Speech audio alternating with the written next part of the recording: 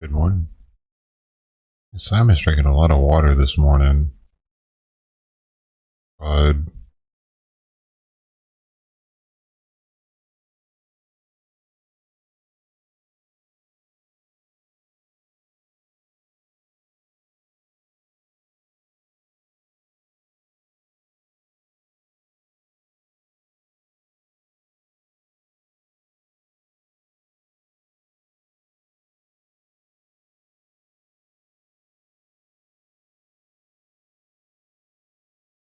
Oh, Simon, sweet.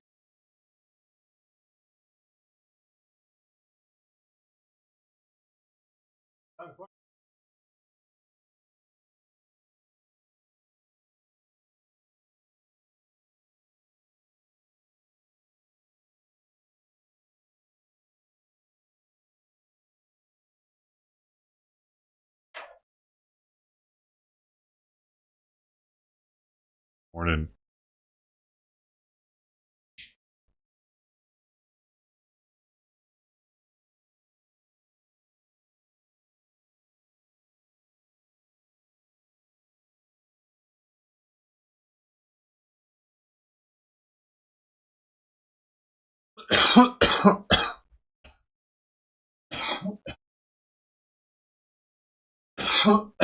Golden coin. I got it. First three here. 20 and 10 and 5,000 dough given out respectively.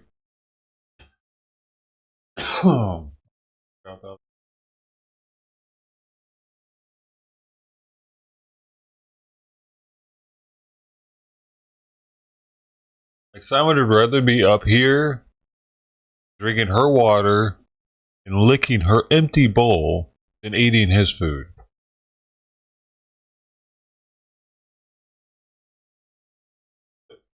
It's as if he wants to switch places with her. He'd rather be locked up in her all day. Even though he stays next to my head all night long. From the time I go to bed, from the time I get up, he doesn't leave right here, right next to my head in my bed. Right.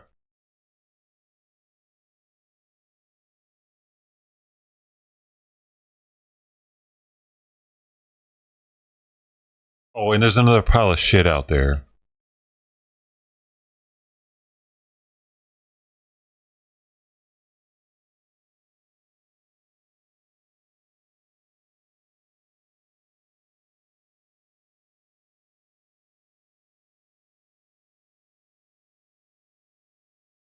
I stay in, but he's got a bunch of gunk in his eyes, and I don't know. He's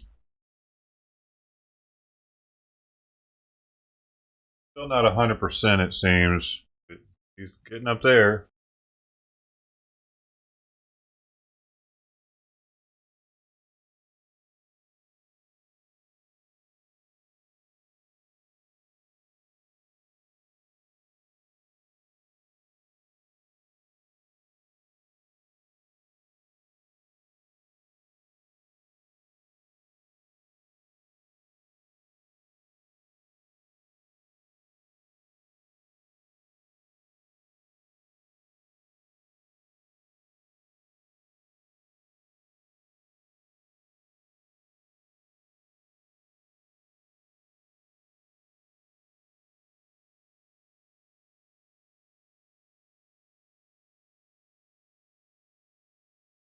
Why?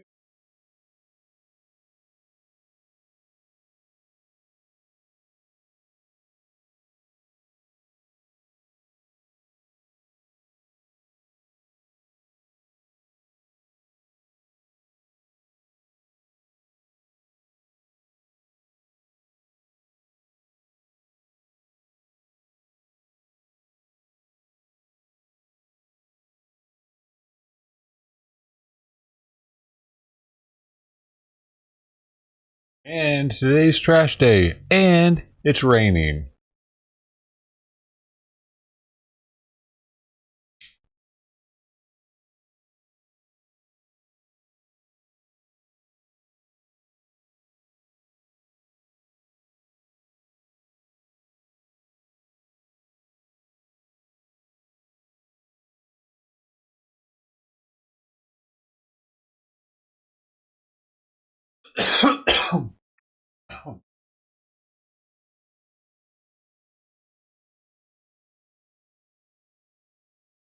Oh, this is pretty good. I should have got more of it. I don't know if I was gonna like it. Lucid Blue. Blue Dream taken to the next level.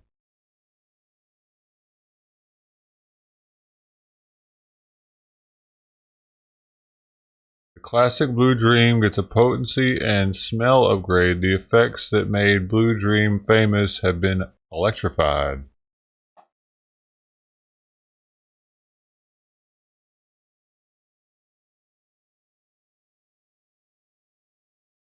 Right.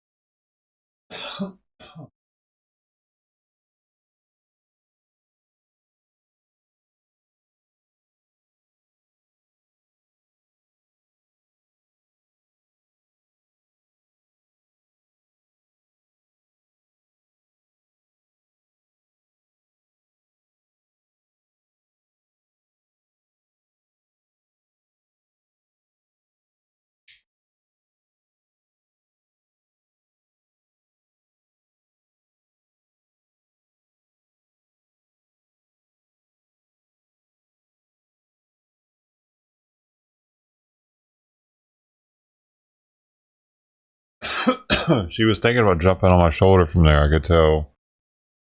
We see it in her eye.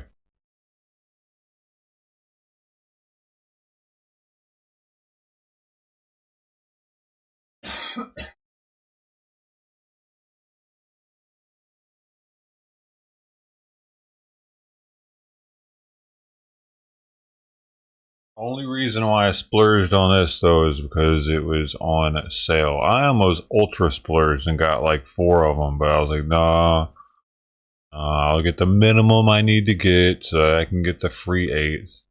That's why I only got 2 of them.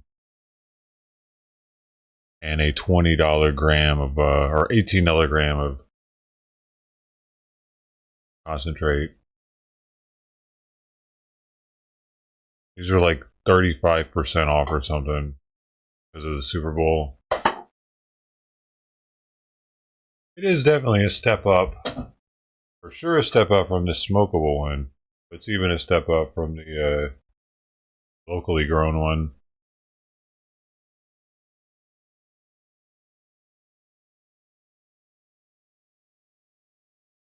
Yep.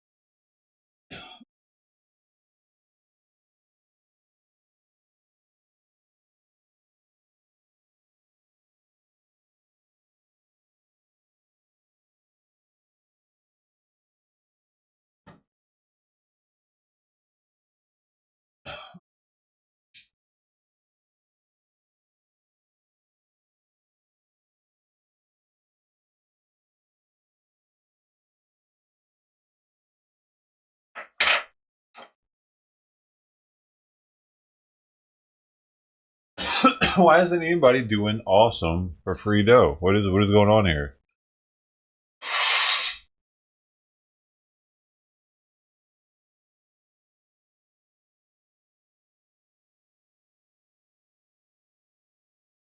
Are you afraid of me knowing you're here? You don't want me to know you're here, huh? You're afraid you might get talked to?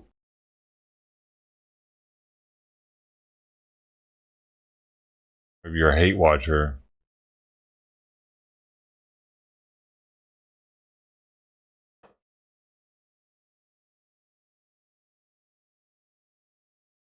That what's going on?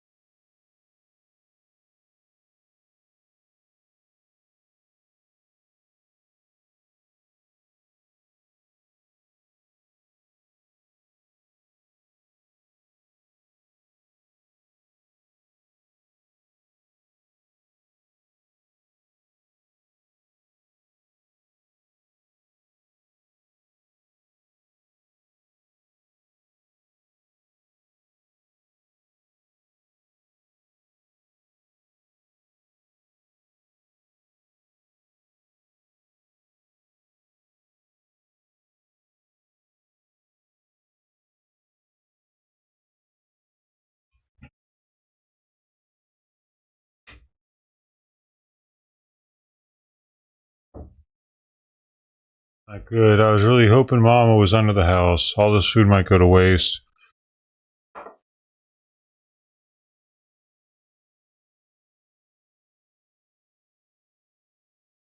Doesn't show soon.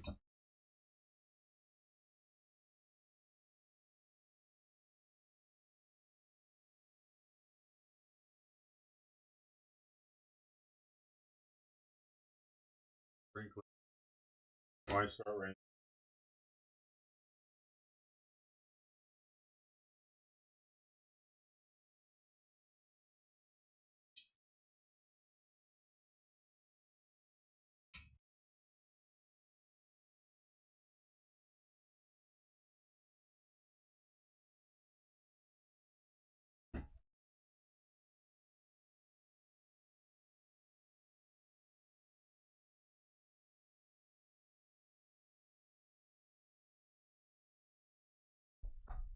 It's just spritzing right now.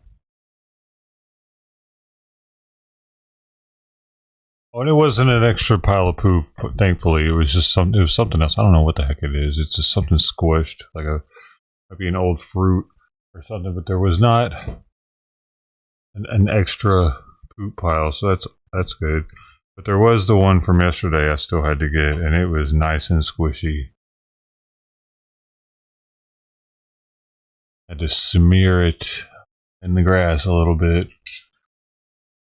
Well, thankfully, it's raining, so it should. I didn't rinse it off.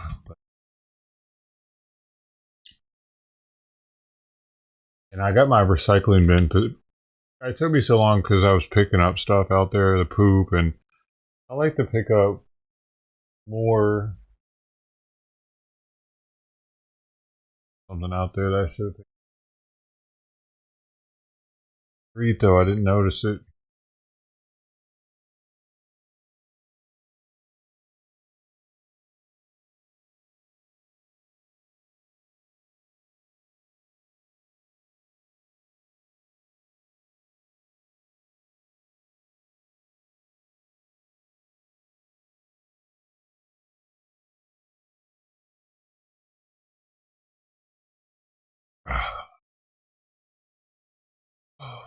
It's right in front of my neighbor's garage, trash cans, so I don't know why they didn't just pick that up out of the road and put it in their trash can.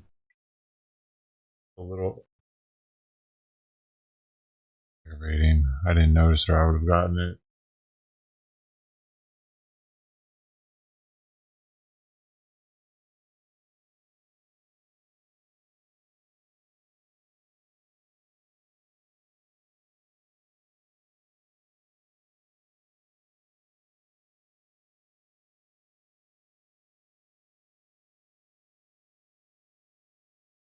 Mormons.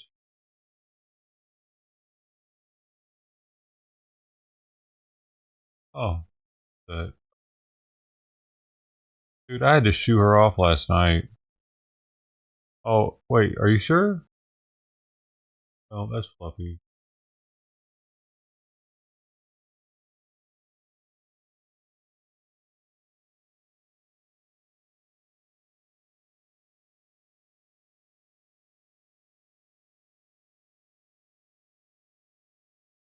I had to scurry her off. She came to eat again last night at like 4:45 or something. I shoot her, and then I think the one that looks like Pepe came. It's a little grayer. The one from across the street. It doesn't have as big of a white spot on its back. It came up and ate the whole thing. I didn't even have to go get the plates. It was so clean. So it was pretty hungry. Ate a whole can. I feel like this one's able to get food somewhere else. Always. It's definitely fluffy. You can tell from the tail. Always. Mama's tail is nasty looking.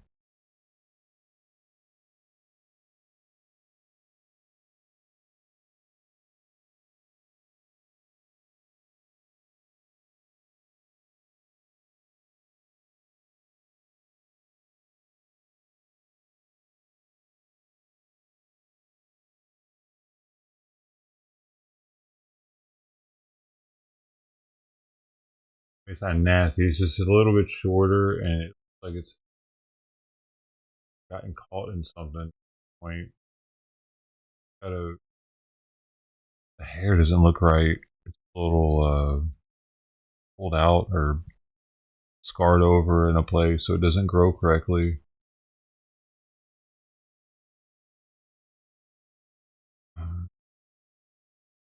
This probably is Mama's or Dama's kid, though. One of his kids.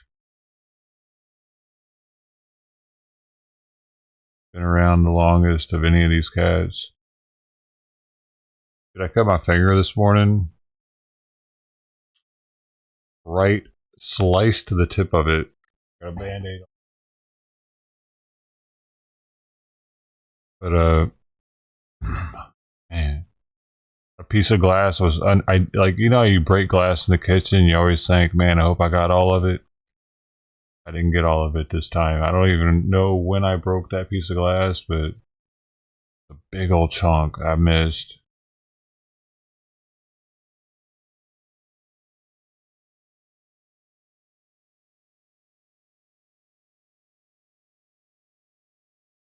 Got me. Slice. Not too bad though. Just enough so it's kind of it's a little obnoxious dealing with it. With washing I wash my hands probably I don't know, man, at least 20 times a day. Every time I go outside and more. So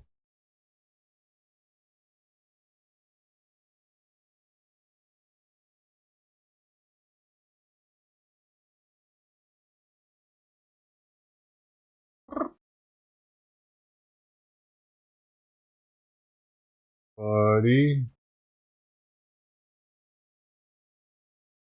I think I might have to cut back on our food again to 65 grams. I think the 70 grams for me.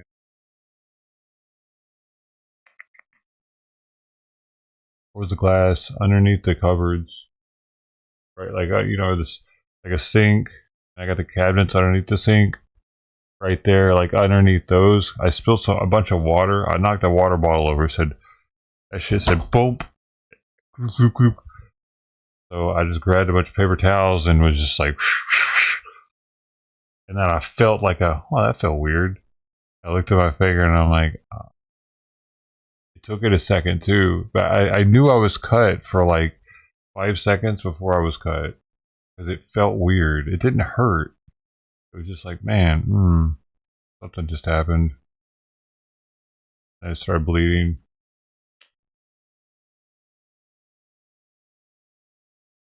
Gotta roll with the punches.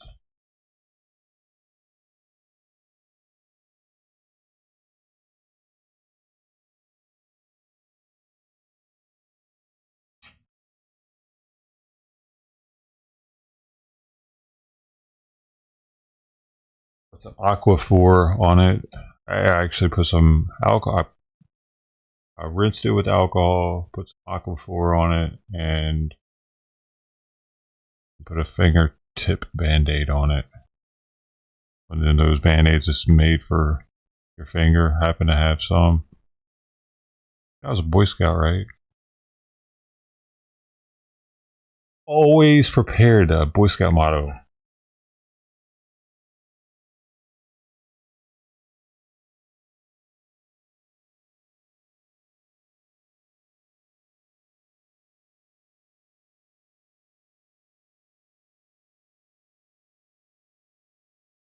Oh my God, Fluffy. Well,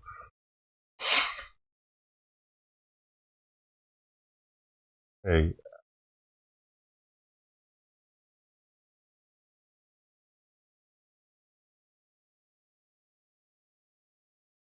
he ate the Fancy Feast and the Ziwi. Wait, yeah, and the Ziwi that was mixed with chicken and cheese True Retreat. Most of both of those. There's still a full Fancy Feast as well as Simon's leftover Purina Pro with the fish oil and nutritional yeast. That's that third plate that she didn't touch. Get a little bit of the fancy piece off the fourth plate. Hopefully she didn't just lick all the freaking gravy off it, because that really helps them smell it and want to like come down and eat. Whatever. Yeah, she was hungry. I mean, I don't know. I say that someone else is feeding Fluffy, but who knows? Maybe today someone else won't feed Fluffy because it's nasty out. They won't feel like it. I didn't feel like it. Trash day too, and it's nasty out. Why are you wanting to smell me so much? What did I get on me? What did I get? What did I do? Yeah, great. I touched something out there. Oh, he out of the trash. All my neighbors are bums. Another person put his trash right in front of the shit that was in the road and didn't pick it up and put it in his can.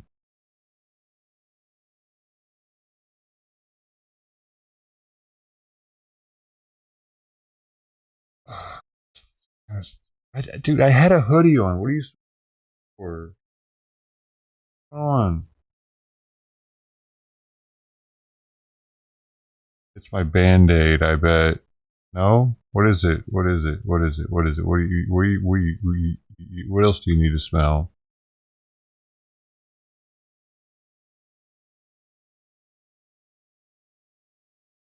You just want to go up on the desk because you've been seeing her do it, or what?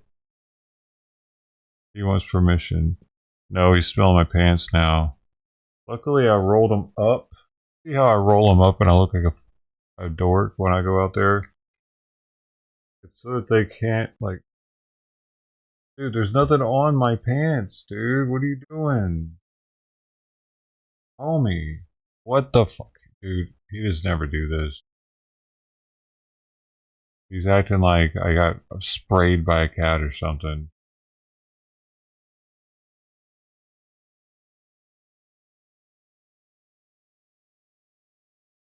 Simon, Simon, Simon. Can we get past this?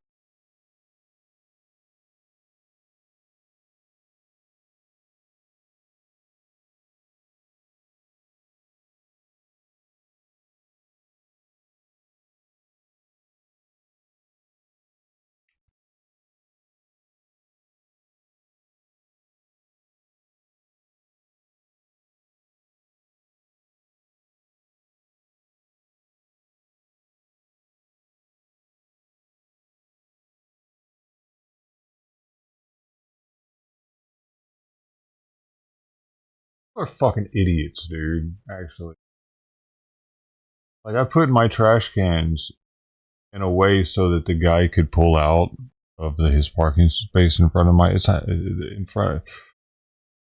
He's at the curb. You know, it's not a parking space, but you know, he has to park. I think it's 3 feet from the corner. So I put my trash cans at just behind his front bumper, just behind his front bumper. So it's easy for him to just drive forward and pull out, right? Well, some dude from fucking down here, I don't know where the fuck he came from. I don't even think it's his trash day, but he has a full thing, so he wants to empty it on an extra day, is what's going on. Like, you get a twofer out of it. Because you could do that. You could just take your shit to another street and have it emptied twice in a week if you want out here. So, seems like that's what he's doing. But then, the thing is, he put it to the right of my containers. So now, the guy that's parked there, it's two things. It's a twofold situation here. Now he's going to have to, like, pull out way more to be able to get out of his spot. He's got to pull past that guy's trash can. You know what I mean? More like, it's a more awkward situation for him to have to deal with. And the people that are trying to pull in the alley, they have to pull in it more. There's a reason why they tell people to park back from the fucking curb. And it's because when you're pulling in, You don't want to have to go at an exactly 90-degree angle to turn into roads or alleys. You know, it gives you a little bit of an angle. You can kind of cut in a little bit. The same thing goes for people that are pulling out of the alley. They can cut in a little bit instead of having to go. So he puts his shit there. It's not even his trash day, and he's inconveniencing multiple people all day long.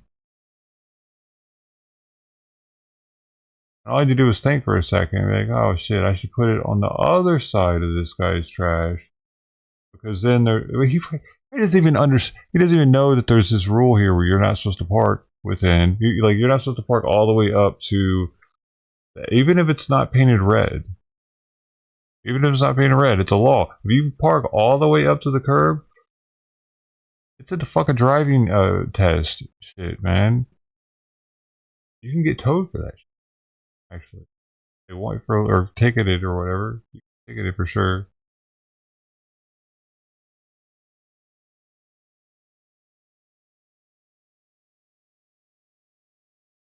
I think it also has to do with emergency vehicles not being to get in and out of areas if they don't have that ability to cut in, because they, like, a fucking big rig truck can't turn at a 90-degree angle, neither can a fire truck. So I've actually seen, whenever the trash cans are too far to the right, I've seen trash trucks have to get out and move them out of the way. And sometimes they don't move them in a good spot. They'll push them to a spot to where the driving trash truck can't even see it. And I've had to miss my can because I put it in a bad spot, and it was moved by the trash people to an even worse spot that the dude didn't see it. And I had to like message him and be like, "Hey, y'all missed my can." Dude, one time the dude missed my can. I think it might have been that day actually. It might not have had a call. He missed my can, and I went running out there, and I was like, "Hey, you missed my can." He was like, "That wasn't there." I was like, "Yeah, it was there, dude. Yeah, yes, it was. It's why I put them where I put them now, because I just fucking dude was adamant that that can wasn't there, and I was like, dude, it was there. I didn't." He was like, "No, you just brought that out here." Hi.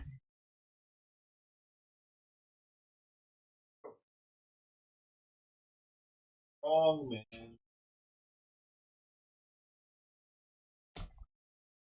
Wrong, and he was so sure that he didn't miss it.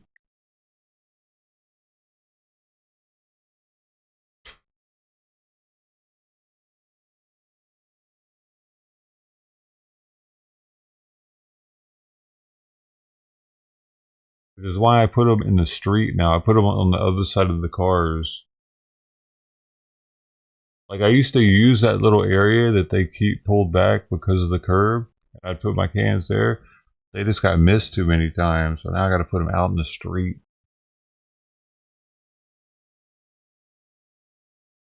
Why don't they? Wait, why are they doing that? Don't they always play the national anthem in the morning? They play taps at night, or they always do the national anthem in the morning. What I remember, everybody has to stop in place and shit on base. And then nights they do taps. Some shit, right? I forget now. They do something at night too. I don't remember if we had to stop or not.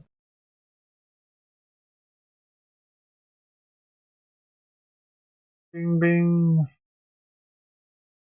Not every morning? Weird. It used to be every morning.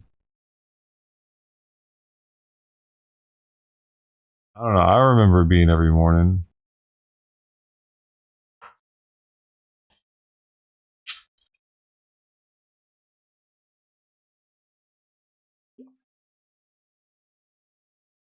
I must see why they stopped. They don't.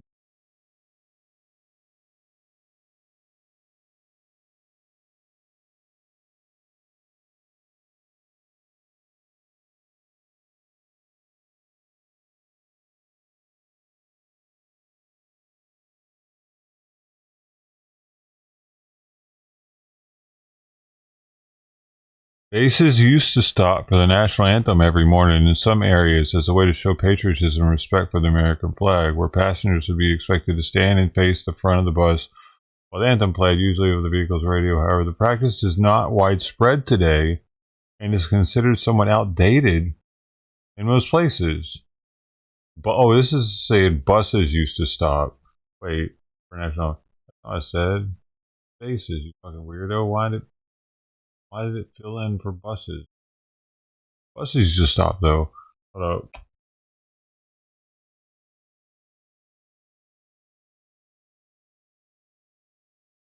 You do it every morning.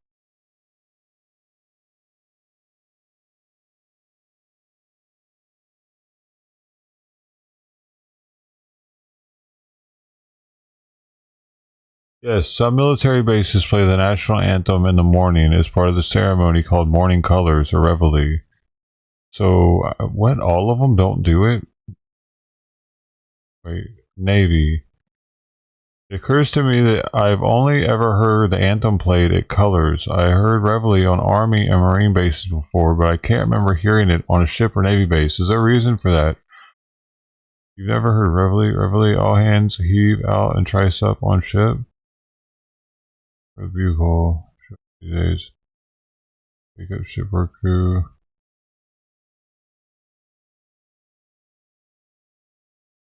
The Navy does not play Reveille. We play the national anthem during Morning Colors. Morning Colors will also always be 0800 for the Navy.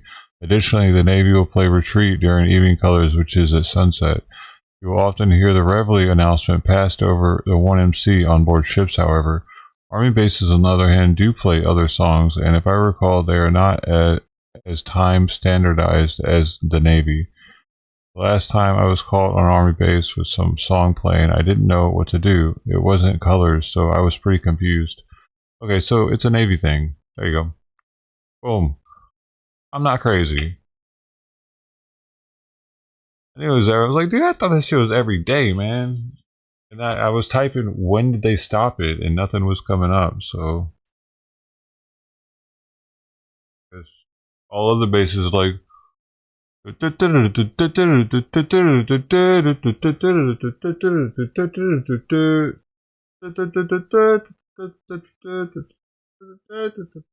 they would do that too, though. I think they would do that and they would do the national anthem. But sometimes, possibly, something. Oh man.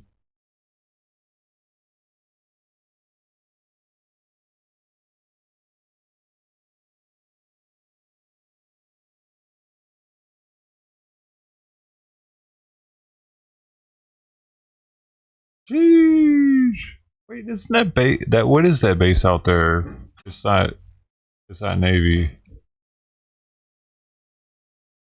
If they play the anthem in the morning, they play something at night.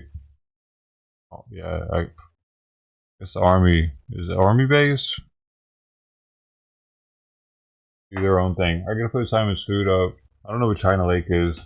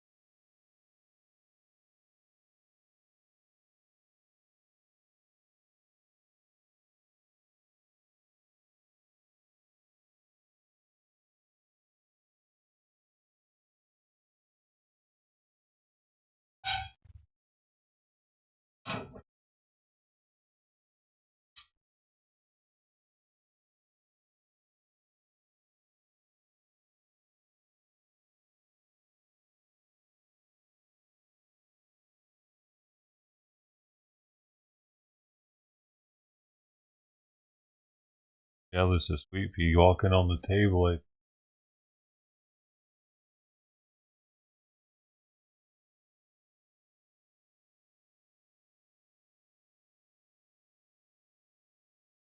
Bad example, Simon. Come here. Oh, good.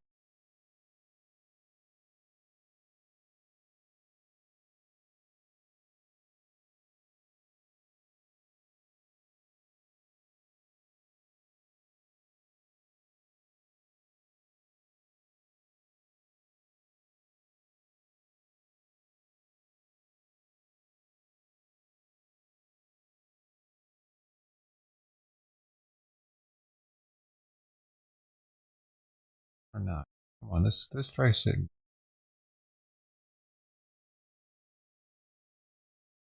I had a feeling he just wanted to get up on the desk. I'm the cat whisperer. I said it like 10 minutes ago when he was sniffing everything. I was like, he seems like he just wants to get on the desk and hang out there because he sees Sweet Pea doing it. Next thing you know, I turn around, he's just hanging out up there, looking at me, meowing, meow.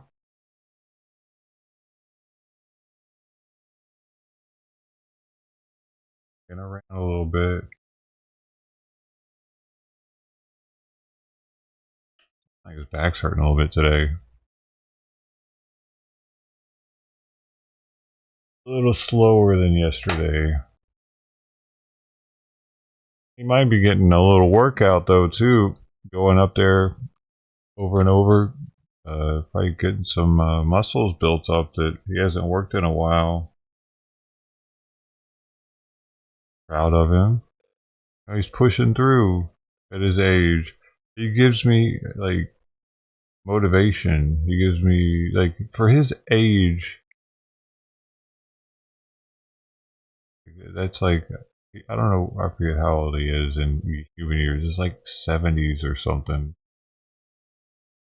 Um. So 14.5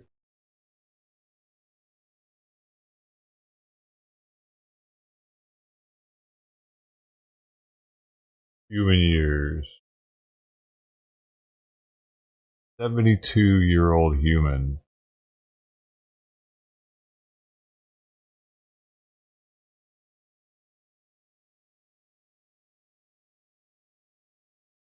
Do most cats not live this long?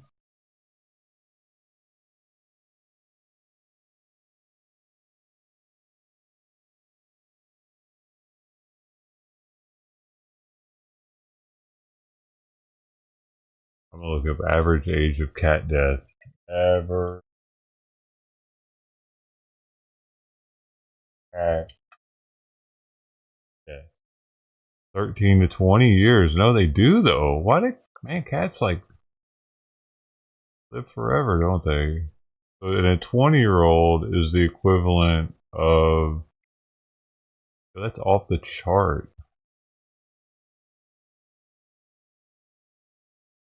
This says a 17-year-old's 85.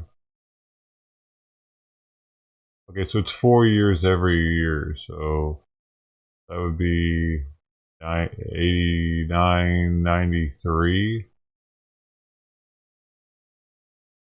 Oh, 93, 97 for a 20-year-old cat.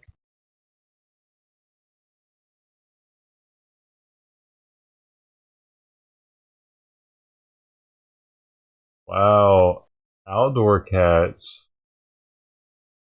age much faster than indoor cats, arguably twice as fast.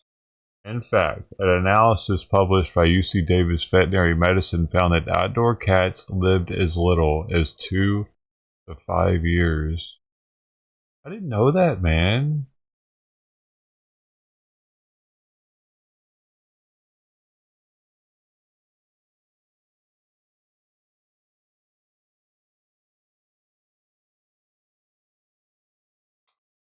I really wish I could have helped Tux get off the streets.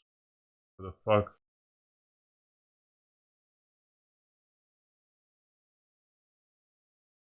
fuck? Owners didn't care about him.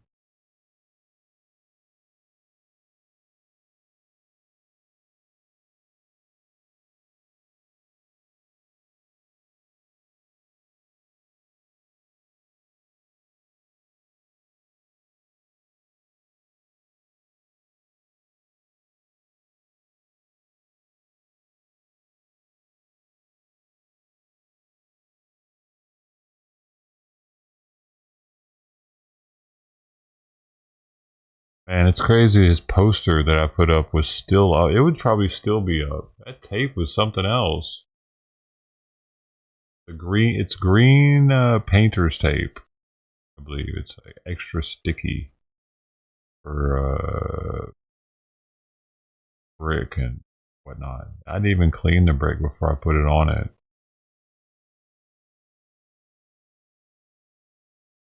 Still up there, so I'm a believer. But apparently they've had some quality control issues, or maybe somebody was selling some fake product.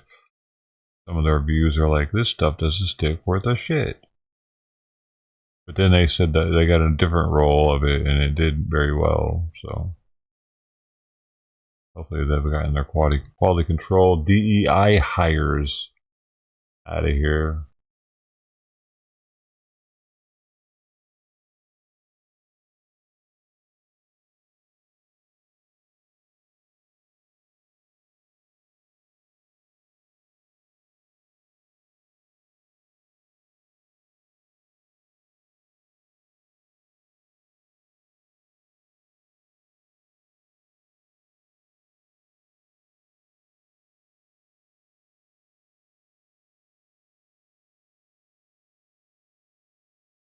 I don't know if it would make me, I don't know, feel better about the situation with Tux knowing what happened to him or not. I don't know. Like if I knew, maybe it'd make me feel worse. Not knowing, it allows me to believe like maybe they just moved, but that at the same time, it bothers me a little bit. So because they were neglecting him, I think he was skinny when he first showed up.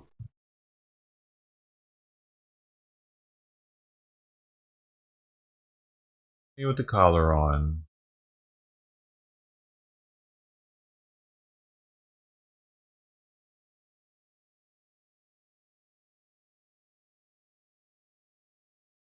Did seem to be going somewhere else. He didn't just hang out in the backyard 24 hours a day. He did go, he would go somewhere else when the sun went down.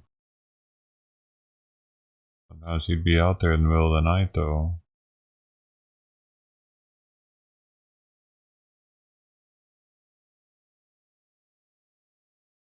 It's like I can't get over it though because I don't know if he's gone or not for good. It doesn't allow closure. Help move on.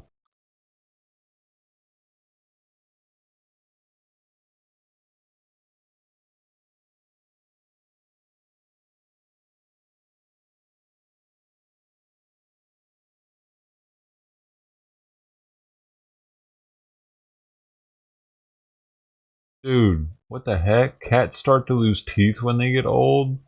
You think about that. When does that start? He looks in his mouth every appointment, though. I'm supposed to be brushing his teeth? Get the fuck out of here. Man, I've never known anyone that brushes their cat's teeth. Here, when your neighbors kicked out the guy in the garage. Oh, you do? What? But the thing is, kicked out before Tux. I saw Tux after he was kicked out. Like I heard him actively getting kicked out of the house, and then it was that the sun was still up then, and I saw Tux like I think right as the sun was going down. So I do too, man. What really worries me is that like he died in their garage and they just never said anything. But I went in there like 2 or 3 days later and was like Tux, like trying to talk from my garage because they're connected. I didn't hear anything. I figured he'd meow or something if he was still in there. Yeah, so that too. Like I'm paranoid about that. Even though I questioned her if she'd ever seen him or whatever. I even told her I thought he was dead. It'd be kind of weird. I killed him.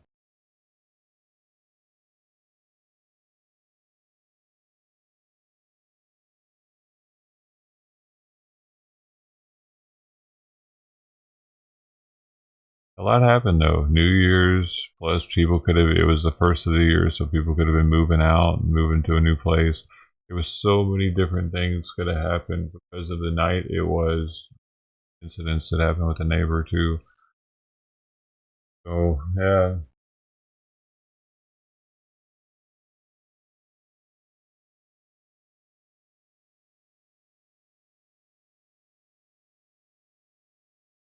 and like the deal with the Lola and the cat that with those people too, and them not. They could at least message me and let me know whether or not it was their cat. Just say no, that wasn't ours. And I'd be like, all right. Well, can you send me a picture of it then, the other cat, so I know for sure you're not lying to me? You know, I don't trust those little shits.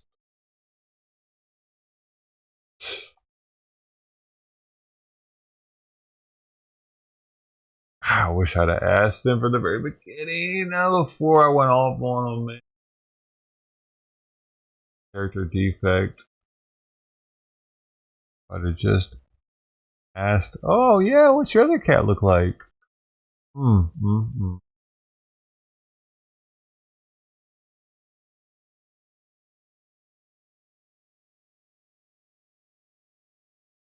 If I'd have known that, I'd have probably tried to help get it rehomed.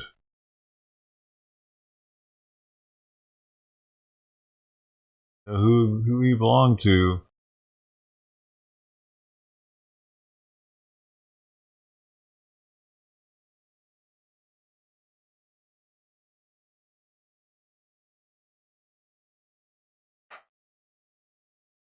Yeah, that cat looked bad. It was bleeding. Oh my, cat's bleeding. They're like, oh yeah, she's just scratching a lot. Well, yeah, you could get that figured out. Like, don't let your cat scratch itself to bleeding.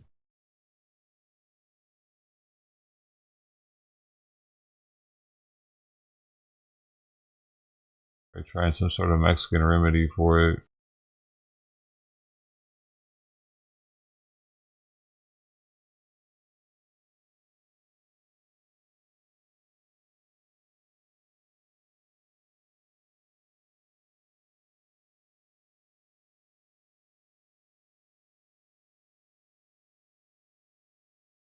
Oh, kittens have a fuzzy coat that becomes softer as they mature.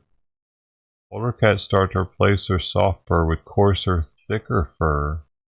Like, this is telling how to. I think Mama or Dama or whatever is an older cat.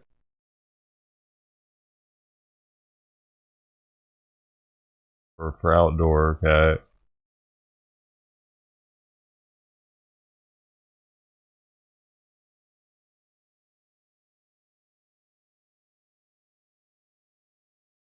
Bright, clear eyes with no secretions or tearing is a sign of youth. Oh, so they just start tearing over age, huh?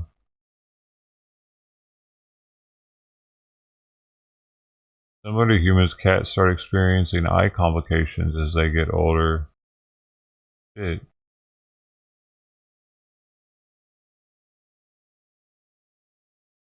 There's also all kinds of stuff to look forward to in an aging cat.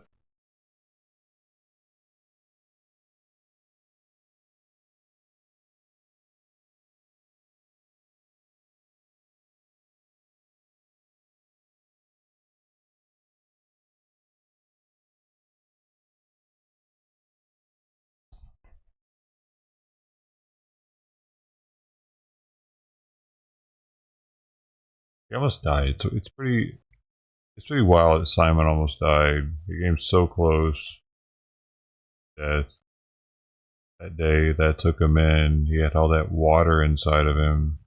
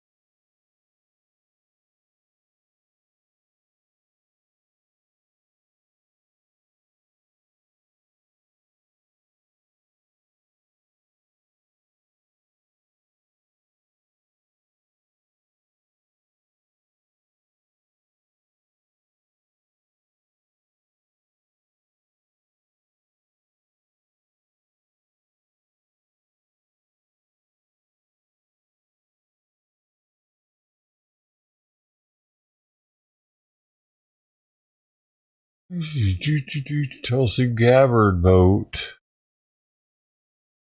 Gabbard boat in their boat, and look at all these little. Look at all these Mr. little. Marshall. Those little Hi. peons. Hold up. Mr. Those Gallego. little peons are lined up here No. on the floor. Like, I don't want to be in government. I'm going to be a politician. Yeah, I'm going to be a career politician. Kid, you deserve shit in your mouth. You know what I'm saying? Why the fucking... Like, that's not how this was supposed to work. People weren't supposed to aspire to be a politician when they grow up. They were supposed to be everyday workers. They would be a politician for a little while and then go back to their job.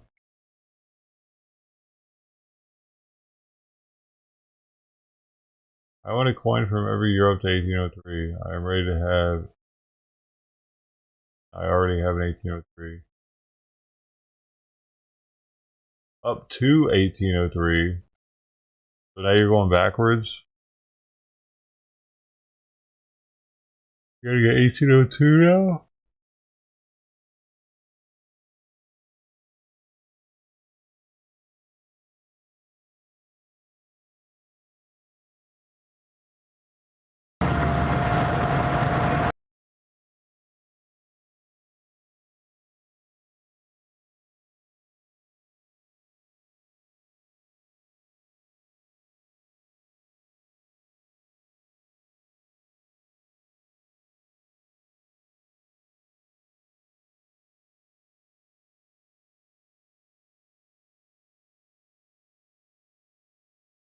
Doge Subcommittee is holding a hearing. It's all about... It grows bigger and bigger. Why the fuck can't these organizations ever start this shit on time? I'm confused. You don't start it in the middle of Miss Green talking. I need to hear all that she's saying, you know what I mean? Loves this country so much. Fucking people. Chairman Comer. Why is that in the middle of her talking also?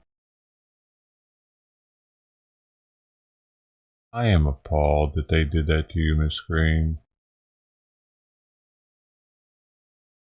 Via executive action. When this one started. Every day. What the fuck? Fox News, they got all of it, right? Fox News got all of it. Alright, Fox News. Dick in your ass. Dick in your ass tonight, I tell you that. Hey, you're getting a little special treat.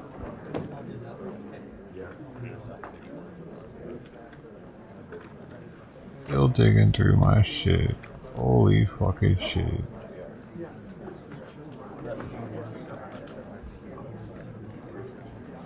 More than you're looking at. You're really gonna... You're really... Out of my fuck. He didn't get anything this time. Good.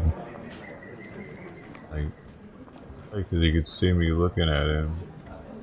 I don't know. I don't like him taking my recycling. I want the city to have it. Fucking city is talking about increasing how much they're gonna charge us for trash by like $5 or $10, right?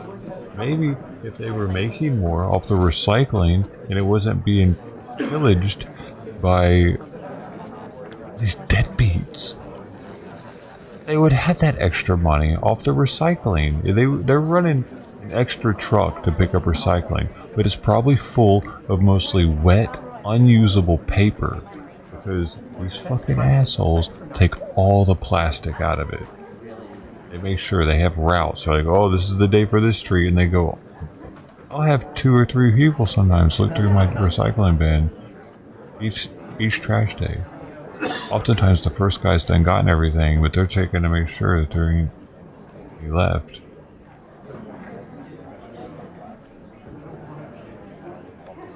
It helps fund the city's recycling program, and they're stealing from the fucking city. It pisses me off, dude.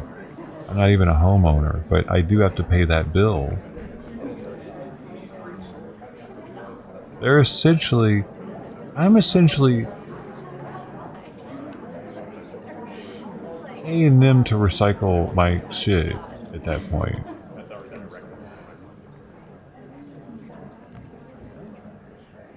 And then they're getting, they're getting the money for it. I'm separating it for everything. So the fact that he didn't go through it, I think it's because it was so full, maybe, and he probably saw just a bunch of the cat cans instead of the bottles. He probably saw cat cans. He was like, I don't want to deal with all that noise and racket.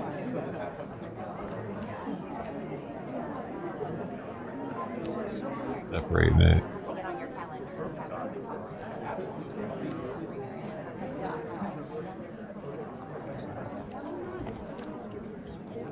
Hey, some cities it is a scam, dude. Some cities it is. I don't think it's a scam here because we have a lot of leftists. I bet in a right-wing city, they might just be throwing it in the trash. Actually, unfortunately, that's Republican, more of a Republican thing. Left-wing, they're going to be anal as shit about it. My Costco, I've looked in the thing. The recycling is separated from the trash, or is it separated from the food trash? It's actually separated. There's 3 different bags in my Costco. You go to another Costco across the country, they'll have 1 bag covering all 3 holes. I've seen it on Reddit. Now here, we're extremely leftist. Well, this community is. So, motherfucker, you say you're recycling? Be recycling, boy. We'll let the houses burn up for the rat population. Like, you know what I mean, they're serious when they try to go after our cause here. Firemen or whatever.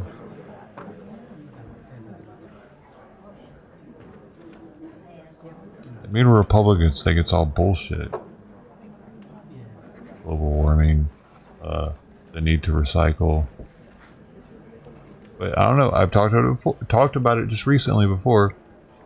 They've learned how to turn plastic waste into fuel to turn it back into gasoline.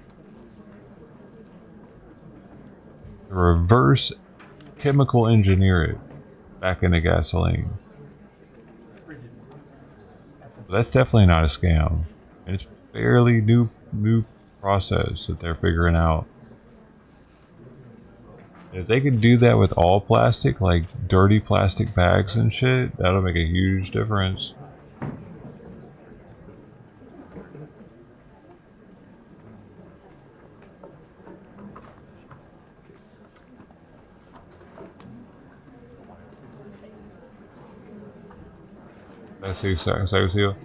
Dude, I would do that too if I had a truck.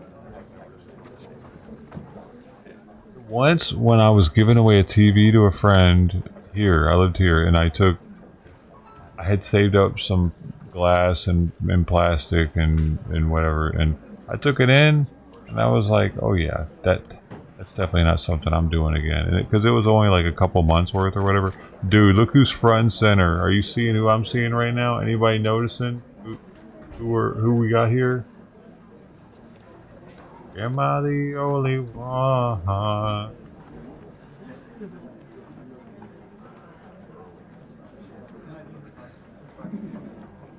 Y'all don't recognize him yet?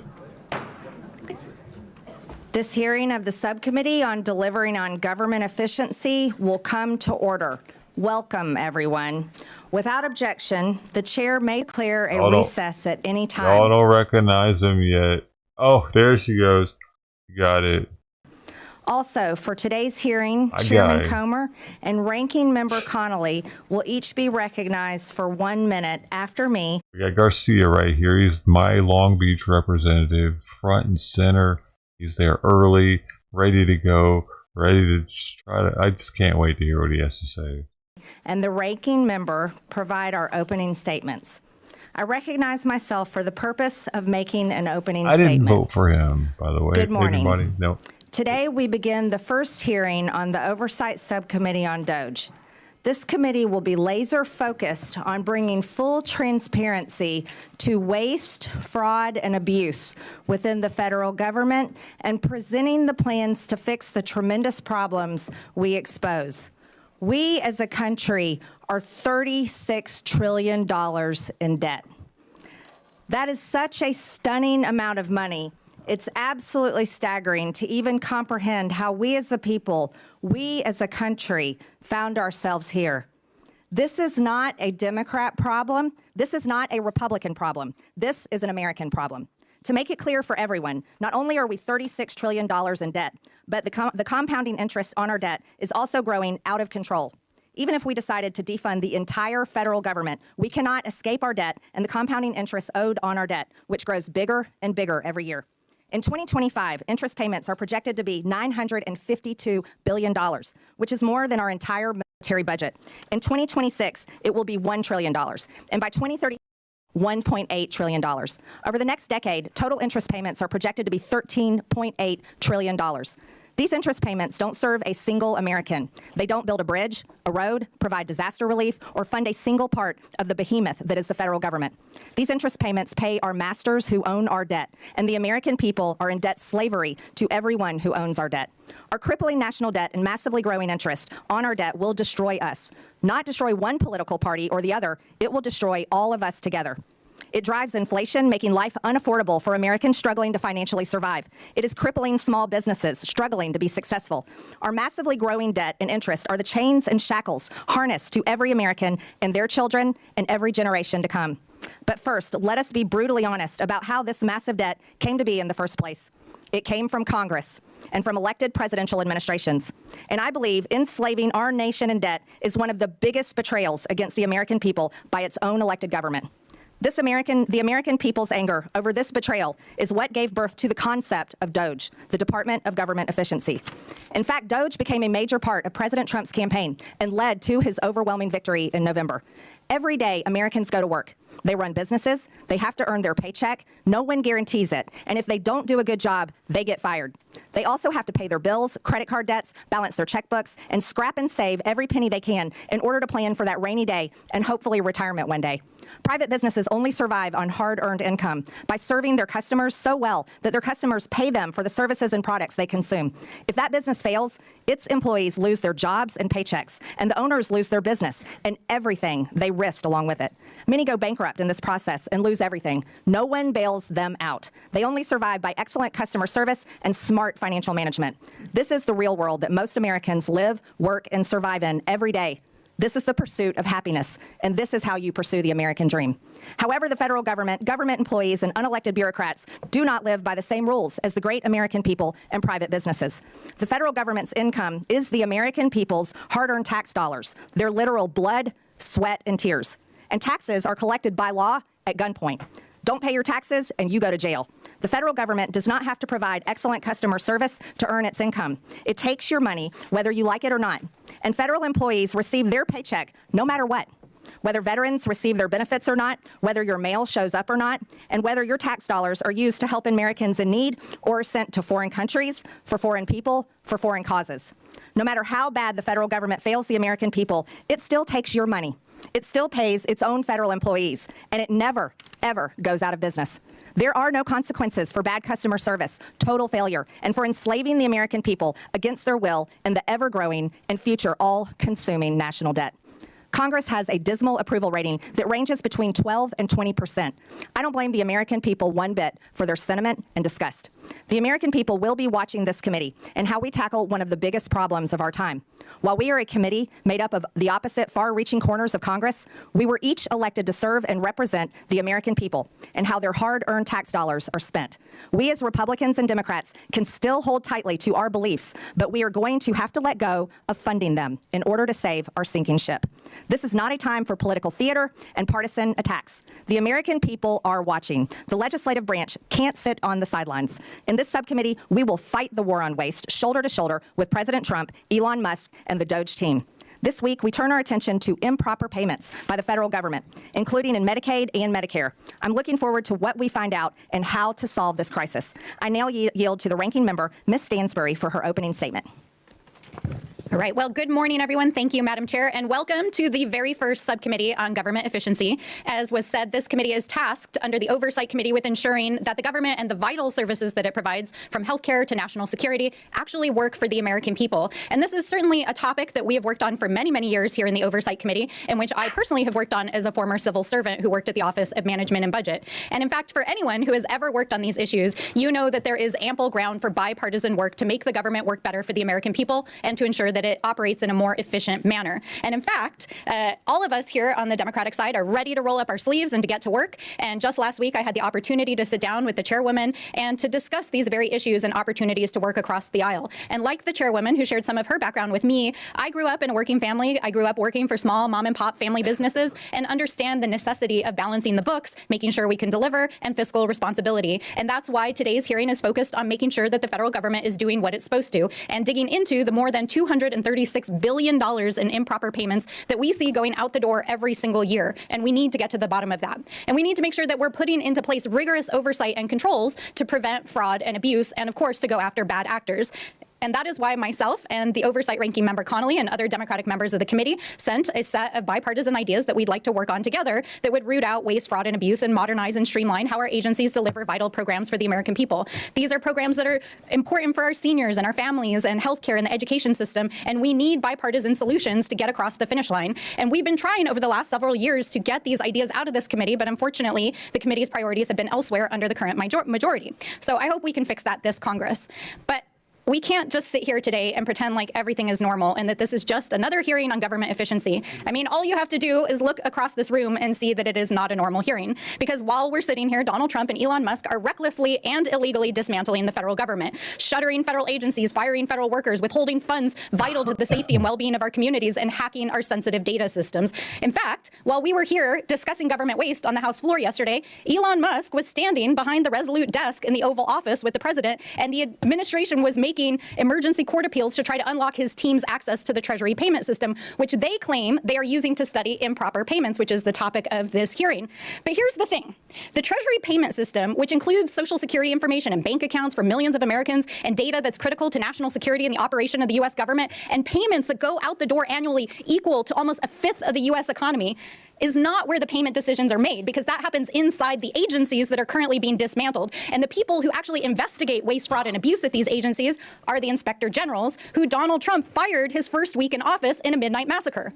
So we have to ask ourselves, what is really going on here? Why did Republicans block Elon Musk from appearing before this very committee last week? Why is the administration so eager to allow Elon Musk and his hackers to have access to proprietary and private information in the Treasury payment systems? Why are our colleagues across the aisle shielding them as they are clearly breaking the law? And why is the vice president trying to rewrite the U.S. Constitution by tweet and undermine the judiciary? So obviously, we're in the Oversight Committee and we have a lot of questions, and so do the American people, especially while our colleagues across the aisle are trying to scoop up the savings from the dismantling of these agencies to pay for the largest permanent tax break in American history for billionaires and the folks that they're helping on their side of the aisle. So let me close by saying this directly to Mr. Elon Musk. We are well aware that you are eager to engage with members of Congress on social media, but we're not here to play. If you have serious desire to engage in democracy and transparency, we welcome you to the Oversight Committee. Come and testify in front of the American people under oath, because we want to know what you're up to. So if you're interested in talking to us, then please join us here in the People's House in the House of Representatives. And with that, I yield back. The gentlelady yields. President Trump signed an executive order on his first day in office called Establishing and Implementing the President's Department of Government Efficiency. The EO simply renamed an office in the White House that was actually established by President Obama in 2014 called the U.S. Digital Service. President Trump can have Elon Musk into his Oval Office anytime he likes. I now recognize the chairman of the Oversight Committee, Chairman James Comer. Well, thank you, Chairwoman Green, for holding today's hearing to launch a war on waste. President Trump won an electoral landslide with a clear mandate from the American people to eliminate Washington waste and stop the theft of American tax dollars. And he is delivering on his promise. President Trump has empowered Elon Musk and Doge to conduct a government-wide audit to identify solutions to curb waste and protect tax dollars. That's exactly what the mission of this committee is supposed to be. And I'm glad that my colleagues on the other side of the aisle have found a newfound interest in waste, fraud, and abuse. With a staggering $37 trillion in national debt, we have no time to lose. A key place to start is improper payments. Since 2003, the government has lost $2.7 trillion because of improper payments. Fraudsters, organized criminals, hostile foreign actors, and even government employees have siphoned money away from those who truly qualify for assistance. For years, Republicans and Democrats on the Oversight Committee have condemned this waste. But now that DOGE is taking real action, Democrats are choosing to defend the bureaucracy and status quo instead of standing up for the American people. I want to thank Chairwoman Green for holding this very important hearing, not only to expose the problems, but to find solutions. We stand with President Trump and DOGE in the fight to end waste, fraud, and abuse in Washington. With that, I yield back to Subcommittee Chairwoman Green, and congratulations again, Chairwoman, on holding this first hearing of the DOGE Subcommittee. Thank you, Mr. Chairman. The gentleman yields back. I now recognize the ranking member on oversight, Mr. Connolly. Excuse me. Thank you, Garcia is a disrespectful little shit. He's talking over everything. He's looking at his phone. You know what I'm saying? What are you doing? Pay attention, asshole. Class has started. First hearing on DOGE. Improper payments is not a new subject. I remember joining Steve Lynch and then Todd Platts, Republican member from Pennsylvania, in my freshman year, talking about improper payments. At that time, improper payments were in the range of $35 billion a year. They're now in the range of $280 billion a year. And times 10, we could cut almost $3 trillion from the debt if we addressed improper payments in a deliberative way, which GAO has called for in the high-risk category. Is the entire second row Democrats or something? Is that why they're being little shits? The top row is all Republicans because this is their thing. They're trying to. They're the ones that are doing this. They want this hearing because they're the ones that are talking about why DOGE is good, and all the Dems are on the second row to talk about why it's bad, and then we got witnesses to tell us what they think because they're experts. Is that what's happening right now? For years.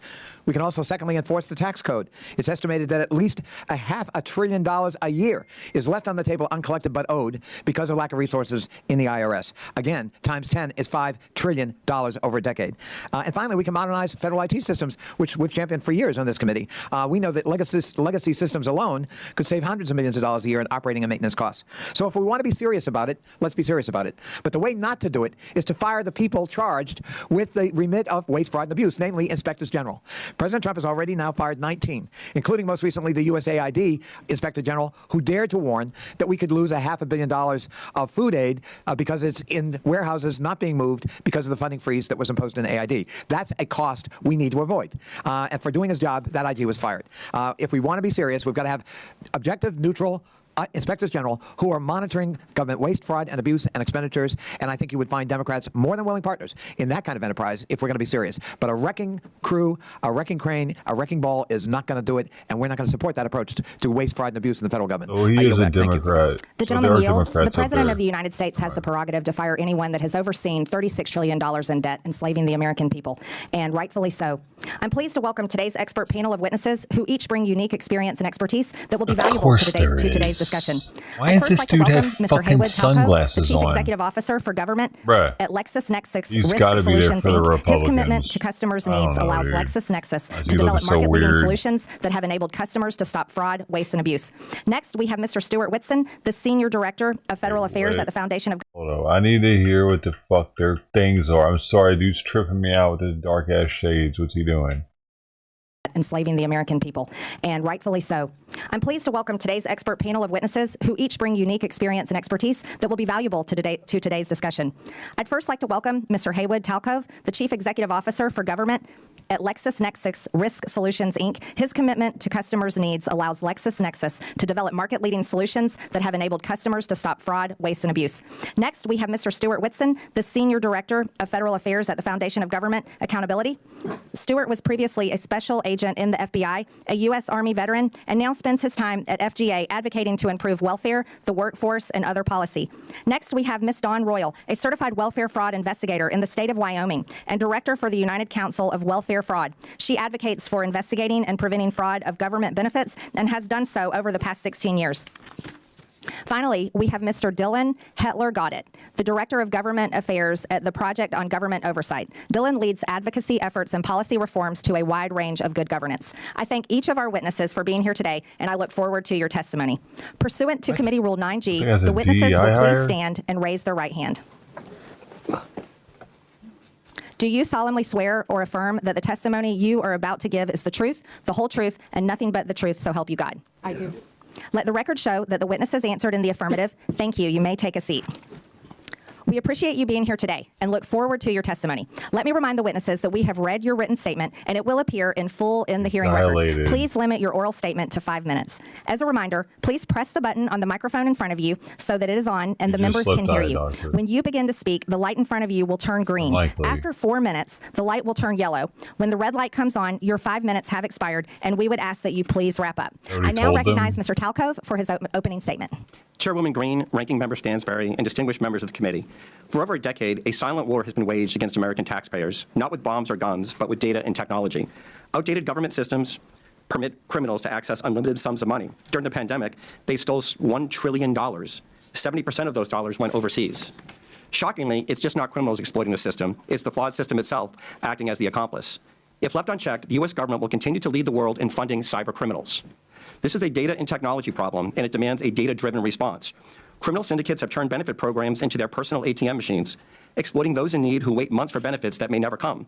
These ruthless crooks use our money to fund child trafficking, disperse drugs in our communities, and terrorism. For years, criminal networks have stolen personal information from the public and private sector.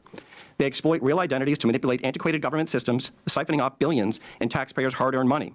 We continue to pay benefits to deceased and incarcerated individuals, direct money to bad actors flagged on the do not pay list, and overlook duplicate Social Security numbers by not following best practices.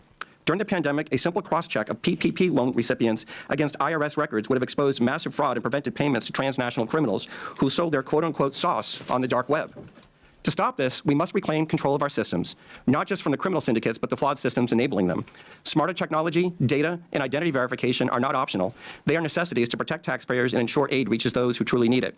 Now, the use of AI is fundamentally changing society, but in the hands of criminals, it has become a weapon. Lawbreakers are now using it to supercharge their war on taxpayers. They use AI to create fake identity documents that pass biometric verifications. Bots flood portals with thousands of fraudulent claims per second, and deepfakes that mimic real applicants bypass the outdated NIST 863 standards from 2017.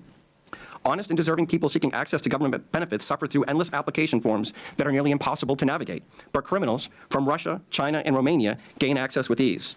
The private sector has fraud rates below 3%. Meanwhile, the public sector operates at a 20% fraud rate.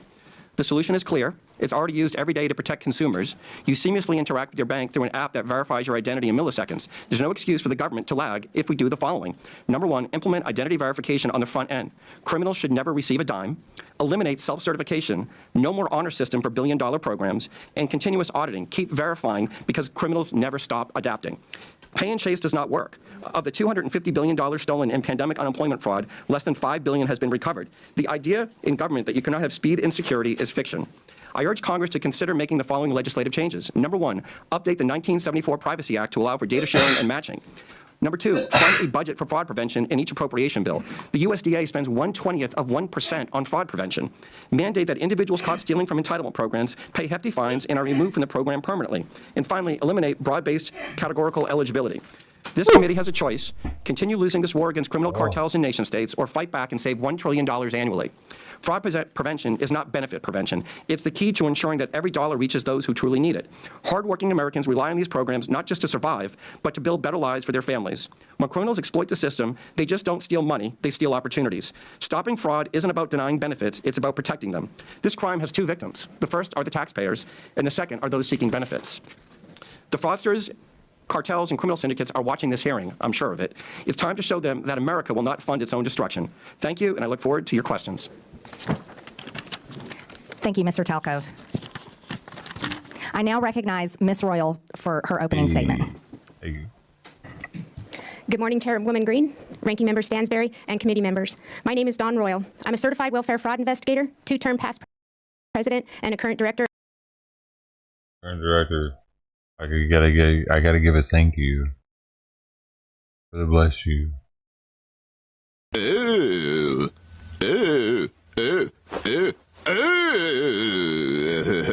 Thank you. All right.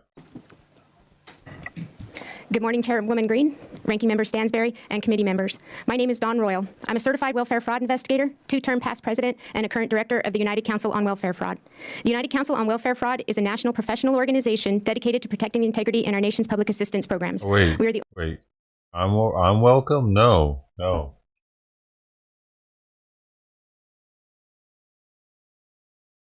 You're welcome. You're welcome.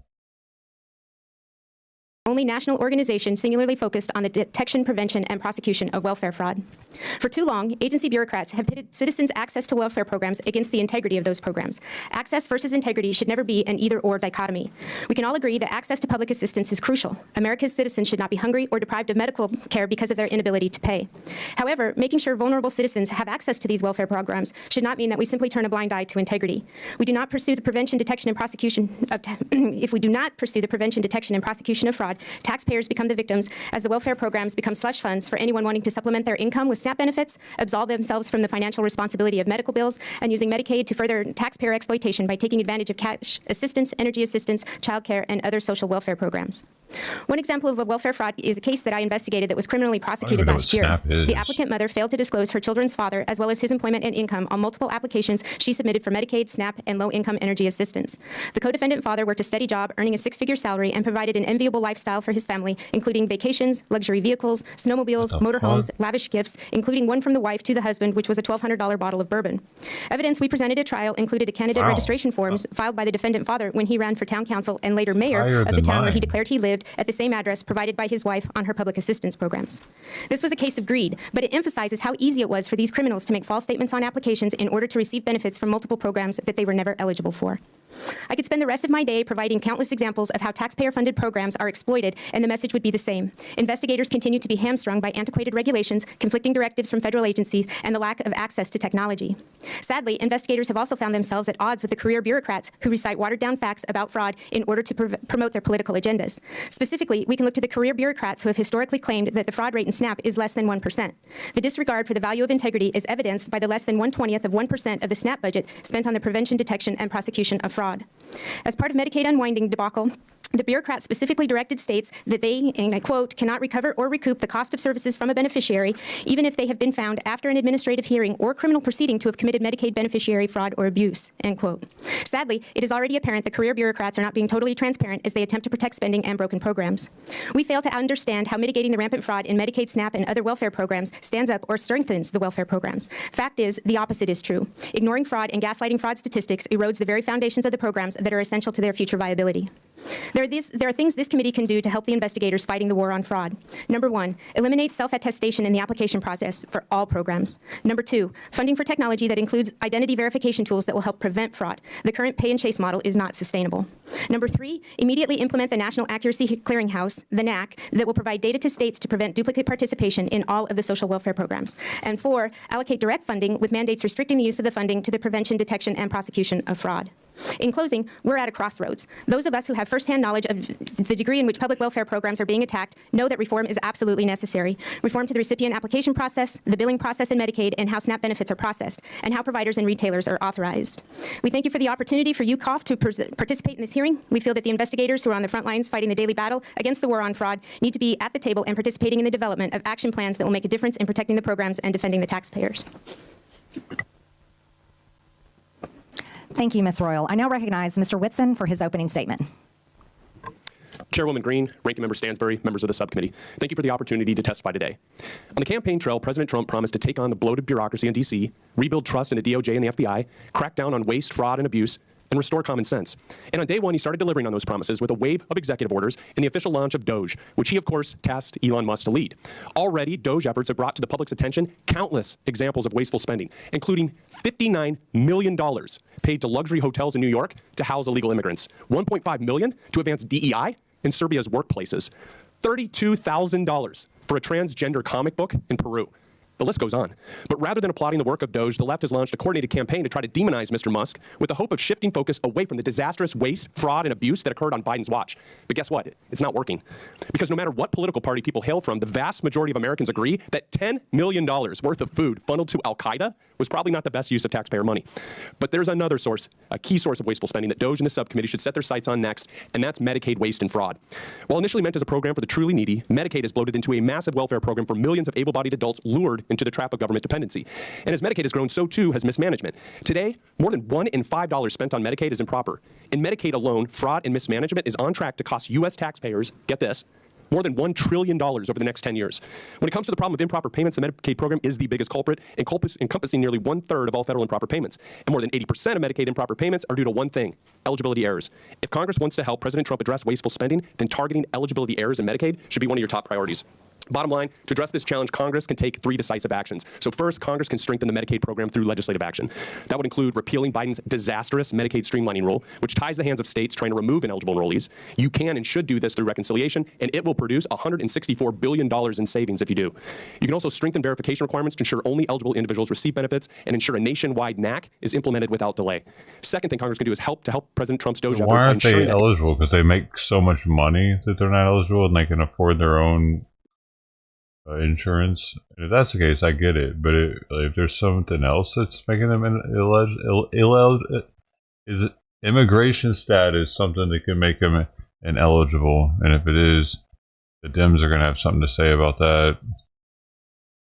Entrenched partisan bureaucrats don't stand in the way of reform. So Musk and his DOJ team have already found hundreds of billions of dollars funneled into wasteful, fraudulent, and flat-out insane projects. But they've only scratched the surface. If this much fraud has been exposed in just a few weeks, imagine what else is buried under layers of red tape and government excuses. But guess what? All of these insane projects have one thing in common. They were all approved and funded by unelected bureaucrats.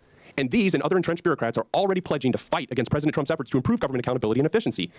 Personnel is policy, and without competent staff to faithfully execute the president's agenda, the DOJ project will fail. And this is where Congress can help.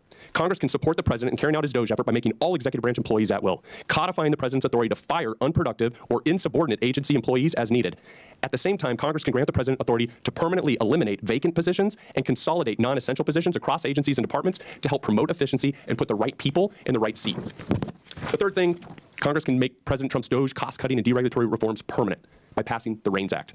And so there's only one big problem with the DOJ effort. Most of its work can be undone by a future president with a stroke of a pen. To make President Trump's DOJ reforms permanent, Congress must act. And the best way to do this is to pass the REINS Act. This would return Article 1 budgetary power of the purse to Congress while promoting deregulation.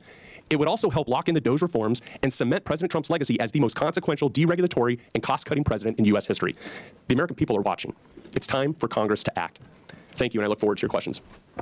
Thank you, Mr. Whitson. I now recognize Mr. Hetler-Goddett for his opening statement. Thank you, Chairwoman Green, Ranking Member Stansberry, and members of the subcommittee. My name is Dylan Hetler-Goddett, and I'm the Director of Government Affairs at the Project on Government Oversight, or POGO. I appreciate the opportunity to be with you here today to talk about the critical issue of bringing more accountability and transparency to federal spending, including rooting out waste, fraud, and abuse.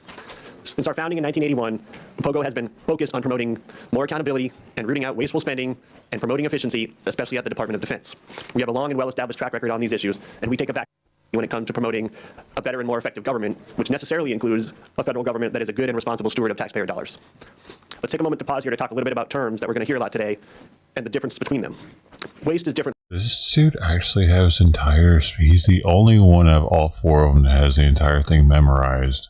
He hasn't looked down one time. Unless he's looking down underneath the glasses somehow. Is it taped? Is the whole thing taped on the inside of the glasses? Maybe. Maybe he's reading it. Actually. From fraud. Fraud is different from abuse, and abuse is different from both. When we talk about improper payments, they are a subset of those other 3 categories. But that doesn't tell us the whole picture either. Sometimes improper payments are a function of bad record keeping. Sometimes they are a function of outdated information technology systems. Sometimes they come about through human error, and sometimes they come about through negligence. There are a variety of reasons why improper payments happen. Maybe he is blind. It just simply is not the case that improper payments are only a function of bad people doing bad things with bad intent. That doesn't mean we shouldn't focus on trying to mitigate improper payments, and that certainly doesn't mean that the American people should not be concerned with how their tax dollars are used. The good news is that there are some time-tested solutions and tools to help mitigate these problems. For example, when we think about the independence of inspectors general, we're talking about a resource that is extraordinarily valuable to the American people. In fiscal year 2023 alone, inspectors general identified over $93 billion worth of potential savings to taxpayers. Whistleblowers are also an incredible resource to the American taxpayer. Through the IRS's whistleblower program alone, billions of dollars have been recouped from tax cheats since the inception of that program in 2007. Whistleblowers have also played an instrumental role in helping the Department of Justice pursue False Claims Act cases that have resulted in billions of dollars in reclaimed settlement costs.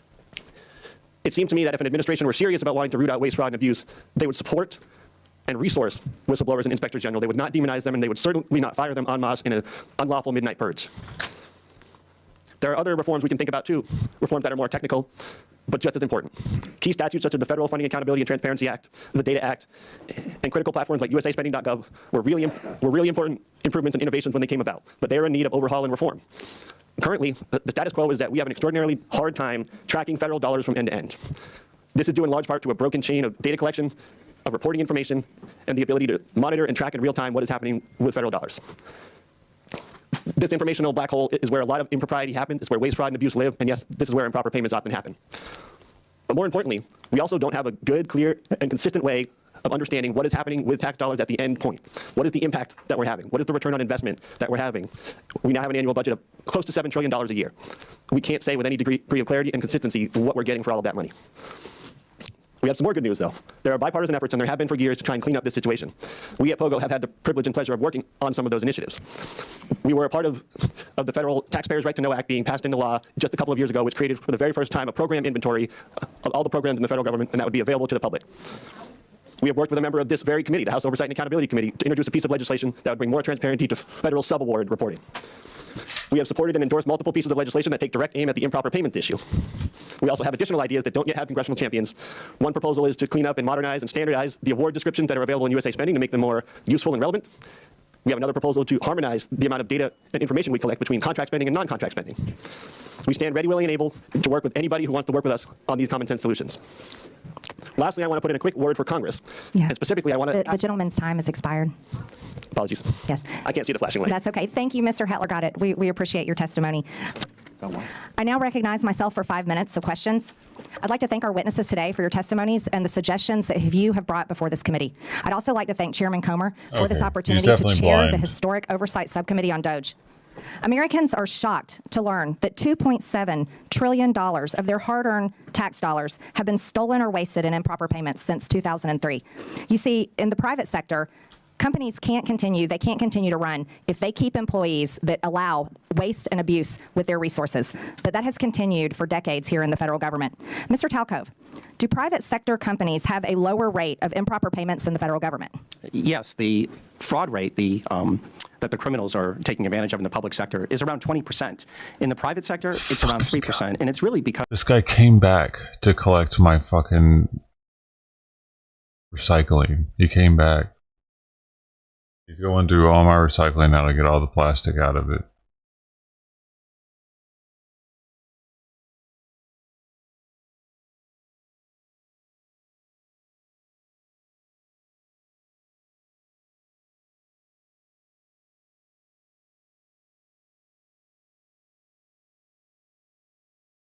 This sucks, man.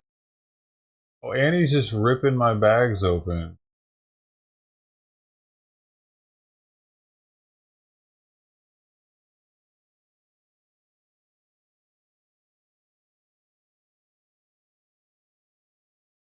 Not happy about it. What'd you do? And then some lady from fucking the city just wrote down the number from my trash can for some reason. She walked up next to him, wrote the number from my trash can, and then walked off.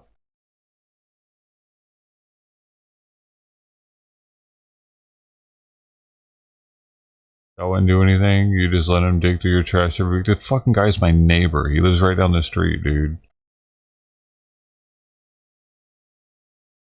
He loves to fill up on my fucking plastic, apparently. I want to tell him to fuck off. I don't do that for him. I do that for the city to take that and recycle it and get paid for it. Not for him to get paid for it.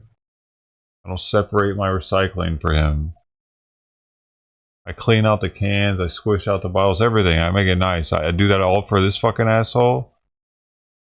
Yeah, he's gonna take it to a recycling place. That's what he is, but he's not homeless. He's one of my neighbors.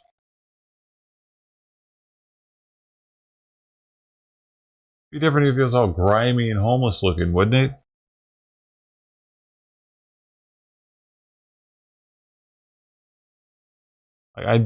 This dude's definitely one of my neighbors. Lives around the corner. Yeah, it can really add up, but the city it adds up for, dude. They're talking about increasing our fucking trash fees and then within the next 6 months, we're got to pay more for having our trash picked up because they're not making enough. They didn't say this, but they can't be making enough off recycling because of people like this guy. They're having to run all these trucks to pick up a bunch of paper because these guys are taking all the plastic out. You still wouldn't say anything? Bullshit, the city doesn't get that money. They do. Maybe not in your city. Our city gets that money. They recycle it. It goes straight back to the city. Where the fuck do you think the money goes to?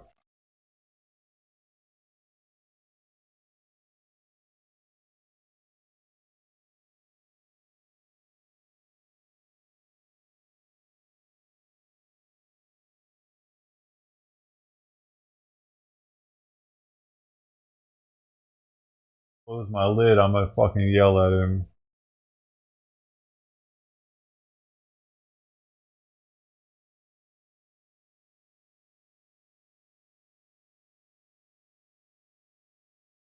Guy. Fucking guy, weirdo. Stop going through my shit! Fucking guy. I'm getting tired of it. I held out for last week. He's gone now. I held out last week and didn't take my recycling bin out. Hoping that like that would be a sign for him or something. I don't know. No. But he just came this week and just went through as many bags as he could. He might not have gotten the bottom bag. I don't know. But still, it's like, dude. Don't go through your neighbor's trash, dude. That's like something a kid might do or something, I guess. Like, because a weird kid, I would do some weird shit like that. Go through fucking... I went through the dumpster at the church next door to my house because they threw away a bunch of stuff that was, like... I don't know, they threw away a bunch of good stuff that was usable. So I went through it. But it's different than fucking digging through someone's recycling shit. There's nothing usable in there. You're grabbing my trash, actually, and taking it. I don't have a truck, dude. I'm not taking fucking bottles to the recycling place in my car. I can't fit enough to make it worth the trip. Because the tools that are used in the private sector aren't used in the public sector. Front-end identity verification, self-certification, and then finally making sure that individuals are who they say they are. If we start using these tools, you will see the fraud rate go down dramatically. Because for the most part, this fraud isn't taking place by real individuals. It's individuals whose identities have been stolen on the dark web. They use that information pretending to be somebody else. And because of the antiquated systems, processes, and technologies in place in government programs, they're able to steal at scale. Right. So, Mr. Talkov, we would say that private companies that pretty much have to exist on a 20% profit rate, they're not allowed. They can't continue to be successful if they were to allow their customers' data to be stolen like that and used by criminals. However, the federal government, who can continue printing checks and continue in operation, never fixes its problems because it can't be forced to go out of business. Would you agree with that? Yes or no? Yes. One of the things I noticed during COVID was the criminals learned that government was the mark because it never runs out of money. And they focus on it at scale, and then the likelihood of getting caught is virtually zero. I think it's outrageous for Americans to know that their identity can be stolen and then used for child trafficking, drug trafficking, and terrorism, like you stated in your opening statement. Ms. Royal, your testimony states that many programs operate under essentially an honor system in which applicants need not verify their identity, income, residency, or other key eligibility factors. You call this a trust everyone instead of a trust by verify approach. Does this mean the federal government in some states are giving out billions of dollars to individuals without verifying who they are or whether they meet program eligibility requirements? Yes, ma'am, that's correct. That's outrageous. Do states have enough incentive to prevent fraud and to recover improper payments? No, and in fact, states are hesitant to spend their state dollars to protect federal dollars. Would greater investment in program integrity efforts yield a positive return for taxpayers? Yes, it could easily be self-funding. Amazing. Mr. Whitson, your testimony states that both the Biden and Obama administrations issued rules and guidance that made it harder for states to verify eligibility for Medicaid. You say that repealing Biden's Medicaid streamlining rule would save $164 billion over 10 years because the rule restricts eligibility verification that states can perform. Can you explain why this rule is so costly? Yeah, so the rule does a number of things, but for instance, it prohibits states from verifying eligibility more than once a year. So for non-disabled folks to just go in and look and say, hey, are you still eligible for the program? It says you are forbidden from doing that any more often than once a year. And so obviously people's lives change, and so they may become ineligible, and so it's designed to keep them on the program. Another thing, it prohibits in-person or phone interviews to verify their identity. So people apply for it, and then the person on the other end says, oh, I just want to call and make sure this is a real person, not someone in another country or whatever. The rule prohibits that. And so there's a number of other provisions. It also opens a lengthy reconsideration periods, and this is where illegal immigrants are able to obtain the benefits. And so basically it says once you get these benefits, you can't interfere with it for a 90-day period or longer. And so there's a number of horrible things. So we can't verify if someone is illegal or legal receiving benefits. Just to correct that, yes or no? You have to wait a state has to wait at least 90 days. And actually what we're seeing is it's led some states to wait as long as 13 years. And so on the Unbelievable. My time has expired. Thank you very much. I now recognize Mr. Lynch from Massachusetts for 5 minutes. Thank you very much, Madam Chair. First of all, let me congratulate you and also Ms. Stansbury on your new positions. And I want to thank the witnesses for your testimony. We've already heard some good ideas about how to work together. And Mr. Hetler-Gaudette, I, for one, would be most open to working with POGO and trying to work on some of the legislative ideas that you have to actually get at some of this waste, fraud, and abuse. Since this is my first opportunity to speak in this new subcommittee as the representative for the 8th Congressional District in Massachusetts, I want to first of all make clear that my primary purpose in seeking appointment to this subcommittee is for the singular and sacred purpose to defend our democracy, which I believe is under attack in this country, and to uphold my oath to support and defend the Constitution against those who might secretly or openly seek its destruction. Make no mistake, this is a moment for representative democracy. This is a test of our resolve. In the coming days and weeks, we will all get to decide whether we stand with a couple of billionaires who, despite their own financial successes, still harbor such grievances in their hearts that after all that democracy has provided to them, they remain animated by the desire to dismantle this democratic government and to punch down at some of the weakest and most vulnerable in our society. Two men who clearly understand that the easiest way to incite large numbers of people is to use social media to exploit the dynamic forces of hatred and fear. Madam Chair, if we're going after waste, fraud, and abuse, let's start with abuse. Abuse of power. As of yesterday, there were 55 lawsuits under consideration by the federal courts across our nation as a result of Elon Musk's and President Trump's unlawful acts. Many of those lawsuits have already been sustained by the federal district courts and orders have been rendered to undo those unlawful acts. But this is just the beginning, and Congress has an important role to play, and I, for one, look forward to that opportunity. This is a moment of great consequence for our country and for our democracy, and I remain grateful to the good people of the 8th Congressional District of Massachusetts who sent me here. Mr. Hetler-Gaudette, again, happy to join you on some of your efforts. POGO has worked very closely with our IG community. Is that right, the Inspectors Generals? Yeah, that's correct, Congressman. I know your work is very much similar to what we ask our Inspectors Generals to undertake. I want to ask you, what do you think? So in the most recent report from the Inspector Generals, and this is the Council of the Inspector Generals, a nonpartisan group on integrity and efficiency in government, they identified more than $93 billion in potential savings. So the first thing that President Trump did coming into office was to fire 17 agency inspectors general. What can you tell us from POGO's standpoint? What does that do to our ability to identify and root out waste, fraud, and abuse? Thank you, Congressman. I would say, to put it simply, it completely undermines our ability to root out waste, fraud, and abuse. Inspector General exists for essentially one purpose, and they were originally created in the immediate aftermath of Watergate, and I think you all probably do not need me to give you a history lesson at all on what happened in the Watergate era. There's a reason they were created at that time, because there was a lot of waste, fraud, and abuse happening, and there were not cops on the beat that were internal, that were independent, that were situated in agencies to be able to find these things and expose them and do something about them. That's what Inspector General exists to do. So it's completely anathema to, I'd say anathema to any stated mission to find cost savings and to root out waste, fraud, and abuse, to fire Inspector General and to undermine them. It makes no sense. Those two things do not add up. Thank you very much. The firings that occurred when President Trump came into office included the Special Inspector General for Afghan Reconstruction, Mr. Sacco. I actually did over 20 trips to Afghanistan working with him. He actually uncovered $4 billion in savings in rooting out American taxpayer waste being conducted in Afghanistan. The IG at the Department of Defense, the agency... The gentleman's time has expired. Okay. Thank you, Madam Chair. I yield back. Thank you. Okay, thank you. Thank you. I now recognize the gentleman from Texas, Mr. Cloud. Thank you, Madam Chair. For far too long, D.C. politicians have gotten away with measuring their personal value and worth by how much of other people's money they give away. And for far too long, they self-righteously have opined that the spending was for altruistic purposes given out of care and compassion. For far too long, they've been more concerned with looking like they cared than having enough care and concern to actually do the due diligence to ensure that the tax dollars were being used wisely and effectively. And for far too long, those of us who've worked to uncover waste, fraud, and abuse have had to deal with what amounts to an unconstitutional fourth branch of permanent bureaucracy that has too often worked to ignore, obfuscate, delay, and frustrate our efforts to bring transparency and oversight. Over the last few weeks, the DOGE effort has begun to uncover not only how massive the waste, fraud, and abuse is, but also the extent at which D.C. politicians and too many obstinate bureaucrats have coordinated to create what is essentially the largest money laundering scheme in history.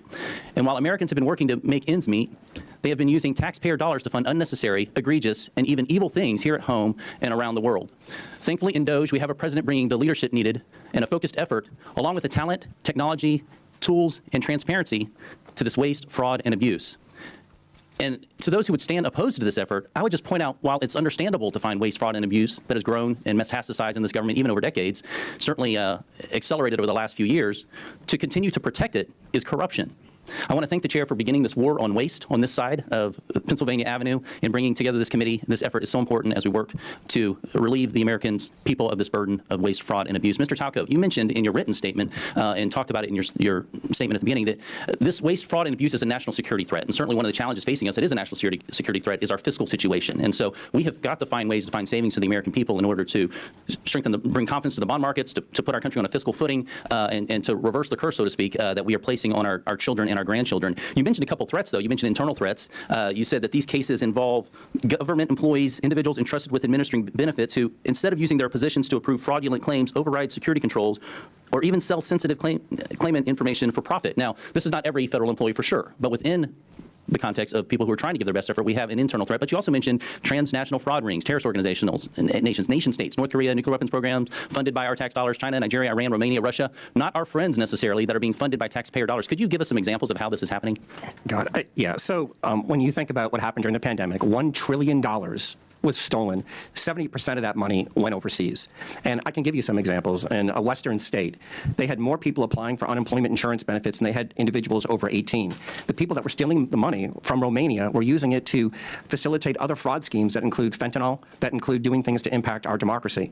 On the insider threat, right, the first thing you have to say, and my dad was a public servant, is 99% of people that work in the public sector are honest, hardworking individuals. But there are some.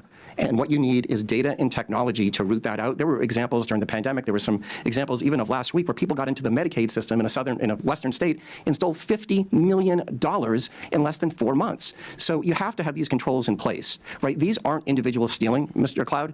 These are organized criminal groups, both domestic and transnational. As you mentioned, taxpayers are being forced to fund the demise of our own country. Mr. Winston, I wanted to ask you, because there's a lot of talk about reconciliation right now.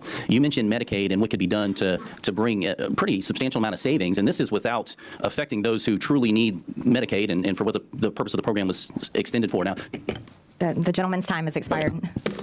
Does the witness want to answer the question? No, only to say that, yes, there's a tremendous amount of savings that can be found from the streamlining rule, but also work requirements in the program is another big area that can be done in reconciliation, and that could save a significant amount as well, $241 billion in federal spending over 10 years. Thank you. Thank you. Thank you, Madam Chair. You're welcome. I now recognize the gentleman from California, Mr. Garcia. Well, thank you. Thank you all for just for being here. Wait, before we hear this guy, this idiot, listen to this. The city of Warsaw, Poland uses 8 mussels with sensors hot glued to their shells to monitor and automatically shut off the city water supply if the shellfish so chooses. When water quality drops, mussels close their shells. Oh, who is this? Oh man, there's enough food for her. Mussels close their shells, tripping the sensor and alerting control computers. When 4 of the 8 mussels close their shells, the control system automatically shuts off the water supply. Mussels are employed for 3 months before being put back into the wild, and more than 50 water plants around Poland employ the same technique. Adult clams and oysters can filter up to 50 gallons of water per day, but if the water becomes too toxic, they'll close their shells up and ride it out. Isn't that amazing? I feel like it's kind of like mussel abuse, though. Not really, though. I mean, trying to go somewhere.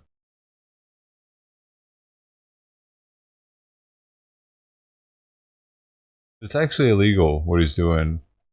Dang it! Hold up. I'm gonna try to get. Sorry, Simon. I gotta go. I want to hear. Yeah, I'll be back. Trying to get her another plate.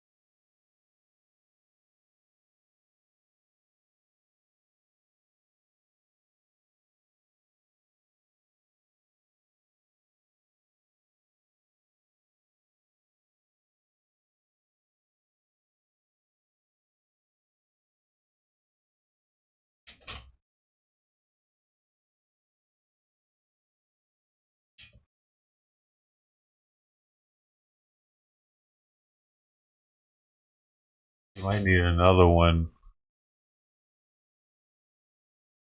Crap. I'm going to go right back out there, y'all.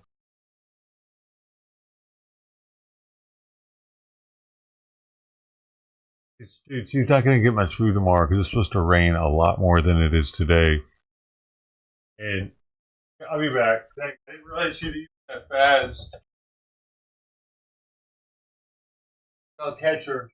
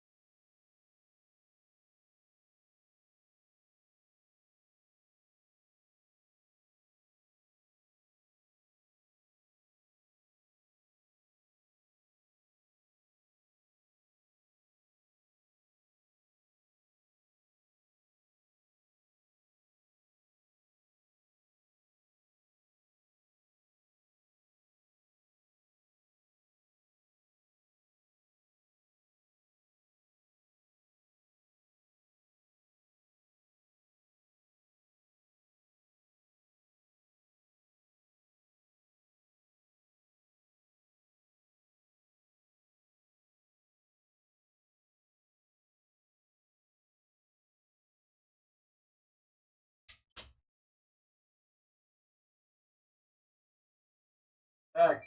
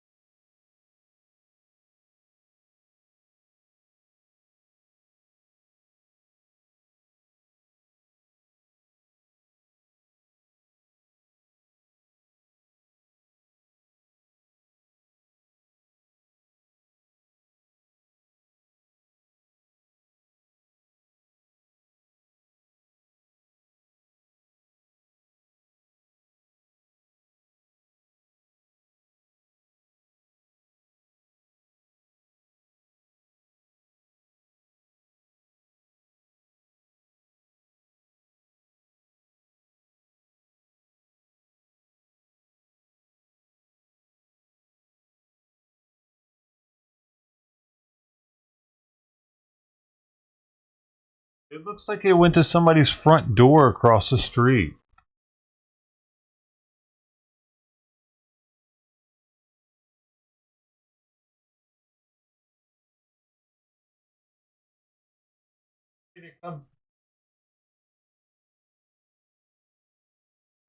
They have a wall, and then there's their front door. That's the only thing that's back there. I haven't seen it come back out.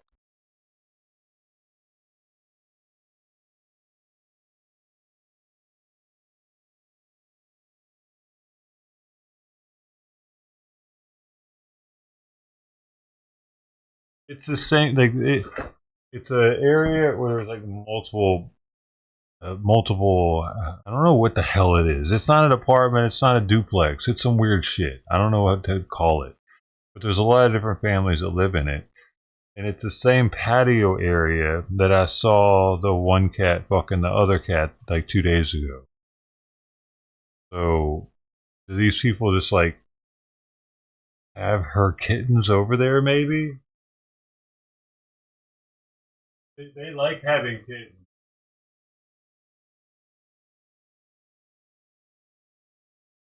Maybe they're taking care of kittens over there. I don't fucking know, dude. She looked right back at me, and I acted exactly the same putting it down as I did the first time. But she was all the way down here, so it's like she was all the way. First time she was pretty close still. She was like 5-6 feet away. And she was like 10-15 feet away. She didn't smell it. She should have smelled it still. Dang, man. All the other food's pretty much ruined out there already. All wet, waterlogged. But, dang, I wasn't fast enough. Dude, she ate that so fucking fast. She ate it before I was able to get back in here. Well, I don't think... this one seems like not many people are feeding it, though. It's kind of odd that if it's someone else's cat, start eating over here an awful lot.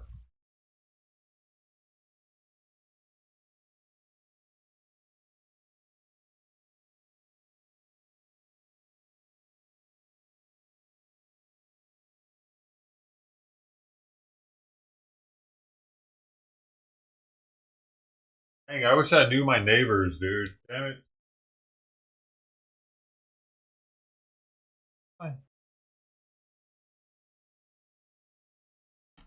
Wish I knew my neighbors enough to not feel weird about going over there and knocking on their door and be like, hey, do you guys have a cat? This is probably what I should do, though. Mr. Garcia. Well, thank you. Thank you to all of our witnesses for being here. And I want to just start off by making something clear. I think we're all here to fight against the lies, the corruptions, and the attacks on our social safety net. Now, we should in no way be cooperating with House Republicans who want to shut down the Department of Education and destroy Medicare and Medicaid. And we should not stand by as the richest man on the planet gives himself and his companies huge tax cuts while the American people get absolutely nothing. Now, I find it ironic, of course, that our chairwoman, Congresswoman Green, is in charge of running this committee. Now, in the last Congress, Chairwoman Green literally showed a dick pic in our oversight congressional hearing, so I thought I'd bring one as well. Now, this, of course, we know is President Elon Musk. He's also the world's richest man. He was the biggest political donor in the last election. He has billions of dollars in conflicts of interest, and we know that he is leading a power grab also abided by and encouraged by Donald Trump and, of course, the chairwoman, Congresswoman Green. But I also want to run through what DOGE actually is going to do. It's a demolition plan that's going to run through our government. DOGE is trying to abolish the Department of Education. That means opportunities denied to kids. It means you're ripping away opportunities for children with disabilities who are dependent on this money. You're also halting medical research, which is also critical, which we have to also stop. The idea that we are going to eliminate or destroy the Department of National Institutes of Health, NIH, is crazy. Let's talk about the Department of Labor. We're talking about protections for working people across this country, where people can actually complain about abuses their companies are making against them and their coworkers. Workers are now going to be in danger. And let's also talk about the Consumer Financial Protection Bureau, another huge issue for us. Think about the scammers and fraudsters that will be empowered across this country because Elon Musk wants essentially, these companies have more power over consumers and over people across this country. Look at the Centers for Medicare and Medicaid Services. That is actually what's being discussed partly today. Healthcare, we're talking about being denied to millions of poor people, working class people across this country. And now, of course, they're on to their largest target, the U.S. Social Security Administration. We're talking about the destruction of the actual social safety net in this country. We know that 1 in 5 Americans collect Social Security. seniors, disabled people. This entire plan is about hurting the American social safety net and destroying our institutions. And it's important that we actually call out what is happening at this subcommittee. This is not about working with the richest man on the planet. This is actually about empowering. This committee wants to empower the richest person in the world to hurt people so they can take all of this money that they so-called want to save and then give it to themselves, their companies, and their billionaire friends. That is the attack that is happening in this committee and across this country, and it's important that we call it out. We also know, of course, that Elon Musk is sending his unqualified Doge staff to carry out this agenda across all these agencies.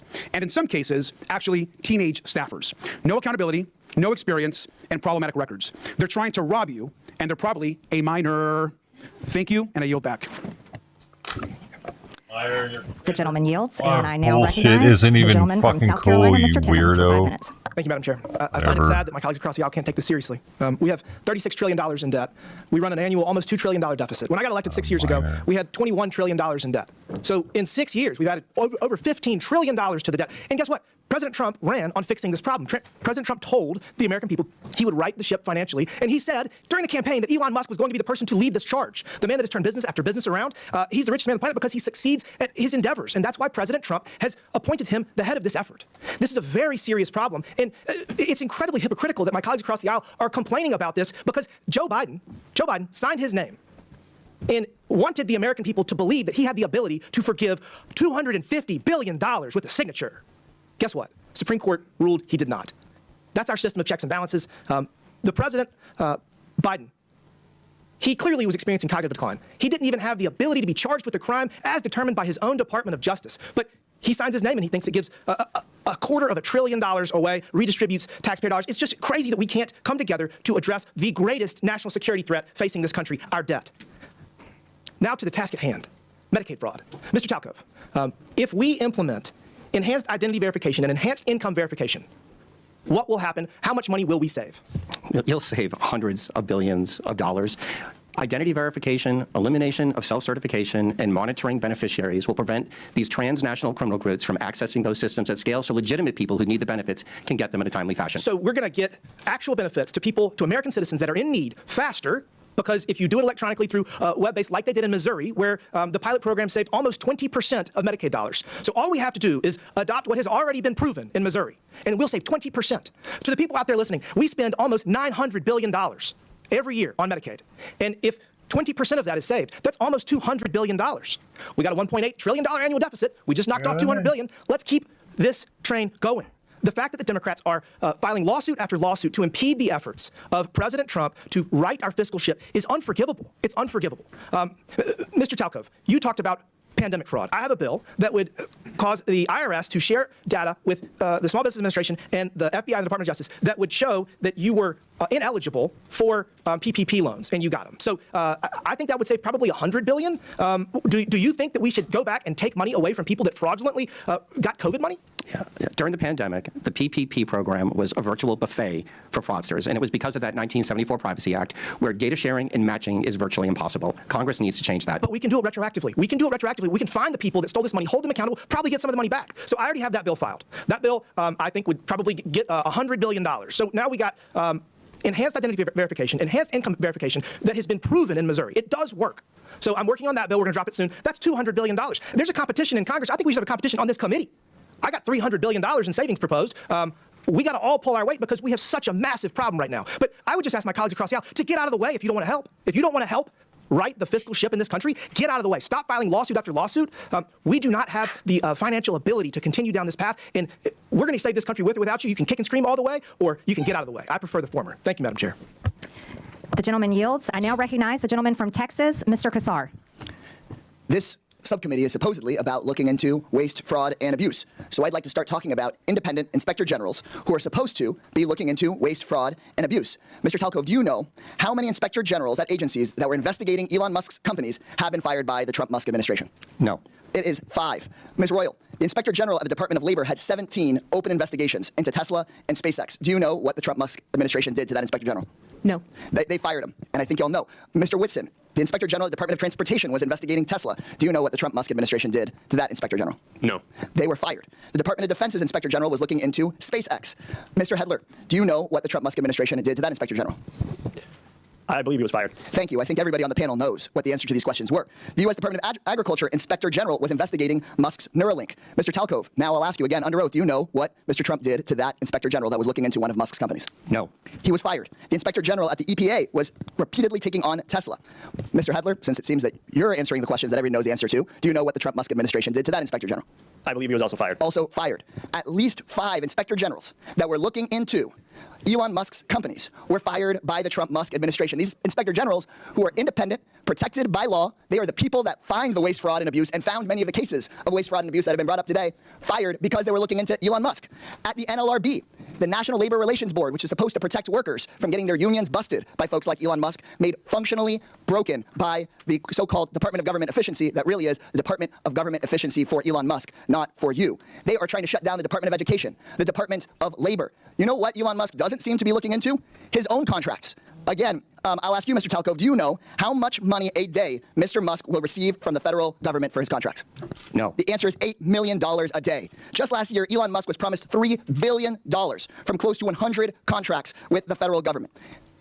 Ms. Royal, do you know how much the average person in this country who survives on Social Security, one of our seniors who's worked their entire life, about how much they have to survive on a day? I do not. $65 a day. We're not looking into Elon Musk's $8 million a day. This subcommittee, chaired by Marjorie Taylor Greene and the House Republicans, is looking into your grandmother's $65 a day. Let me be clear. I think we would all support taxpayer savings, look into money we might needlessly send to billionaires and big corporations, find taxpayer savings, and send it back to your hardworking family. But instead, what House Republicans and the Trump-Musk administration want to do is they want to look into your kids' lunch money, your kids' teacher's salary, into your grandparents' Social Security. They want to take that money and give it out in billionaire tax cuts, and they're talking about that in committee tomorrow, in Budget Committee tomorrow. They just released their plan. So let me be clear. When Republicans talk about government efficiency in this Congress, they're not looking into billionaires who don't pay their taxes. They're not looking into billionaires who get rich off of government contracts. They're not looking into Elon Musk firing watchdogs who are supposed to keep him accountable. They're looking at cutting your public schools. They're going straight for your Social Security. They're coming straight for cancer research. They're coming straight for the Department of Education. They're not looking at big tech. They're not looking at big pharma because those people fund their campaigns.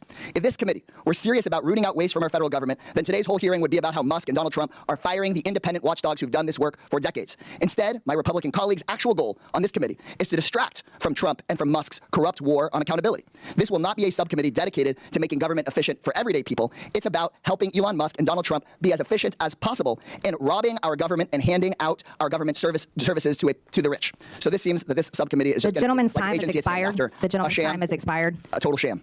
The American people are $36 trillion in debt. It certainly seems reasonable that someone has been fired. I now recognize the gentleman from Tennessee. You're going to put us further in debt with your billionaire You're tax not cuts. recognized. Mr. Burchett, you're recognized for 5 minutes. Thank you, Chair Lady. The gravy train, for a lot of these folks, it's been on biscuit wheels, and it's about to run off the deadgum tracks, and it's about time.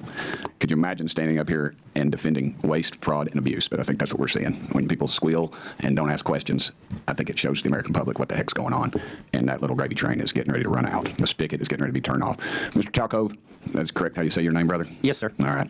How can the federal government improve identity verification for these entitlement programs? Yeah, it's doing what the private sector does every single day, whether you use your bank, you go to Amazon, using those tools, and moving away from some of the dated compliance standards that the federal government uses. NIST IAL 863, 2017, before there was anything called deepfakes and generative AI tools. Also, I was informed that PayPal has never been, they've never been able to crack into that and steal people's vital information. Are they using those systems that you would be favorable towards that government seems to be shying away from? Yes, sir. And describe that, how that works. They're systems that are based on encryption. They use technology and they use data to validate you are who you say you are. The people that are stealing right now, I believe a lot of them are actually ghosts from China, Russia, Nigeria, and Romania. I read a report today that North Korea was involved in this, in some of that as well. They are. And those people are our enemies. Again, they'll hate us for free. We don't have to give them taxpayer money. And are there loopholes that can be closed to avoid these improper payments? And I wish you'd describe those to me. All right. The biggest, most important thing, particularly in the benefit program space, is the use of self-certification. As Mr. Timmons noted, the state of Missouri is using a solution called Steady IQ to validate wages and wealth. You cannot allow individuals to provide the information based upon what they think. It has to be based on what you know, and that will stop the ghosts from using people's identities to steal money from U.S. taxpayers. How much money do you calculate is wasted due to waste, fraud, and abuse in the entitlement programs each year? Yeah, my number right now between federal, state, and local government is you can save $1 trillion a year by simply putting in front-end identity verification, eliminating self-certification, and monitoring the back end of the programs that are providing the benefits. Those three things. You said you could eliminate that, but are there others you feel like some more low-hanging fruit? I would start with those three things because they're simple. That'll take that 20% fraud rate that you're seeing in the public sector down below 5%. Chair Lady, I would suggest that we adopt Mr. Timmons' legislation and get that out of the committee as fast as possible. What actions also could Congress take to fix these problems quickly? I think the first thing is updating and redoing the 1974 Privacy Act. That is virtually impossible to do data matching. It's very difficult to have data shared. And when you look back at the pandemic, data sharing and data matching would have stopped probably 50% of the $1 trillion that was stolen from taxpayers. Any of y'all like to add anything to that? Congressman, I would just add that rather than accepting self-attestation, that states should have to be required to actually verify people's identities. And here's the key part: before they get enrolled.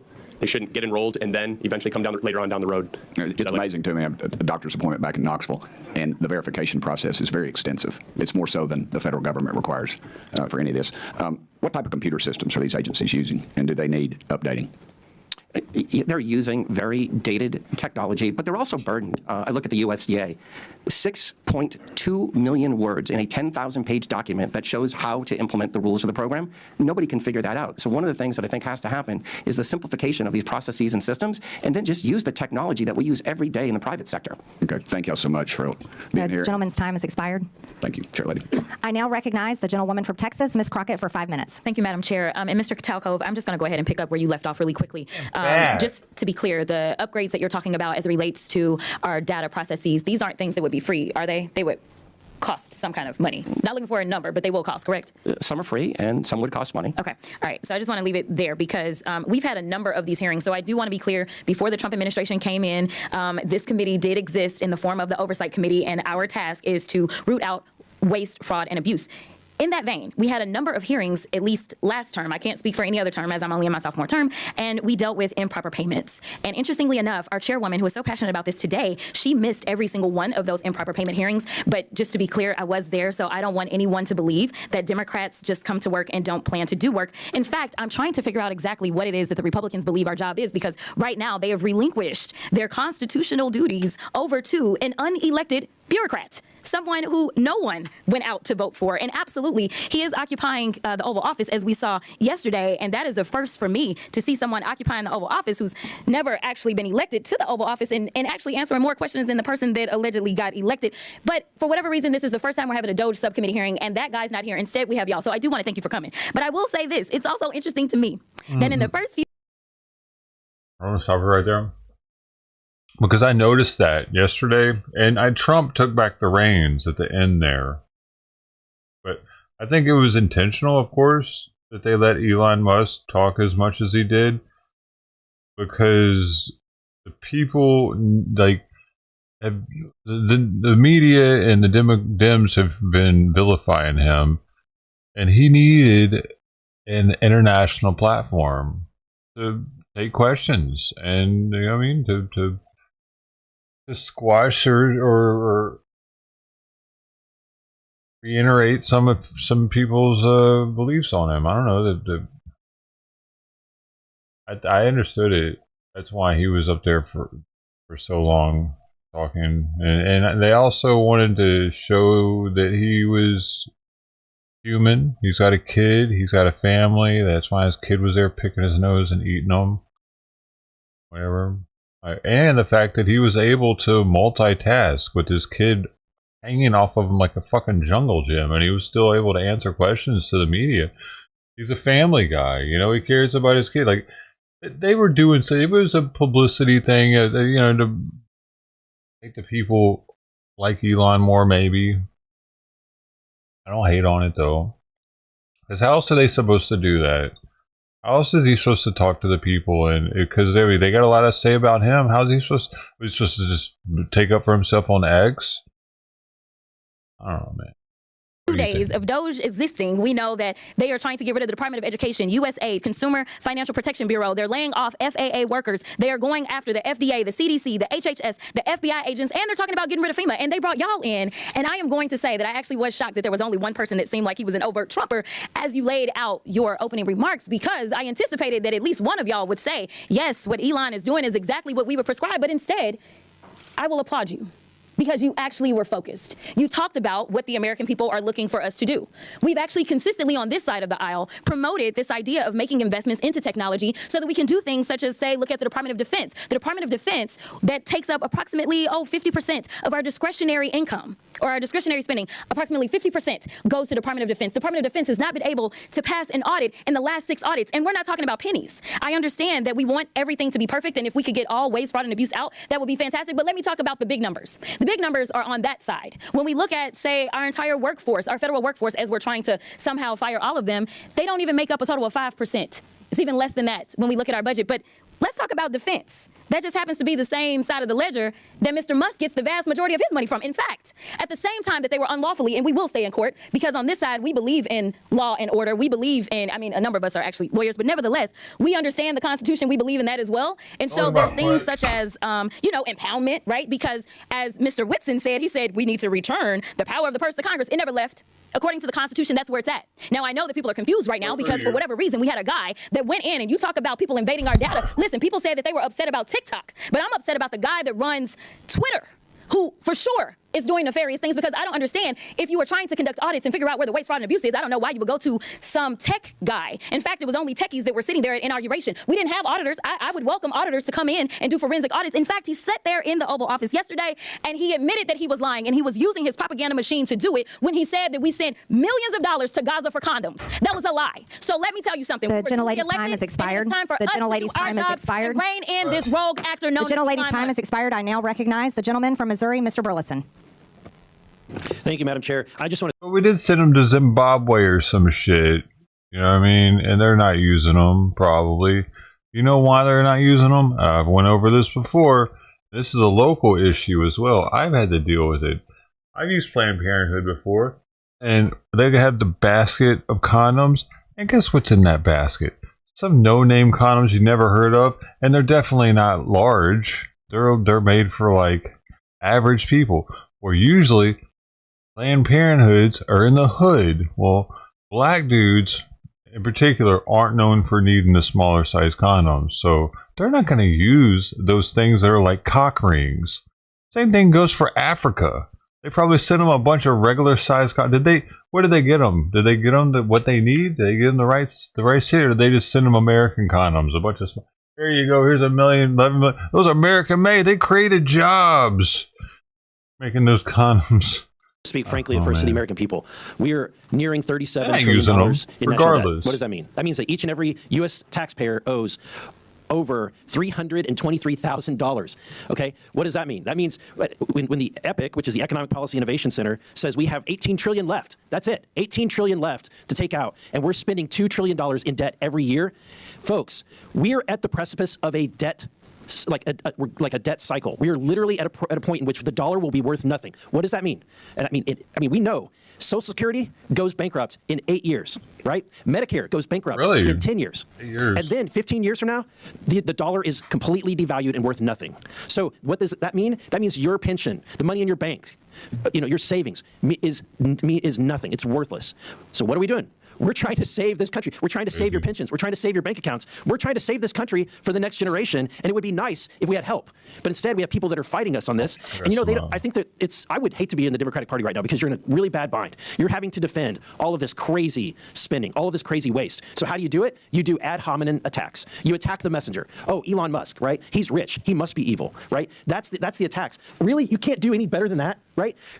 Let's talk on the policy. On the policy, help us. We're trying to save this country. This is what, and Elon Musk, who's making no money doing this, is trying to save this country. Why? Because he has invested in the United States of America more than anybody, right? So I think that we should embrace it. In fact, not a single company, governor of any state would ever turn down Elon Musk and his team of Doge from coming in and providing free services to right the course and financially in any state or organization. It's ridiculous that we would demonize someone that loves this country so much. Mr. Whitman, the formation of agencies via the executive action is not new, right? The formation of Doge is not new. Can are you familiar with any other previous presidencies where they've formed organizations like Doge via executive action? Yeah, so actually the agency that Doge is occupying is one that was created in a previous administration, so it is something that happens routinely. But I don't know if that answers your question. Yeah, there's been the Office of Budget Management was created, Environmental Protection Agency was created, the U.S. Digital Service, which is now DOGE, was created all by executive order, right? And actually, one other I'd add is USAID was originally created through an executive order by President Kennedy and then later formalized. And then, Madam Chair, I have a video I would like to end with that just, let's review, if we could cue that, to remind, and I want to remind my Democratic friends, at a point in which you once had the majority of the American people on your side, this is what your party believed in.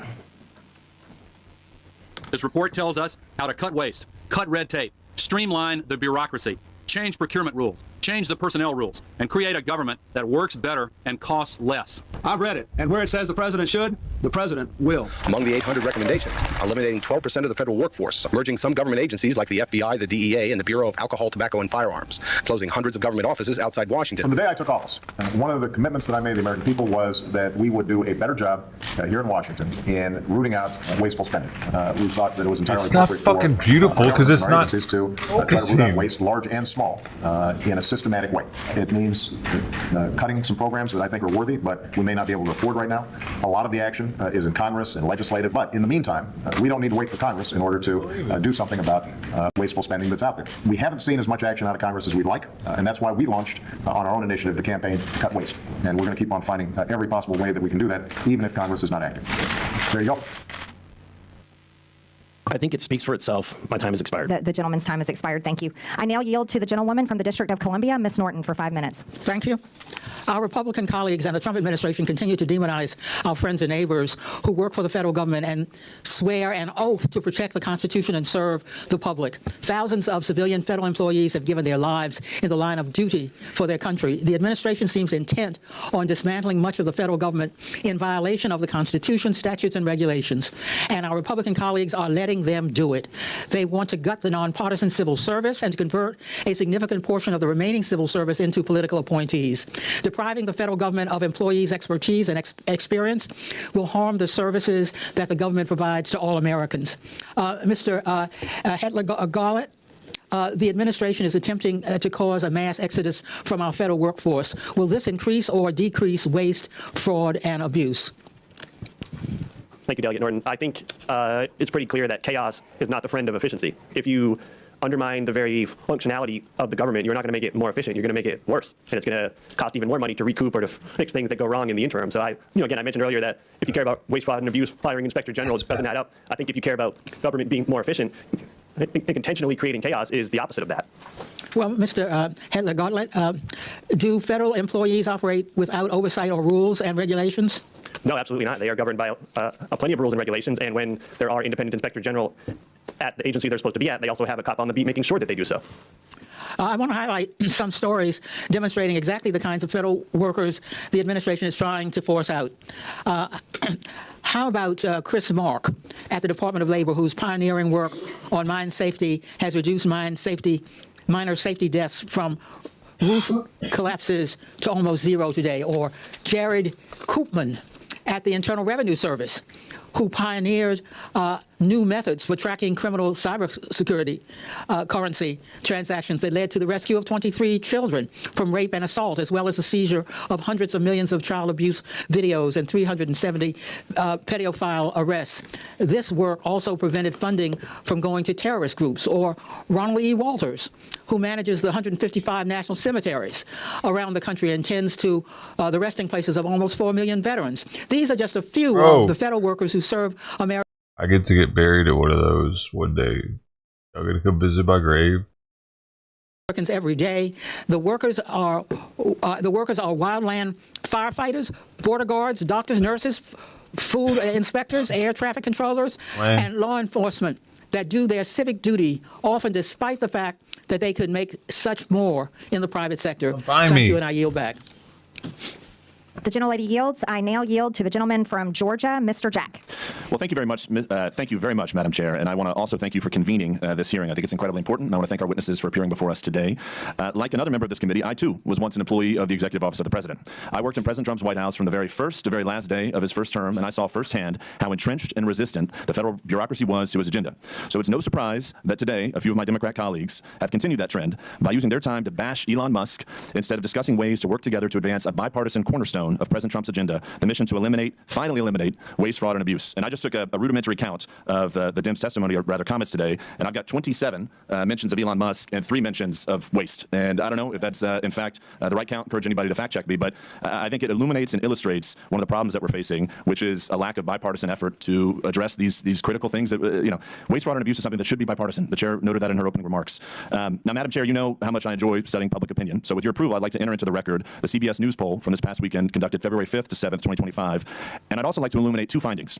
First, 70% of Americans, Democrats and Republicans included, believe President Trump is already doing the job that he was elected to, which is interesting because I have an article here from CNN from September 2024 that notes Trump says Elon Musk has agreed to lead proposed government efficiency commission as ex-president unveils new economic plans. So he is doing exactly what he said he would do by empowering his administration to root out waste, fraud, and abuse, and that's exactly what we're trying to do here today. I'd also like to note one interesting statistic from that. 62% of Americans want Democrats in Congress to work with us to advance the priorities that President Trump was elected to govern on. So I think those are 2 stats that I hope everyone pays attention to. But to ask questions of our witnesses, I'd first like to start with Mr. Talcove. One of the things that I found very interesting from your opening testimony is you talked, and I think you engaged with Mr. Burchett on the 1974 Privacy Act. And I had some interesting folks visit my office yesterday who noted that 1/3 of all prior authorizations are still done manually by phone, fax, or direct post mail. First off, would love your comments on that, and I'd also like for you to expound upon some of the solutions that we can deliver to this Congress in modernizing that 1974 Privacy Act. Yeah, these aren't people problems. These are technology problems. You can't process the number of individuals that are accessing our systems person by person. It just takes too much time. So by updating the 1974 Privacy Act and allowing for digital matching, you would have very quickly realized that a large portion of the PPP loan funds were going to the wrong person. You would have been quickly able to match, and I think the number was 20% were on the do not pay list. You can't expect people to do what a machine, and especially AI, can do today. Fair enough. Thank you very much for that. And if I can also ask Mr. Whitson, I think we share a common interest, which is to move departments and agencies outside of Washington, D.C. It's something that I campaigned on, something that I helped President Trump effectuate in his first administration. And I have to imagine that if we have departments and agencies outside of D.C., if we've got a workforce that's more reflective of the balance that America is, we at the same time, too, could potentially root out some of this waste, fraud, and abuse by enabling other Americans, other citizens of our country to help advance some of these issues. So we'd love your commentary on that before my time expires. No, I think you're exactly right, Congressman Jack. And so I think, you'd save a lot of taxpayer money. So building a headquarters in downtown D.C. versus Huntsville, Alabama, you're going to be able to save a lot of money. Number 2, you're actually going to make life better for the employees as well. So that's a point that's also missed a lot, but commuting into D.C. versus being able to go somewhere else where it's a better cost of living and things like that might be better for the folks. And then lastly, these areas where you set up a headquarters are going to be populated by people that live in the area to fill the rank and file of staff positions. And so if you plant these federal agency headquarters in the heart of any area that's overwhelmingly one party or the other, then you're going to naturally get that sway versus something that's more representative of the people as a whole. Well, thank you very much, our witnesses. Mindful of my time, I want to finish before my time expires. I yield back to our chairwoman, Marjorie Taylor Greene. Thank you. And Chairwoman, I would like to ask for unanimous consent to enter something into the record. So what is it? It is a report from the Congressional Research Service, nonpartisan CRS, that lays out the rules and the law for firing inspectors general, which of course look into waste, fraud, and abuse. And without objection. Thank you. And that rule requires for the law to be followed, for Congress to be notified with 30 days and a reason for firing inspectors general to give Congress a chance to overrule that. And that's the law. So thank you for entering that into the record. Madam Chair. Without objection, the materials Mr. Jack cited are also submitted for the record. I now recognize. Yes, apologies. And while we're on it, I'd also like to ask for unanimous consent to submit for the record 2 items. One is a statement from the AFL-CIO, Department of People who work for a living with views on working people to make the government work. And the second is a statement from the Center for Responsibility and Ethics in Washington on ways to combat waste, fraud, and abuse in the federal government. Without objection, so ordered. I now recognize the gentlelady from New Mexico and ranking member Ms. Stansbury for 5 minutes. All right. Well, thank you, Madam Chairwoman, and thank you once again to all of our witnesses for being here to testify. Thank you to my colleagues. We are going to have so much fun in this committee, this Congress. I actually appreciate the video that was shown just a few moments ago, because when I worked at the Office of Management and Budget, I actually worked on the waste EO that was referenced that President Obama signed. But there is one fundamental difference between the presidents and vice presidents that were shown on that video and what's happening today, and that is that they followed the law. So my colleagues across the aisle who are asking us to get out of the way and stop trying to block things in the courts, let me tell you, we do not work for an unelected billionaire like apparently this guy does. We work for the American people.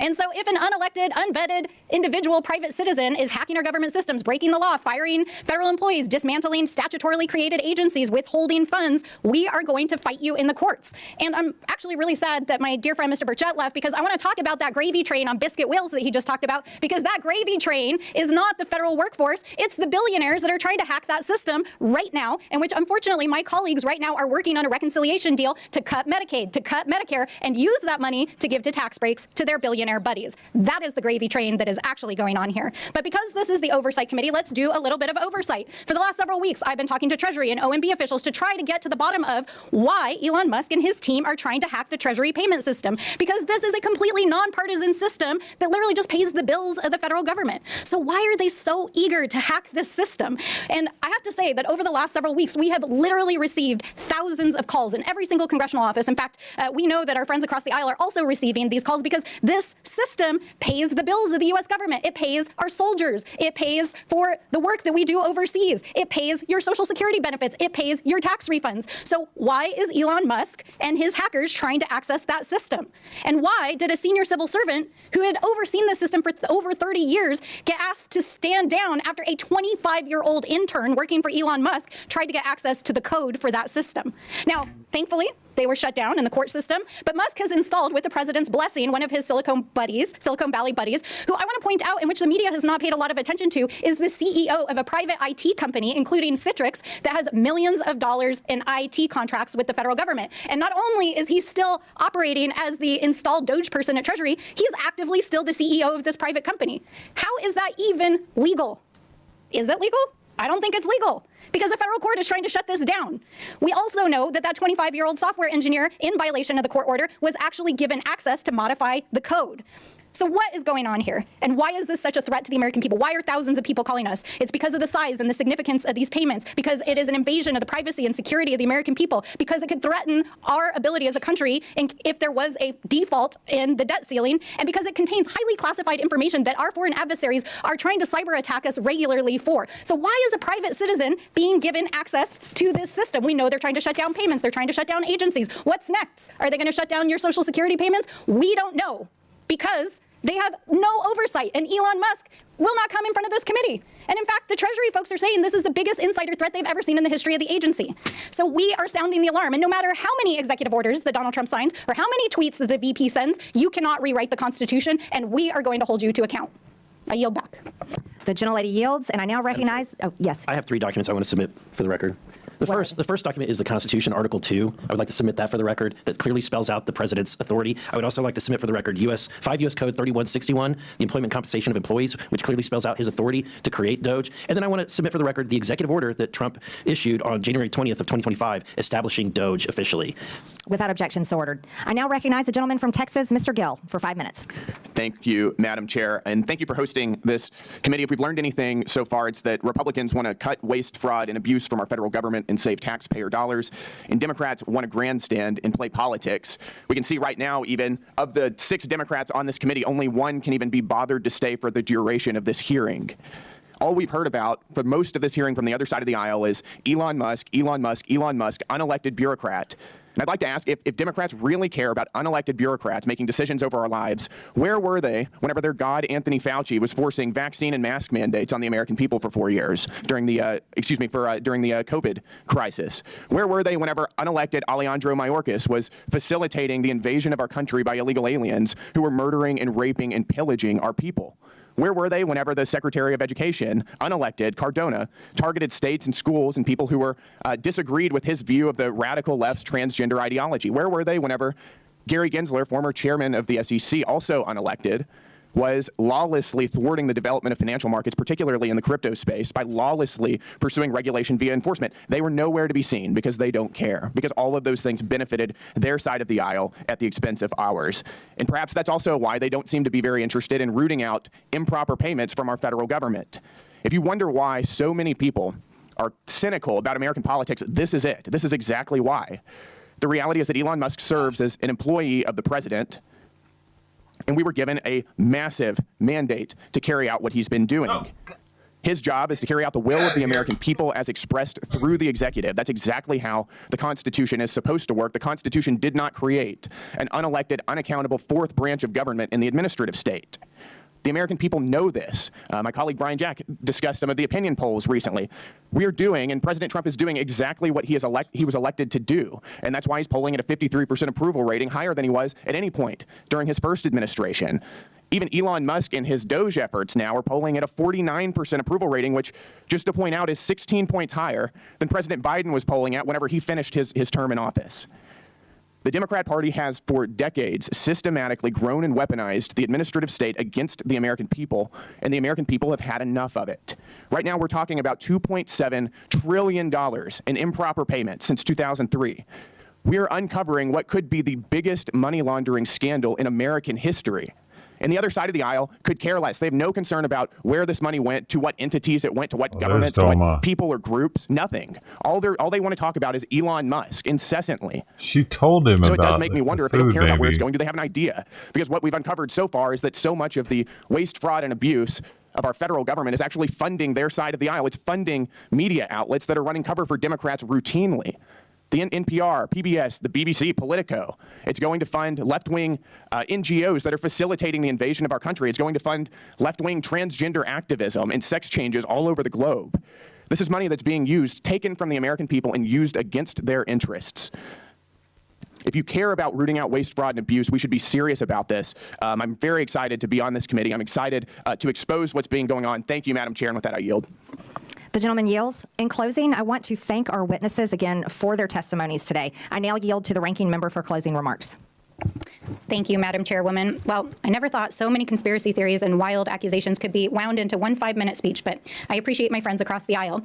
First of all, let's talk about this massive mandate that supposedly brought Donald Trump into office. Donald Trump did not run on putting an unelected billionaire in charge of dismantling the federal government. He ran on lowering prices for Americans. And I think it's interesting that while we're sitting here this morning, we think it's a he the now. top of the New York Times is reporting that inflation has risen unexpectedly as food and energy prices have soared. What's going on, guys? I thought you were going to tackle inflation and food and energy prices. Isn't that what the executive orders were supposed to do? Oh, wait. Or is dismantling diversity, equity, and inclusion in our federal agencies and putting an ideological agenda and trying to fire the federal workforce your actual agenda? Have you been too busy trying to actually address the fiscal health of this country? Because the numbers are telling us that you have. So let's be real about what's going on here. I also want to point out that literally while we've been sitting here for the last almost 2 hours getting lectured on fiscal responsibility, literally, the Republicans just released their plan to raise the debt limit while we were sitting here, and they want to raise it by $4 trillion. Okay, guys, like literally, I'm just like without words. Inflation is going up. You want to raise the debt ceiling by $4 trillion. You want to gut Medicare. You want to gut Medicaid. You're talking about going after Social Security after promising that you wouldn't. I mean, really, what the heck is going on here? We're not trying to take down Elon Musk as a businessman. This dude is literally breaking the law inside of the federal government. And for a party that is supposed to be the party of law and order, in quotes, I really do not see you holding him accountable and doing your most basic constitutional responsibility in the separation of powers. So I want to end where I started. We are the Oversight Committee. We are the people's house for the United States of America. We represent the American people. And so, Mr. Elon Musk, if you would like to appear in front of the Oversight Committee, you have been duly invited. Please come tell us what you're doing. Come testify in front of the American people. And please come hold yourself to account. With that, I yield back. Earlier.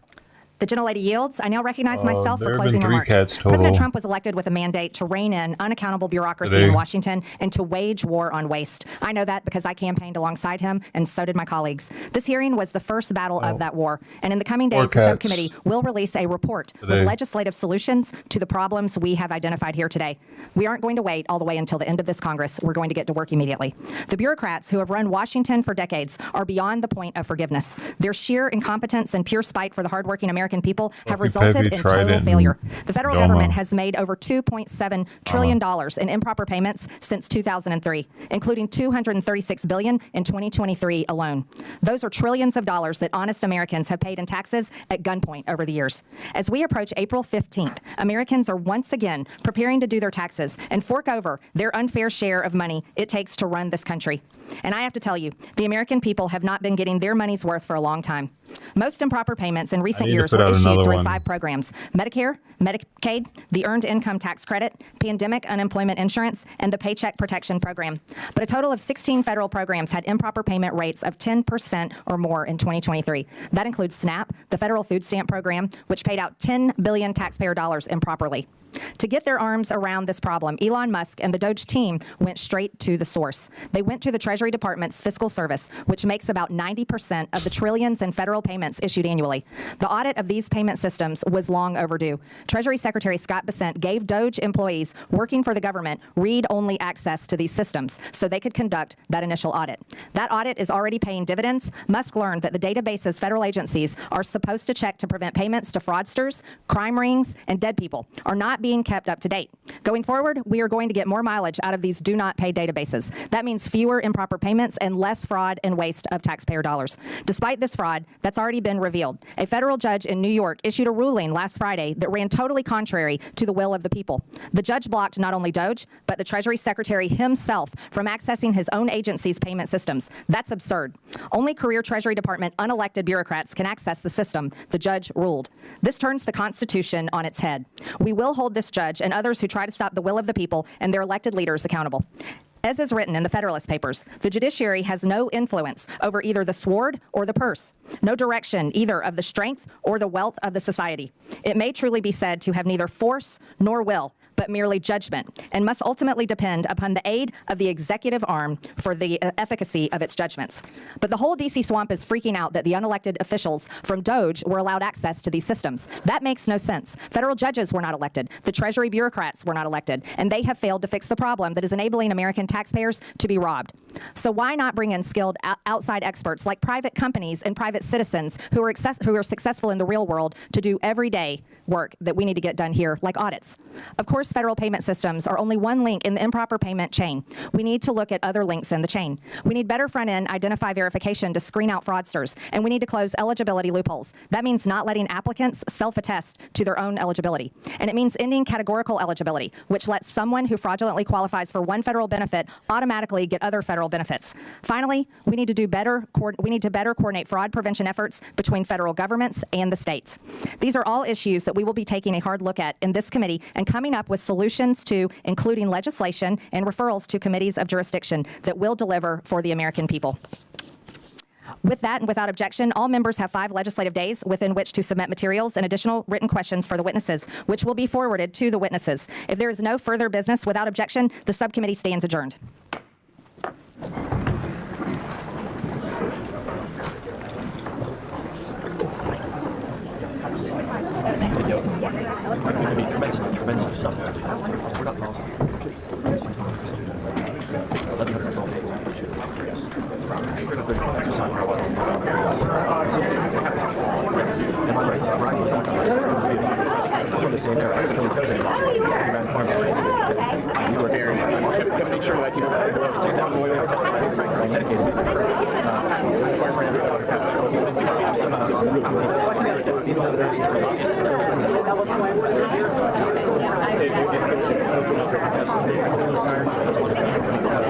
I'll shoot you a email later today. I'll connect with you.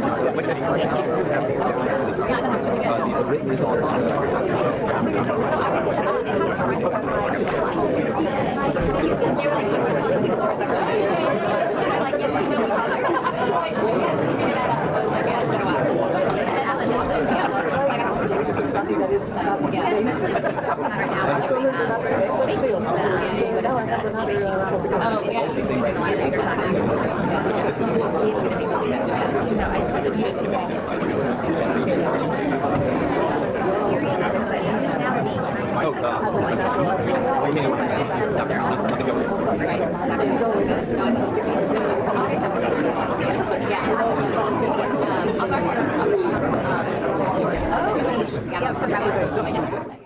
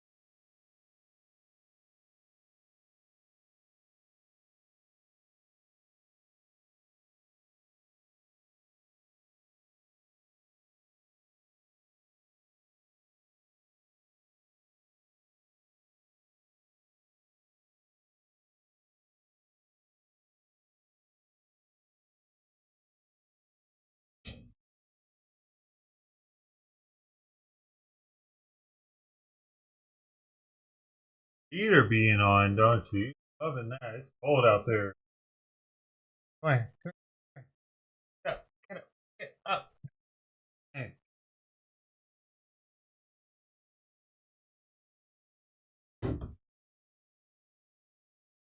Uh-huh.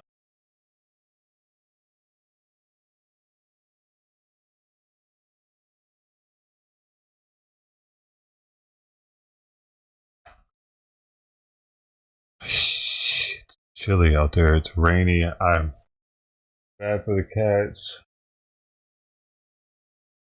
because of that.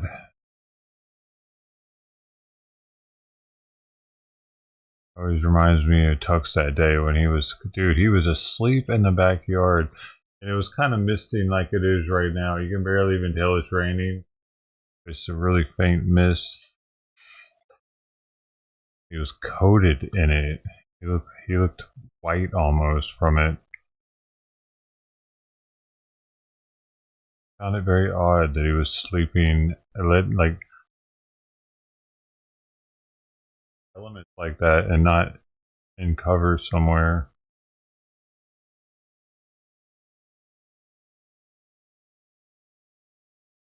Oh, there's a press briefing. Basis.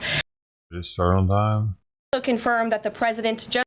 Why don't they start anything on time? These reporters are really bad at being on time.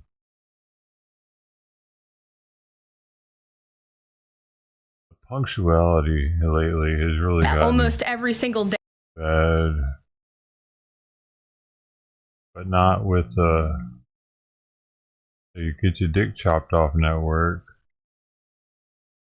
Nope, they did it too. They started.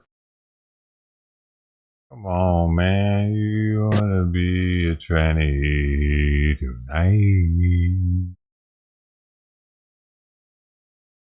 The White House got it right. They had to have gotten it right? Did they start her up? What if they start? Nope, they let you see all of it.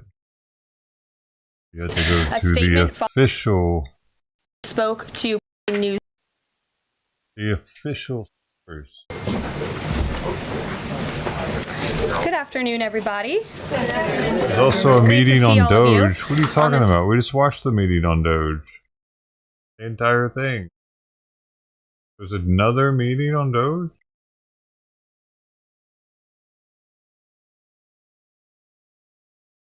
That's what we just watched, ain't it? That's what it was titled.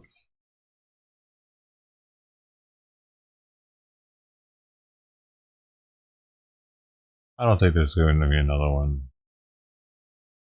Very newsy day, to say the least.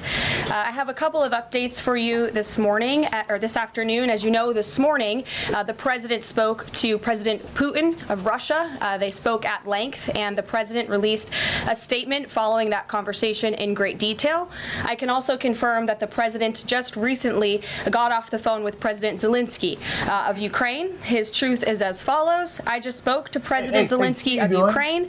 The conversation went very well. He, like President Putin, wants to make peace. We discussed a variety of topics having to do with the war, but mostly the meeting that is being set up on Friday in Munich, where Vice President J.D. Vance and Secretary of State Marco Rubio will lead the delegation. I am hopeful that the results of that meeting will be positive. It is time to stop this ridiculous war where there has been massive and totally unnecessary death and destruction. God bless the people of Russia and Ukraine. I myself just spoke to the president about these calls, and he told me to tell all of you they were very good calls, they were very positive, and the administration is wholeheartedly committed to a peace deal to end once and for all the Russia-Ukraine war. More on that later. I'm sure you'll have more questions to ask. This week, the president has continued to deliver on his promises to the American people. According to new polling that was released at the beginning of this week by CBS News, an overwhelming 70% of Americans said that President Trump is following through on what he pledged to do during his historic campaign. The poll also revealed that Americans see President Trump as a tough energetic, focused, and effective leader fighting hard to improve their lives and our country. And yesterday, in particular, was a truly special day for the United States of America. Thanks to the great leadership of President Trump and the strong and tough leadership of President Trump, Mark Fogel, an American teacher detained by Russia, was returned to American soil and met with the president here at the White House last night. Special Envoy Steve Witkoff and the rest of President Trump's incredible national security team helped to negotiate the exchange that secured Mark Fogel's release. This event shows a good faith effort from Russia, and it's a sign, as I just said, that we are moving in the right direction to end this brutal war. Malphine Fogel, Mark's 95-year-old mother, was understandably very worried that she would never see her son again after his arrest in 2021. Mrs. Fogel was actually slated to join President Trump on stage at the July 13th Butler, Pennsylvania rally to speak out for Mark, and then the infamous assassination attempt against President Trump took place. But that day, before the rally, President Trump promised Mark's mother that when he returned to the White House, he would bring her son home. God saved President Trump's life on that day in Butler, Pennsylvania, and now Mark Fogel is back home safely with his family as a result. God is good. The president also continues to bring back common sense to our government. This week, he signed an EO to end the procurement and forced use of paper straws. Taxpayer dollars were wasted on these non-functional and massively unpopular products for no other reason than it made radical I'm gonna look into that. activists feel good about themselves. And on trade, President Trump continues to take bold action to protect America's critical steel and aluminum industries, much like he did in his first term. And the president signed proclamations to close existing loopholes and exemptions to restore a true 25% tariff on steel and elevate the tariff on aluminum to 25% as well. This administration believes these tariffs will protect our national security and put American workers first. And in the Oval Office yesterday with Elon Musk, President Trump took further action to make our federal government more efficient and effective. He signed an EO implementing the DOGE Workforce Optimization Initiative. Now agency heads will coordinate and consult with DOGE to significantly shrink the size of the federal workforce and limit hiring to essential positions only. The unaccountable bureaucracy will finally be reined in. On another important matter this morning, Senate Republicans continued to confirm President Trump's exceptionally qualified nominees, most recently Director of National Intelligence Tulsi Gabbard, who will be joining us later at the White House for her swearing-in ceremony. It's imperative that the remainder of the president's cabinet nominees are confirmed as quickly as possible. On another important matter this week, illegal alien criminals continue to be arrested and sent home as part of the ongoing mass deportation effort of the Trump administration. Just this week, 2 planes with 190 Venezuelan illegal aliens arrived in the Venezuelan capital from Fort Bliss, Texas. Here are some of the criminal illegal aliens who were arrested in the country this past week. ICE Atlanta arrested a citizen of Nigeria who had been convicted of money laundering. ICE San Antonio arrested a citizen of Mexico who had been convicted of assault. ICE Denver arrested a citizen of Mexico who had been convicted of aggravated assault. And ICE Houston arrested a citizen of Mexico who had been convicted of aggravated assault. Now, before I take questions, I would like to address an extremely dishonest narrative that we've seen emerging over the past few days. Many outlets in this room have been fear-mongering the American people into believing there is a constitutional crisis taking place here at the White House. I've been hearing those words a lot lately. But in fact, the real constitutional crisis is taking place within our judicial branch, where district court judges in liberal districts across the country are abusing their power to unilaterally block President Trump's basic executive authority. We believe these judges are acting as judicial activists rather than honest arbiters of the law. And they have issued at least 12 injunctions against this administration in the past 14 days, often without citing any evidence or grounds for their lawsuits. This is part of a larger concerted effort by Democrat activists and nothing more than the continuation of the weaponization of justice against President Trump. Quick news flash to these liberal judges who are supporting their obstructionist efforts. 77 million Americans voted to elect this president. And each injunction is an abuse of the rule of law and an attempt to thwart the will of the people. As the president clearly stated in the Oval Office yesterday, we will comply with the law in the courts, but we will also continue to seek every legal remedy to ultimately overturn these radical injunctions and ensure President Trump's policies can be enacted. So here in our new media seat today, we have Chris Pavlovsky, an entrepreneur who has a strong passion for protecting freedom of speech. Turtles, Chris Bill. started the video sharing Watch the platform video. Rumble Turtle, in 2013 straw, nostril. with a mission of protecting a free and open internet from censorship by big tech and governments around the globe. The platform has always been a place for independent creators to share their authentic opinions, and that they have always included President Trump, in contrast to the way he was censored by other platforms millions of years, dude.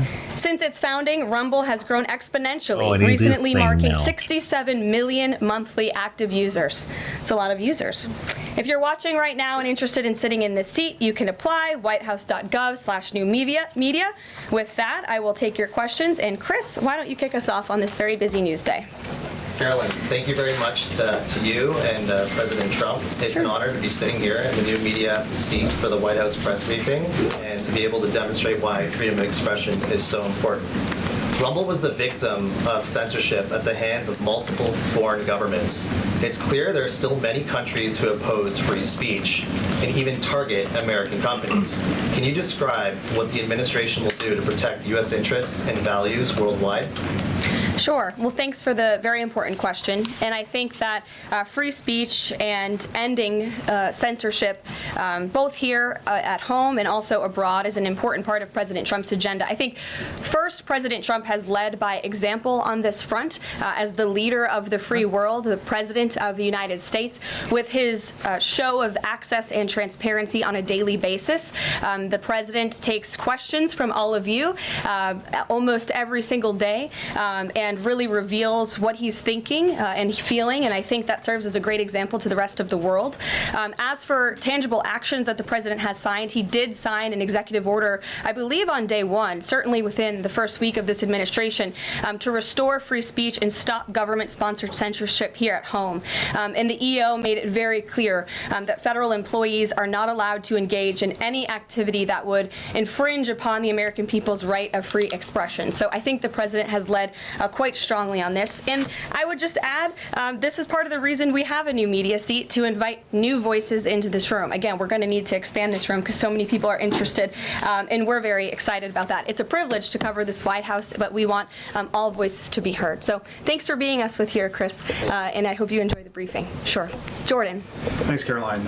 Data out this morning showed that consumer prices were up across a variety of goods, and just before that report, though, President Trump called for lower interest rates. The Fed said it's holding rates steady to try and tamp down further inflation. So how would lowering rates help keep inflation in check for the American people? Sure. Well, first of all, on the inflation point, we did receive those numbers, and they were worse than expected, which tells us that the Biden administration indeed left us with a mess to deal with. It's far worse than I think anybody anticipated, because unfortunately the previous administration was not transparent in where the economy truly was. We know people at this very podium told the American people that inflation was transitory and that it would go away. That was not the case. And now the last report of the Biden administration, as revealed today, shows that inflation is still about 4.5% higher over the past 3 months.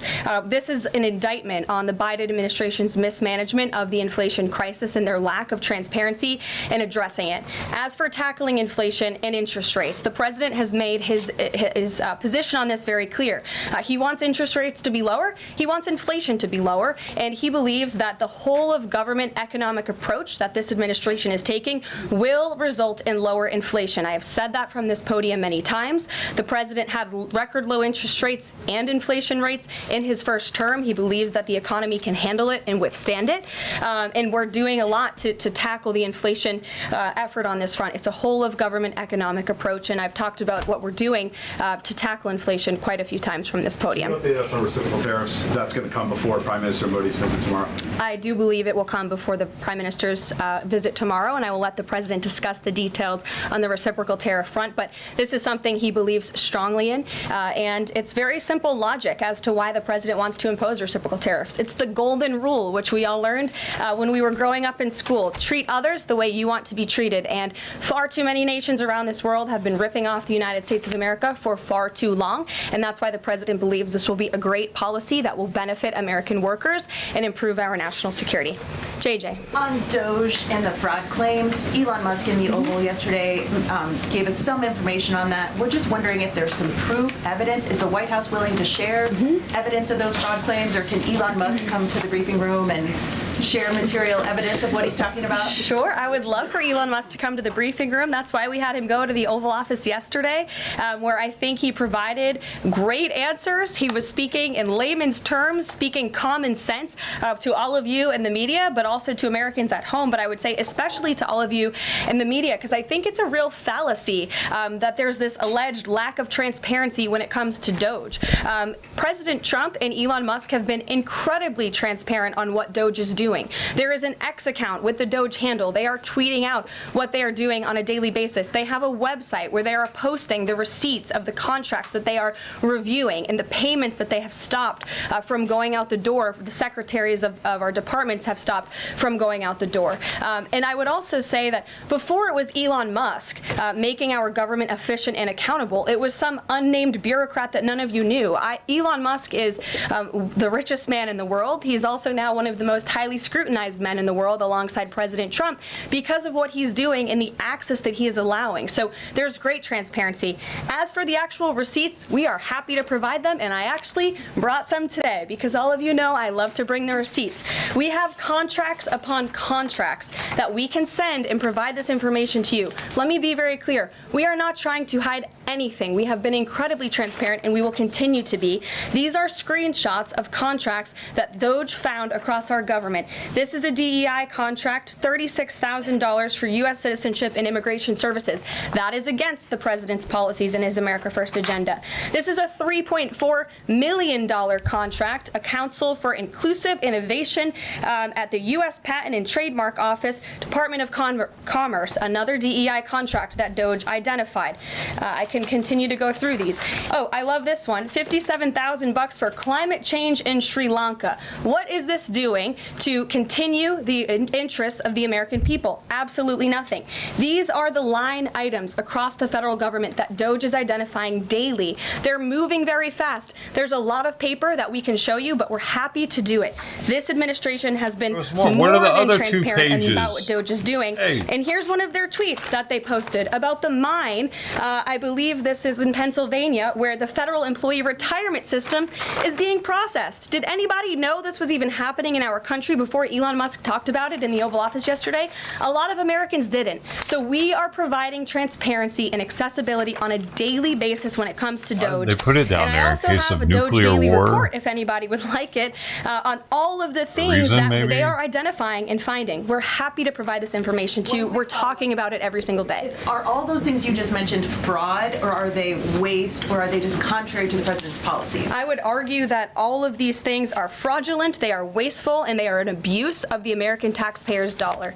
This is not what the government should be spending money on. It's contrary to the president's priorities and agenda. And again, we can continue to provide you the receipts for all of the fraud, waste, and abuse. And if anybody in here wants to argue that the federal government is not fraudulent in some capacity, be my guest, because I think the American people watching at home would beg to differ. Caroline. Mary. Hey, more on the judges. Does the White House believe the courts have the authority to issue these nationwide injunctions? We believe that the injunctions that have been issued by these judges have no basis in the law and have no grounds, and we will, again, as the president said very clearly yesterday, comply with these orders, but it is the administration's position that we will ultimately be vindicated, and the president's executive actions that he took were completely within the law, they were constitutional, and we look forward to the day where he can continue to implement his agenda. And I would just add, it's our view that this is the continuation of the weaponization of justice that we have seen against President Trump. He fought it for 2 years on the campaign trail. It won't stop him now. Brian. Yes. I want to go back to Doge just for a second. Earlier, the subcommittee headed by Chairman Marjorie Taylor Greene, her and her staff discovered $2.7 trillion in improper payments to Medicare, Medicaid, overseas, to people who should not have gotten it. Some in this room might have missed that press conference. Can you elaborate on what the president is thinking at this point? Well, again, that's another example. There's a very long list of the fraud, waste, and abuse that DOGE is identifying on a daily basis. Elon Musk also talked about yesterday about Social Security payments that are going out the door for people who are no longer with us, unfortunately. I would say that is certainly fraud. There's also a lot of contracts they've identified that, just as a hypothetical example, are $1 million, but only 500,000 went out the door. So where's the rest of that cash? And so that's the thing. Those are the things that DOGE is working on every single day. And I would just remind everybody in this room, this is what President Trump campaigned on doing. He's delivering on a promise that 77 million people elected him to do. James. Thank you very much, Caroline. 2 foreign policy questions, if I may. Sure. First, the statement that was released after this morning's phone calls identified Mr. Witkoff as the special envoy who will be part of the delegation that undertakes to resolve the Russia-Ukraine war. I had thought that that individual was General Kellogg, and so can you clear that up? Sure, I'd be happy to. As you mentioned, the president, in his truth, following the phone call with Vladimir Putin, said that he has asked Secretary of State Rubio, the director of the CIA, John Ratcliffe, our national security advisor here at the White House, Michael Watts, and Steve Witkoff to lead the negotiations. As for General Keith Kellogg, he remains a critical part of this team in this effort. He's played a tremendous role in getting the negotiations to this point, and he's very much still part of the Trump administration. The other subject is Iran. I took note of President Trump's comments in his Super Bowl interview with our colleague Brett Baer to the effect that he wants to do a deal with Iran. However, that interview appeared after the supreme leader of Iran, the Ayatollah Ali Khamenei, had already ruled out any additional negotiations with the United States. So kind of a 2-part question. A, what gives the president any confidence that Iran will come to the table? And B, more fundamentally, why is the president interested in doing a deal with Iran instead of doing everything he can, perhaps short of U.S. military intervention, to try and hasten the end of what many of his own supporters regard as an evil regime? Well, the president has made it very clear that he will never allow Iran to have nuclear capabilities. That is a red line that he has drawn, and he will not allow that to happen. But you asked why President Trump wants to make a deal. I would remind you, he's the master of the art of the deal. He is America's deal maker in chief. He leads from a position of securing peace through strength. And I think time and time again already, in just 4 weeks, we have seen the president being able to negotiate successful deals with our partners, our adversaries all around this world. You know, the release of Mark Fogel just last night is something that I think speaks to the president's deal-making ability. This is something that the Biden administration allegedly tried to do for 3.5 years. I think you all should go back and ask some of those Biden administration officials what they even tried to do and why weren't they successful, because for 3.5 years Mark Fogel sat in a Russian prison, and it took President Trump 3 weeks to get him back on American soil. There's nobody better at making deals than Donald Trump. Phil Wegman. Thank you. 2 foreign policy questions. Ukrainian President Zelensky has said after the war that he wants NATO membership or nuclear weapons. We heard Defense Secretary Hegseth say that NATO membership was unrealistic. What's the president's view on the other option, on a nuclear Ukraine? I have not talked to President Trump about Ukraine's NATO membership or their nuclear capabilities. I would leave it to him to discuss.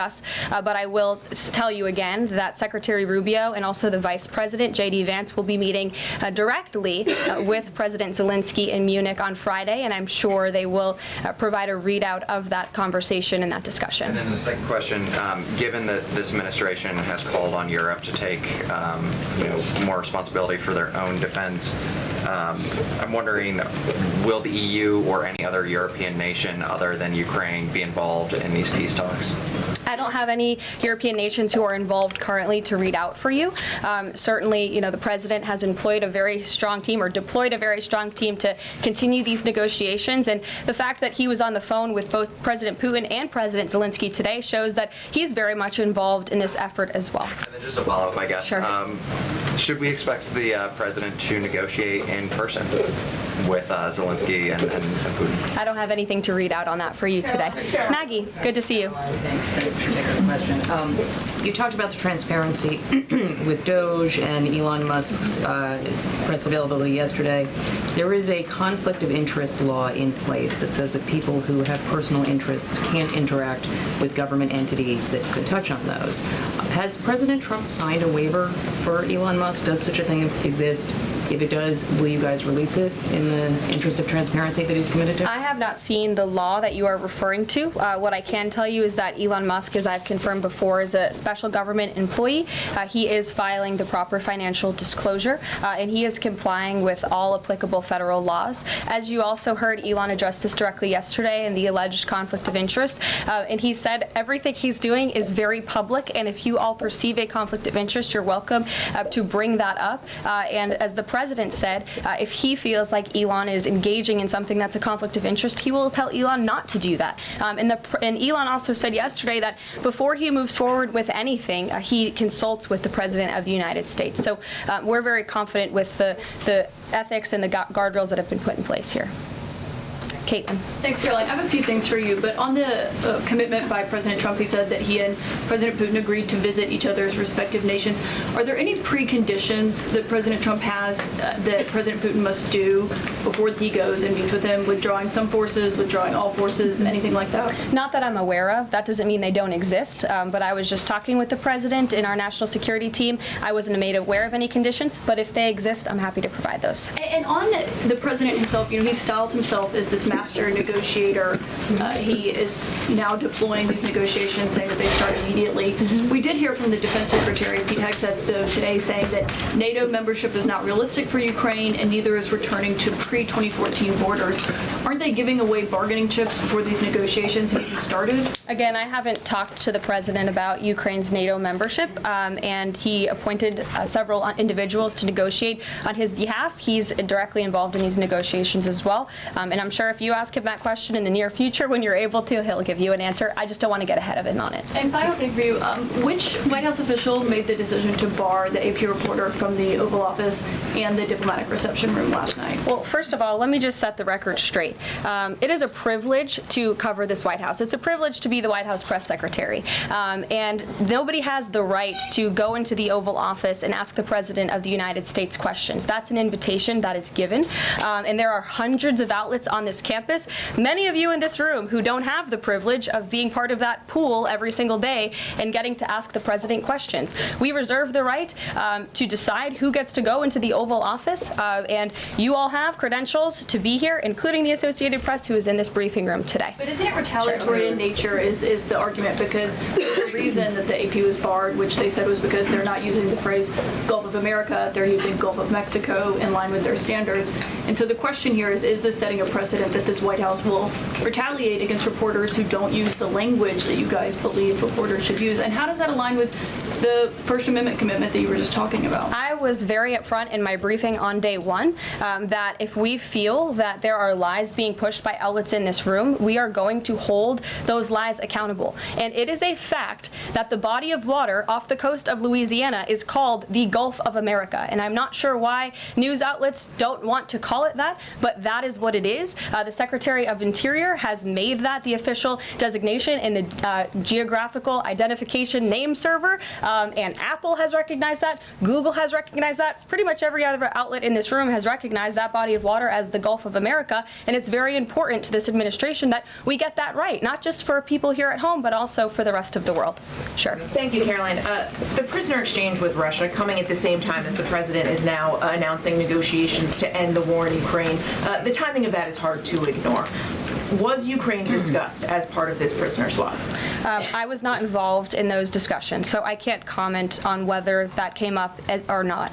What I can say is that this was a very good deal for the United States of America and for the rest of the world. As you know, we have confirmed that the Russian who will be returning home very soon, Alexander Vinnik, was a non-violent crypto criminal, and as part of this exchange, he has forfeited more than $100 million that he obtained in that illegal crime. And in exchange, of course, we got Mark Fogel, who is a middle school teacher who kissed the American soil, but kissed the ground last night when he returned to the United States of America. It was a great deal and a great day for our country, and I think everybody, regardless of political affiliation, agrees with that. And was Russia made aware ahead of time of the parameters that the administration and Secretary Hegseth was going to be announcing today?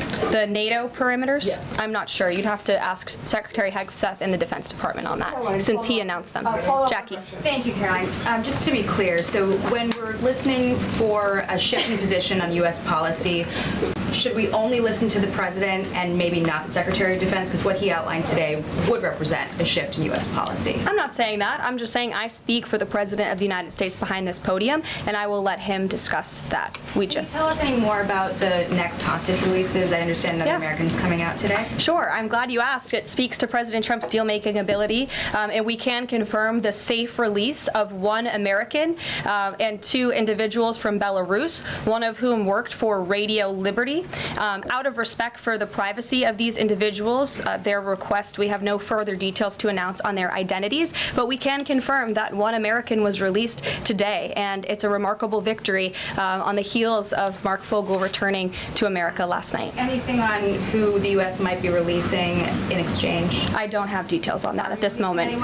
I don't have details on that at this moment. I do know that these three individuals have been released and are on their way home to their respective countries. Caroline, thank you so much. Can you explain how President Trump envisions the war in Russia and Ukraine coming to an end? Does he expect Ukraine to hand over all the territory in question? Again, these negotiations are ongoing. I will allow the president to divulge any red lines that he may set, but I think as deals in the past have come to fruition, the president has proven one of the things that makes him a very effective negotiator is not revealing what he's anticipating from both sides, but he is at the forefront of these negotiations in addition to the very qualified individuals who he's tasked with speaking to both President Putin and President Zelensky. And speaking of deals, a meeting with the President of the United States offers any foreign leader credibility. Was it part of the prisoner swap with Fogel that President Trump agreed to meet with Putin? Again, I was already asked this question. I said I was not made aware of that, but we can certainly get you an answer on that. I'll check in with the NSC. Sure, Monica. Thanks, Caroline. It's clear that this administration is dedicated to both truth and transparency. We know that with Doge, but we also know that because this administration recently announced it's going to declassify the assassinations of Martin Luther King Jr., JFK, and RFK. I'm wondering, is it likely that we're going to see more information regarding the assassination attempts on the president's life while he was on the campaign trail? In regards to the assassination of the individuals you mentioned, President Trump signed that executive order directing the respective agencies to do it. I know that that process continues and is ongoing. He's committed to transparency in the declassification of these very important files that I think many Americans are not only interested in learning about, but also have the right to know about. As for the two heinous assassination attempts on the president's life, he's spoken to this publicly. I've spoken to him about it privately, and as he said publicly to all of you, he feels he has a right to know about further information about the individuals who tried to kill him, tried to take his life. And so if and when we get that information, I'll leave it up to the president to decide whether or not he would like to reveal it. But I believe in the effort of transparency that we've seen consistently from this president, he certainly will. Daniel. Thanks, Caroline. I wanted to ask you about the $59 million that FEMA sent to New York City migrant hotels. Secretary Kristi Noem just put out a statement saying that she's clawed back the full payment that FEMA activists unilaterally gave to NYC migrant hotels. hotels. She wrote, "Mark my words, there will not be a single penny spent that goes against the interest and safety of the American people." What does the response of the Trump administration send to any federal bureaucrats that are thinking about obstructing the president's agenda? They will be held accountable. The president is signing executive orders daily, and he expects all officials across the administration, regardless if they are a political appointee or if they are a career bureaucrat, to adhere to the will of the American people and the 77 million Americans who re-elected President Trump. He is here for a reason, and he is focused every day on implementing his administration's goals, and sending $59 million to a migrant hotel to house illegal immigrants when there are still people in North Carolina and California who have not received FEMA funding is not something that this administration is going to tolerate. Tiana. Thank you so much, Caroline. One on New York and one on Russia, please. On New York City Comptroller Brad Lander is accusing Doge of clawing back $80 million that was intended for New York City FEMA funding. Wondering if you've heard about that figure, if that figure is accurate, and why that money was taken back. I have not heard about that figure. Doge is moving very quickly, but I can get the receipts and gladly send them to you. I know that story is likely of great interest to the New York Post. And then one on Russia, please. Sure. Is President Trump waiting for a kind of signal or an action from Putin to go to Russia? And would he be willing to go to Ukraine in the future? I don't have any decisions to make on the president's potential visit to Russia or any in-person meeting at this time. John. Caroline, two questions, one on foreign policy, one on domestic policy. Following up on the president's call that he had with President Putin, does the president view Russia, does he view President Putin as an ally, as a partner, as a competitor, or as an adversary? I believe this nation views Putin and Russia as a great competitor in the region, at times an adversary, but as the president has said as well, he enjoys having good diplomatic relationships with leaders around the world, finding that common ground, also calling them out when they are wrong, and leading from a position of peace through strength. That's the president's greatest strength, and we've seen that again, time and time again. And then, as you pointed out in your statement regarding the confirmation of Tulsi Gabbard, there was one Republican who voted against the nomination of Tulsi Gabbard. It was Senator Mitch McConnell. Similarly, how does the administration view Senator McConnell? Can he be a partner in the president's legislative agenda? Are you disappointed that he voted against not only Tulsi Gabbard, but also Pete Hegseth to be the defense secretary? I think we're greatly disappointed in any Republican who chooses willfully to vote against the president's exceptionally qualified cabinet nominees and picks to lead his America First administration. Not a single Democrat swayed from voting against President Biden's nominees, and we know how many of them turned out. They turned out to be atrocious at their jobs, leaving America much worse than they were when they took the oath of office. And so I've said it repeatedly from this podium. I addressed it at the beginning of my remarks. We expect all Republicans to vote, to stay tough and strong, vote for President Trump's nominees so we can get to work and continue to work very hard to implement this president's agenda. Sure. Thank you. Thank you, Caroline. On South Korea is currently in a chaotic situation. How does the President Trump react to the current chaotic situation in South Korea? Secondly, if South Korea needs help from the United States, what role do you think the U.S. will play? Sure. I haven't spoken to the president about the ongoing situation in South Korea. I would defer you to his previous statements. And I can also see if I can get you something new from the National Security Council, who I'm very confident the officials that are focused on South Korea are on this. I just haven't spoken to them about it, but I'm happy to provide that for you. Yes. Thank you, Caroline. Does Elon Musk have power of the presidency? Absolutely not. Right. That's a ridiculous question. I asked that question because, the Democrats have been hurling insults at Elon Musk, hurling attacks, calling him President Musk. Most recently, Jamie Raskin, the congressman, took it a step further, calling for Musk's impeachment, saying that he somehow usurped the power of the presidency. What's your response? It's utterly ridiculous. Elon Musk addressed this in the Oval Office yesterday. The president addressed it as well. Elon Musk is serving at the pleasure of the president, just like everybody else on this team. He takes directives directly from the president of the United States.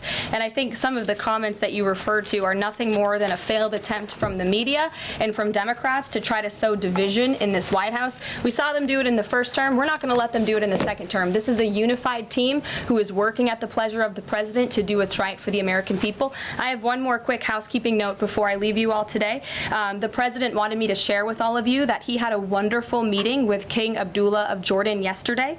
They discussed many things, including the Gaza Strip and its future at great length. The king would much prefer that the Palestinians stay in place, with the additional land to be used for new development, which would greatly create jobs at levels never seen before. But the president feels it would be much better and more majestic if these Palestinians could be moved to safer areas. I would just add to that the president remains wholeheartedly committed to seeing peace in the Middle East, and our Arab partners in the region have been tasked with coming up with a peace plan to present to the president. That is ongoing. King Abdullah mentioned that yesterday. He also committed to accepting 2,000 sick children from the Gaza Strip, which the president called a beautiful gesture. So the administration continues to work with our Arab partners in the region. We stand closely with our ally Israel, and the president has presented this big, new, bold idea to secure peace in the Middle East, and he is not going to waver from that. And we look forward to seeing that goal of this administration achieved as well.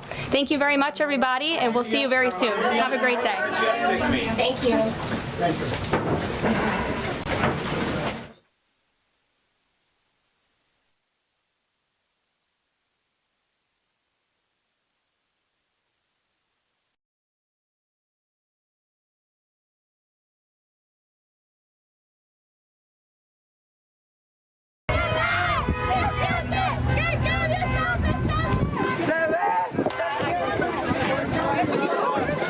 Bakersfield school walkout. I gotta go bring my trash things in.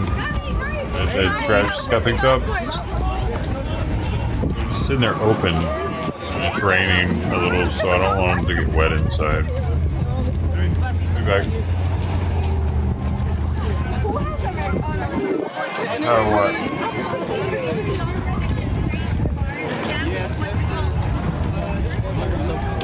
You guys from Miramonte. So this is the Miramonte kids.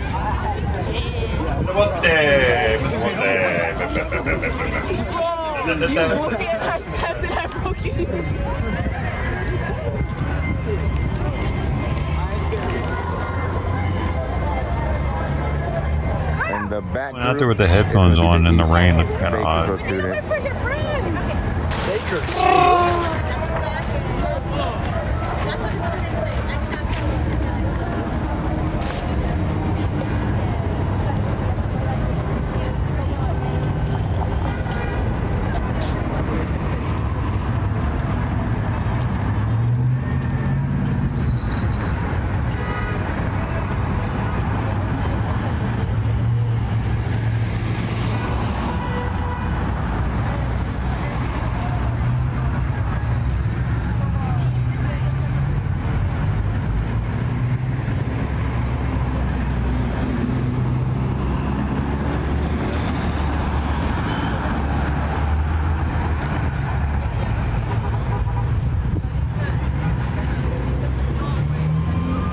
Comes the Miramonte students, guys.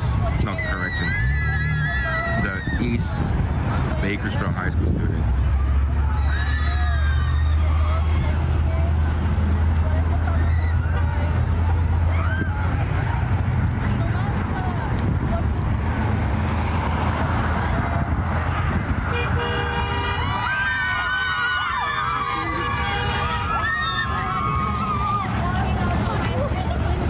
What high school you guys with? What high school you guys with? Miramonte too? What high school? Miramonte.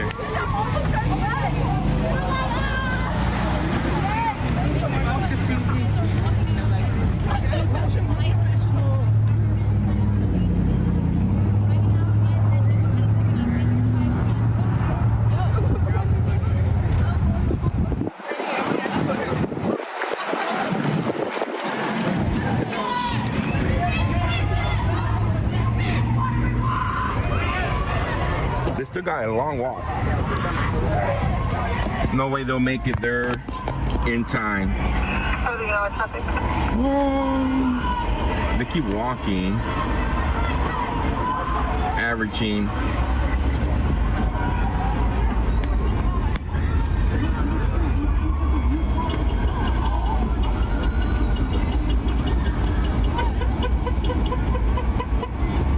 Morning in Palladino is going to be the one further east, just north. It's the morning drive just west of Vineland. You continue north on that paved road, it goes almost all the way to Alfred Earl Highway. Code 6233 West 15th Place. And then the numbers only. Coming in sign. Northbound on the black possible Yamaha motorcycle. 22 Robert 7339 control to Chris.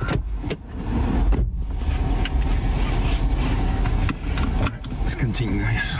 Control 1, J David 21, clear across the log one.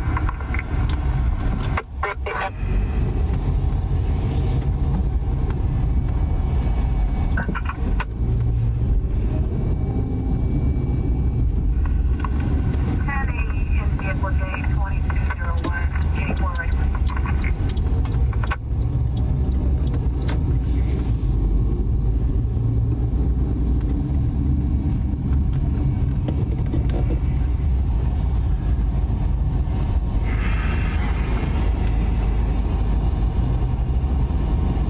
Control 1, Eagle David 61 and unit 10-8.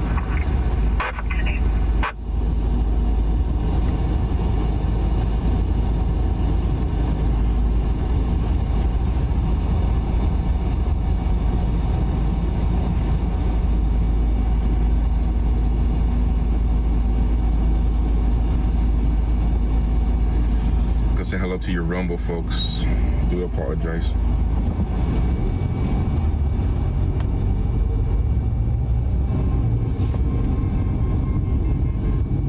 Susan, Rusty, Sugar, Dr. Mark in Texas, Trinaga, oh Uncle Bill. Thank you for the gifted subs. Hunter, Smurf, 60 Patriots.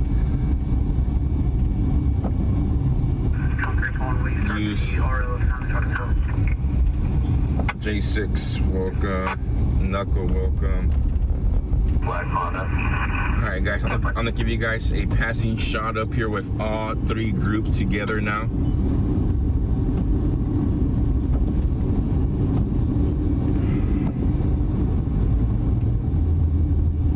Control 1, Eagle David 61 and Eagle 64, code 6, 711. Baker City, apartment 47.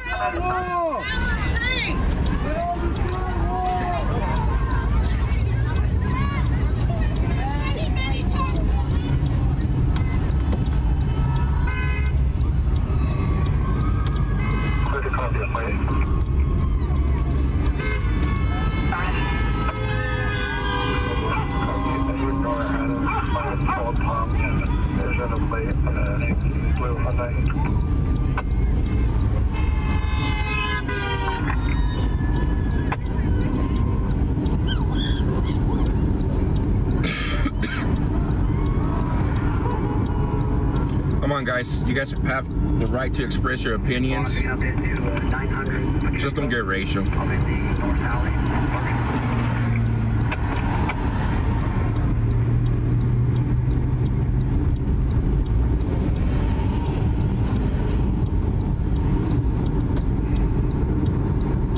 We left already.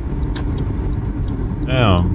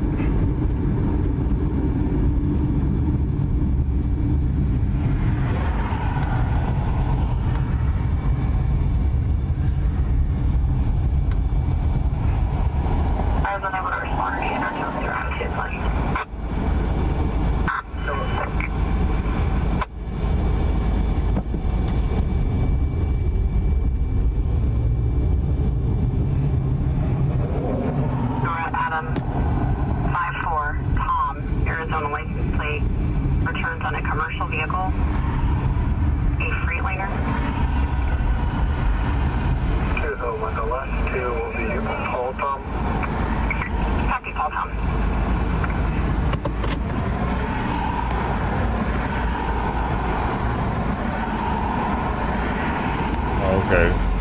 Thanks.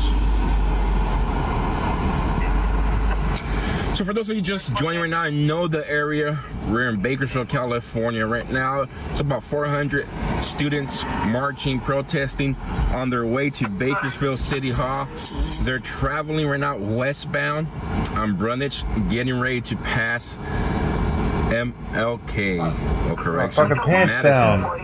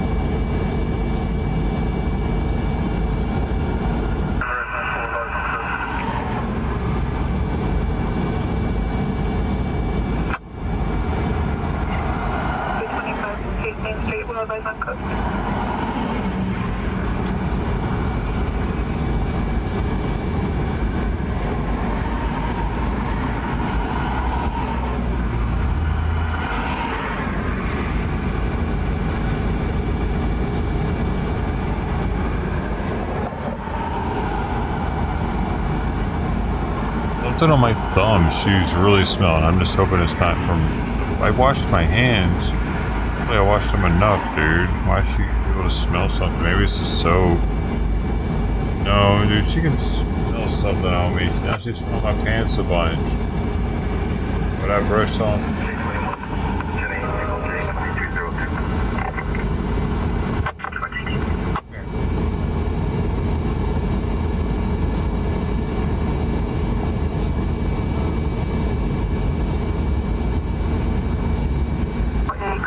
So it looks like more volunteers are showing up, guys. They're getting people out here with safety vests.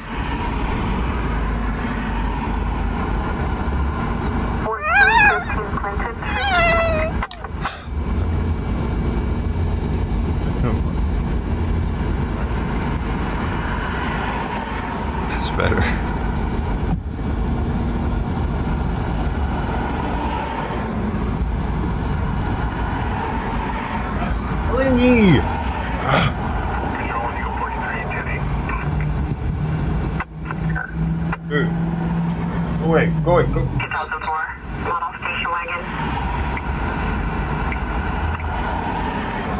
2001 day term on that vehicle. 10-4. No stops. Expired.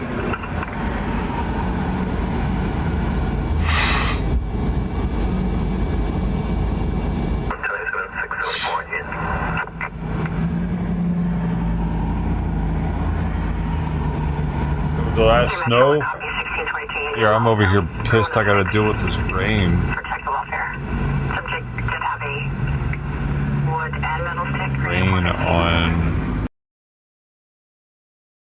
I have no volume control. I have 0 volume control. Goes from 0. Keep them on the sidewalk, guys. There's over 400 of them now. For those of you just tuning in, wondering what schools are.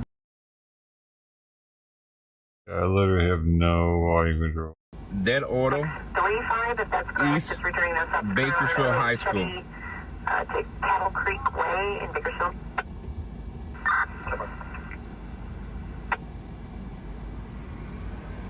Not telling me. I'm gonna get crazy in a minute.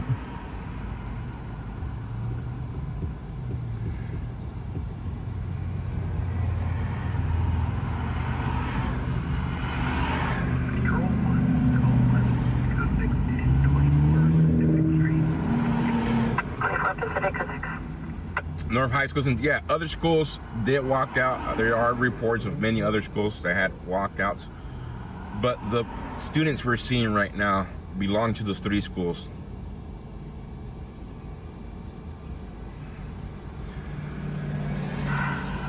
East Bakersfield High School met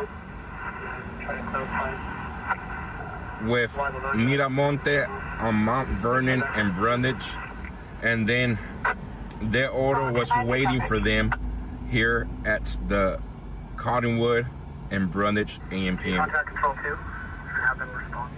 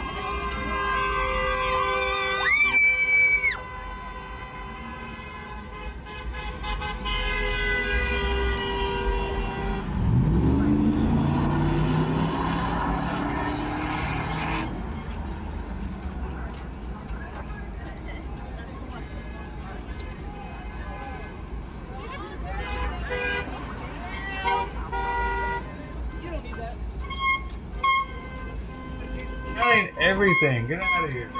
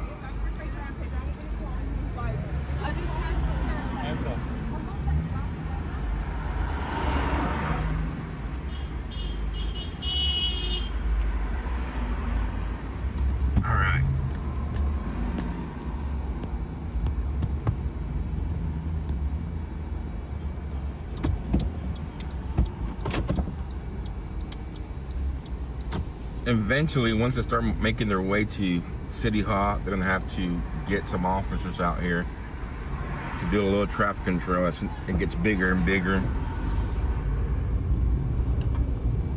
Right now, the streets are wider here.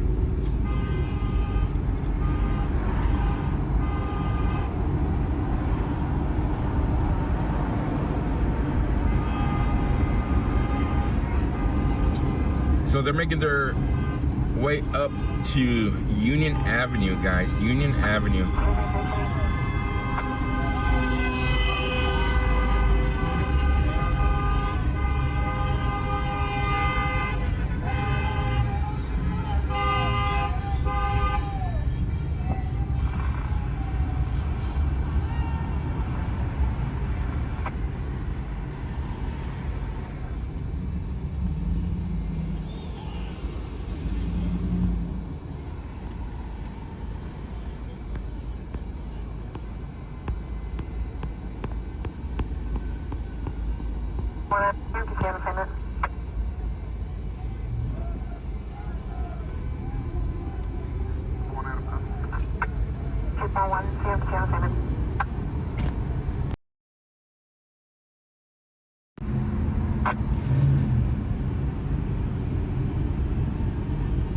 Alright, I'm gonna go to downtown real quick and we'll come back to this, guys. This took a away. I wanna go see what downtown looks like right now. So they gotta walk all the way up to where I'm going right now. I said they have about 2, maybe 3 miles left to go.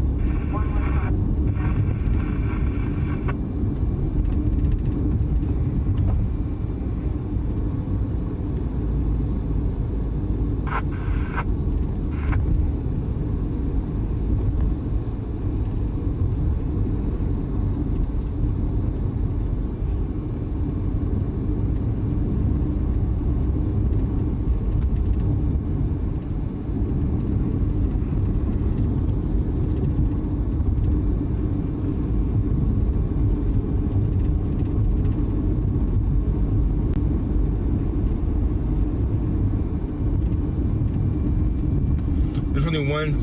Oh, I don't know if there's 2 city halls now. Oh, I know there's 1 city hall. That's the downtown.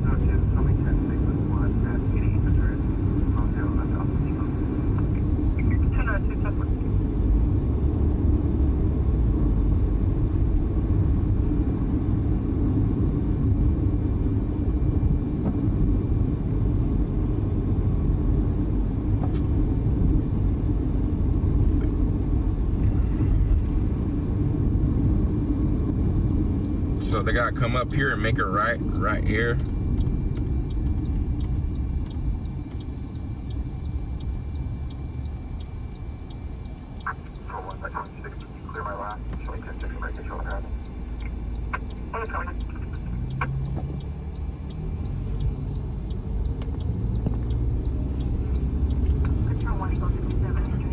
I'm guessing they're gonna turn right here and make their way to downtown.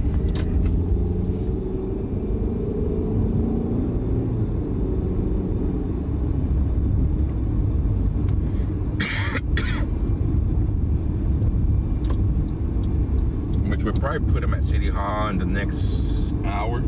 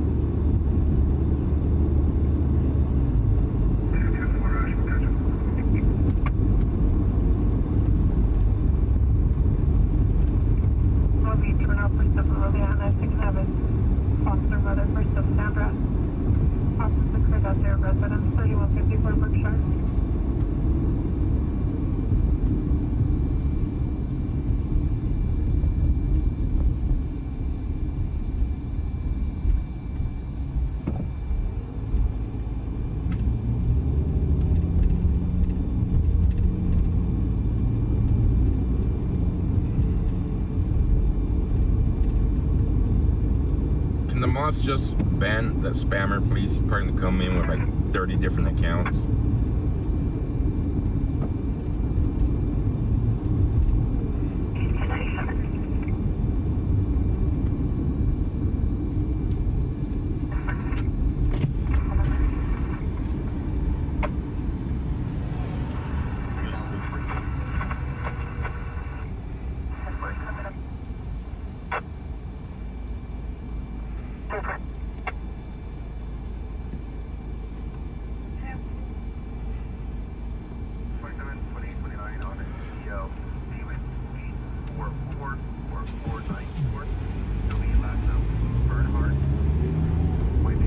Alright, we're almost at downtown City Hall, guys.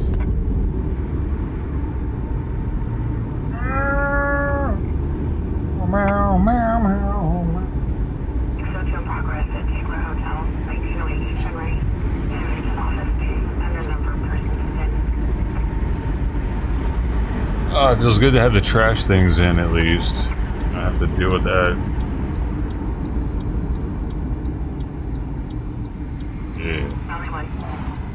Yeah, buddy. Also, there's already people in front of the courts, guys. 2701 White Lane, McDonald. Two persons down in a flower bed. Fires en route, ambulance staging. And some of those cats might not have eaten today had there not been food out here. Thanks to you guys. There's already people in front of the court. Why not have? Yeah, it could have been the only meal they've had for who knows how long.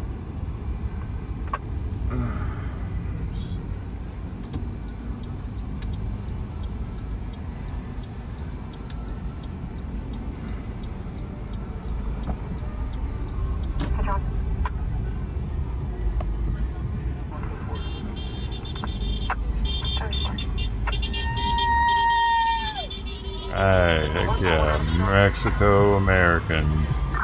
Let's make America Mexico again. Girl.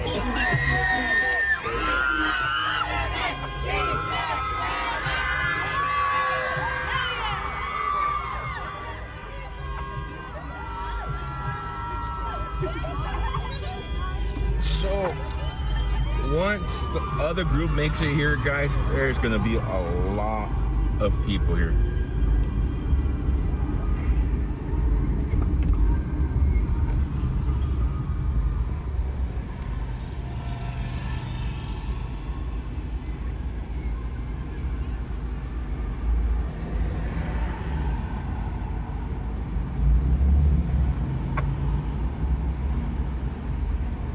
When you can 1022, subjects for sleeping.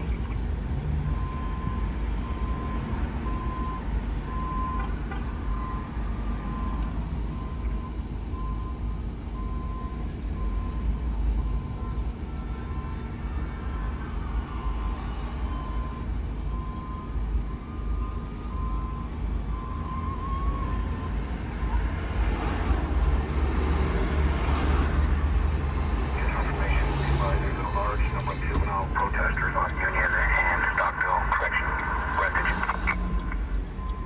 Item 19, 10-4. So that just came across the scanner right now, large. Juveniles, protesters, Union and Greenwich, that's where we just left. Stand by.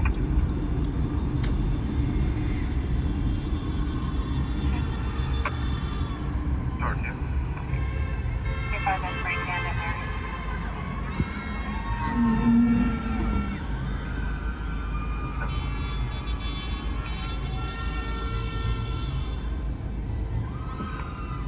You guys want copies from Callaway and Holland?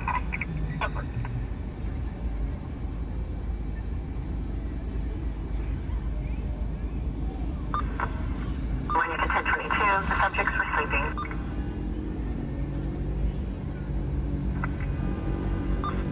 Information is being advised there's a large number of juvenile protesters on Union and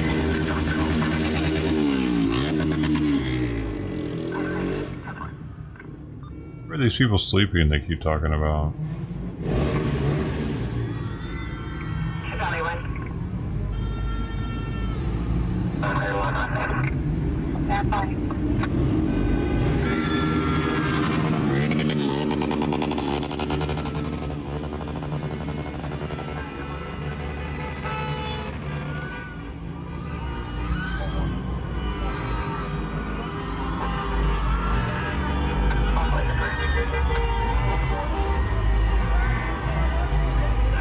Yeah, I'm gonna go park somewhere. 03083, not returning.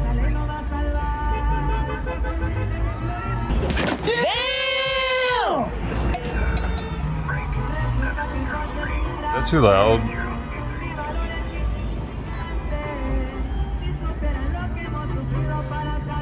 Or too cheap? It's one of the two. Which is it? Too loud or too cheap?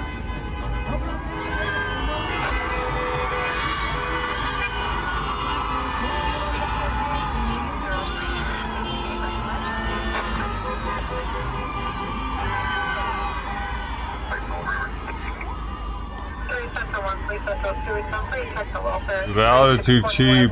Super 8 motels of 219 for Festival 273.5 for crispiness.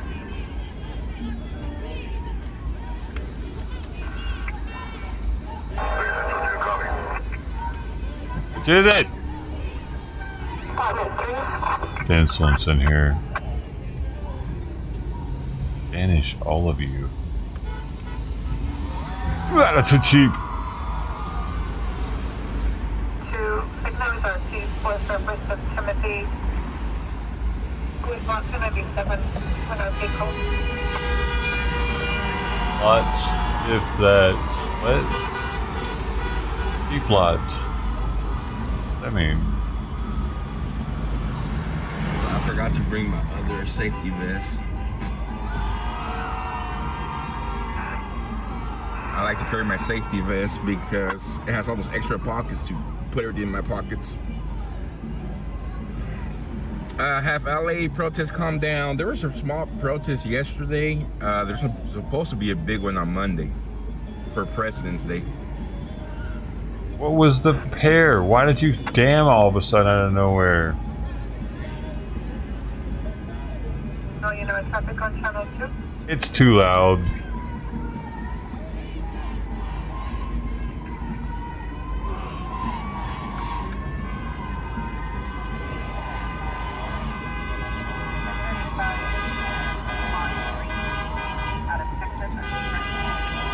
And too cheap. Now see, you fucked yourself over. You should have answered.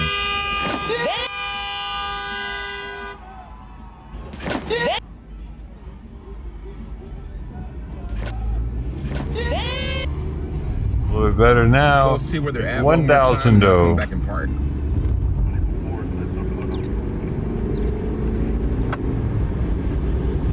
Once they make it to Chester Avenue, I'll come and park. Yeah. That's better.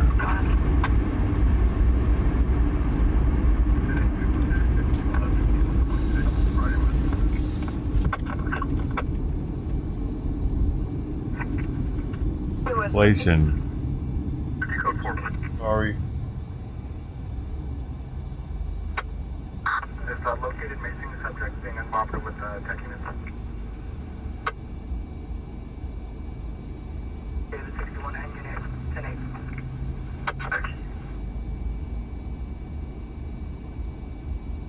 Four. 3 south 1.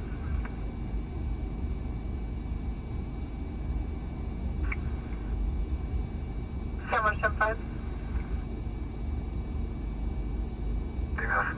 141, good 10-8, valid position.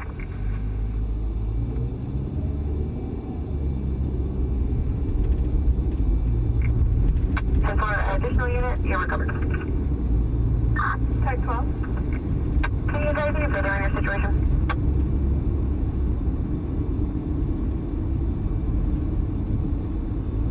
Oh, where's he parking at? Go back home. Keep on, please, head route. Find anything. Where's that? Tag 2. What's that supposed to do? I wonder what this summer's gonna look like when they're all the college students, the kids are out of school. 3 north 1. Can we have a repeat of 2020? Is the question. 3602, call for it. 3 Central 1. 1, go for it. 2021, 2020.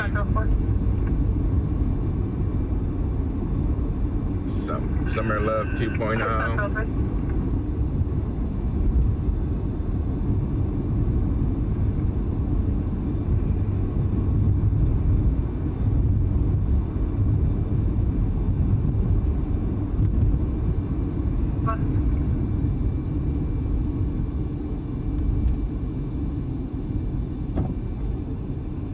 Central 1.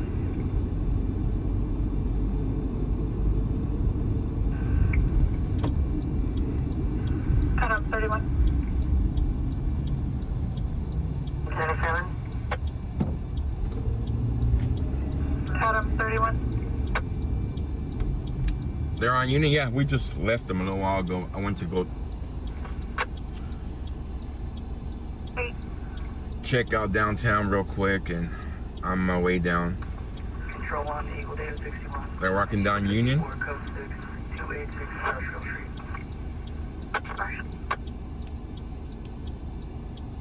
Just confirm your code 4. Code 4, en route to Mercy Southwest. 10-4. However, 19. Power 19, code 4. However, 13.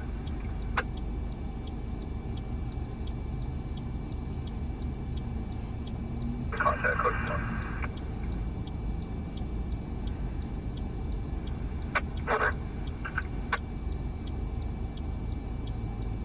Foreign contact confirmed.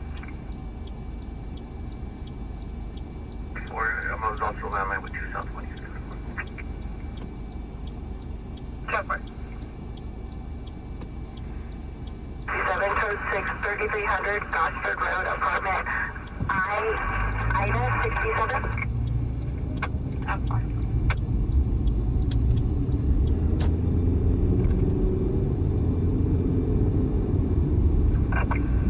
Edward. Edward 42. 42 code 4. 310. Gilbert 310.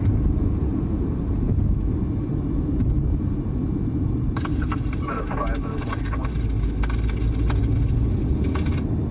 Ramp 820. 10 4 10 22.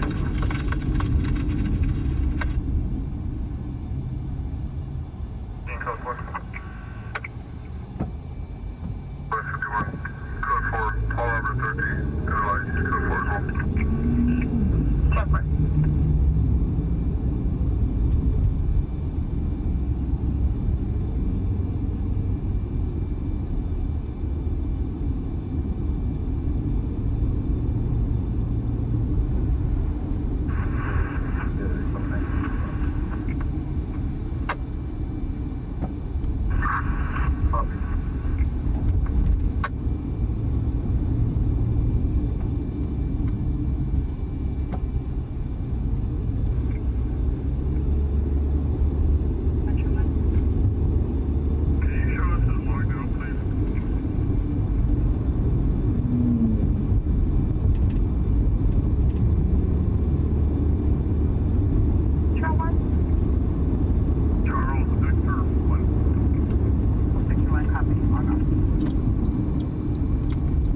10-4.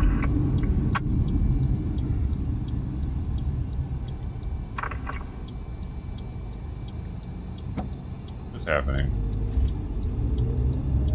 Morgan.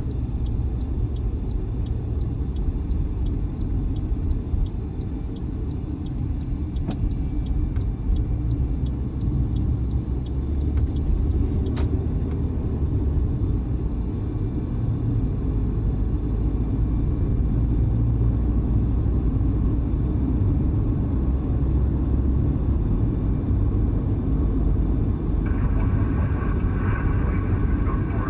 I'll have one private room.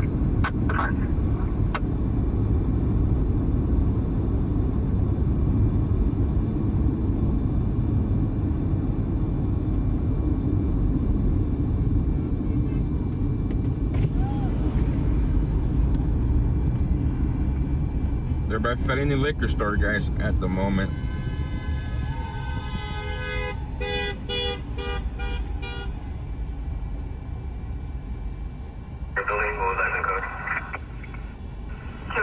Copy.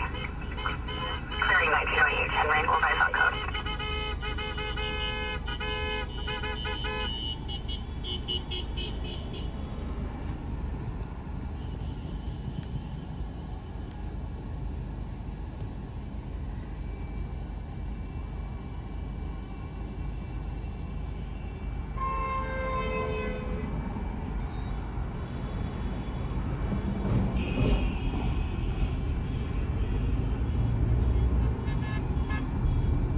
Alright. I'm gonna go park and wait for them over there.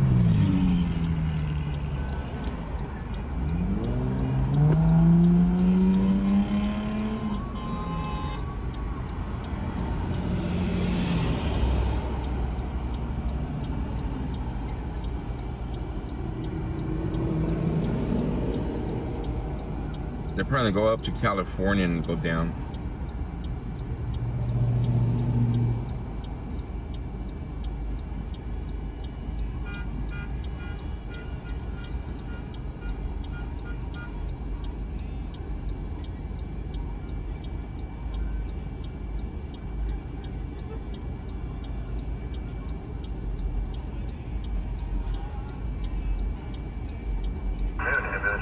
For any evaluation. Just confirm to Northwest. Okay, from 3 North 1. 3 North 1, Southward.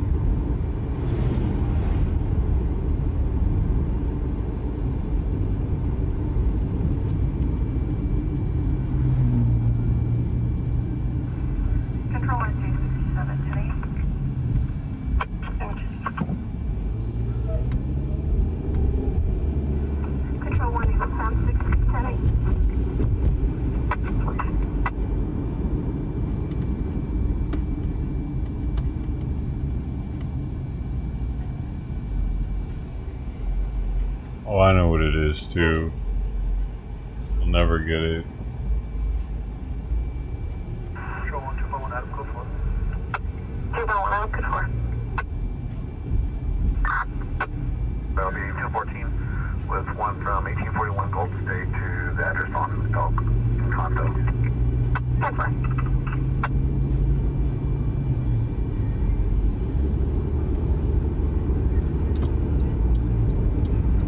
No, just school.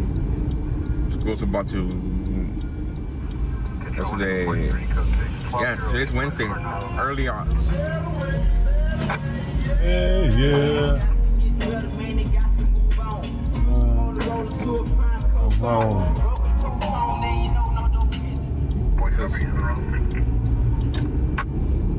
Early outs today. Control Eagle 4, Eagle Davidson, code 63124, Park Meadows Drive, apartment A, Adam.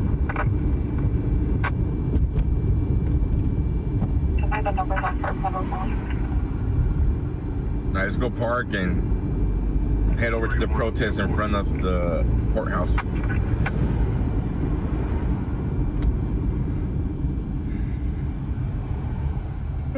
Excuse me. Polaroid 19, I'll handle 673, 4 Earl River.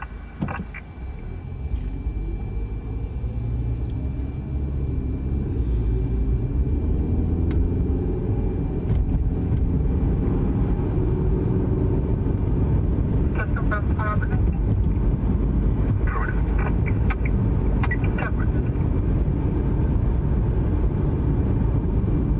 Shot caller. Alright, songs back in the days.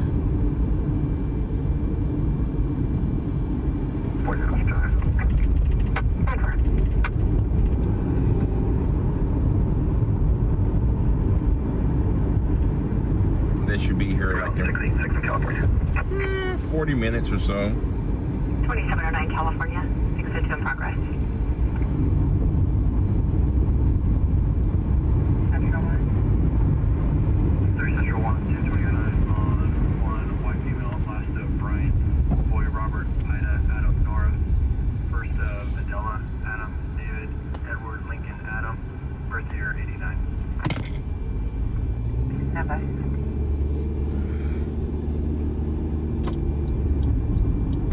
I didn't want to get up, Kerr. Because we're broadcasting for our fire vehicle, coffee and trucks and on our gray Lincoln SUV, 8 Frank John Lincoln 031, last seen southbound, control to quick. I did not want to get up this morning.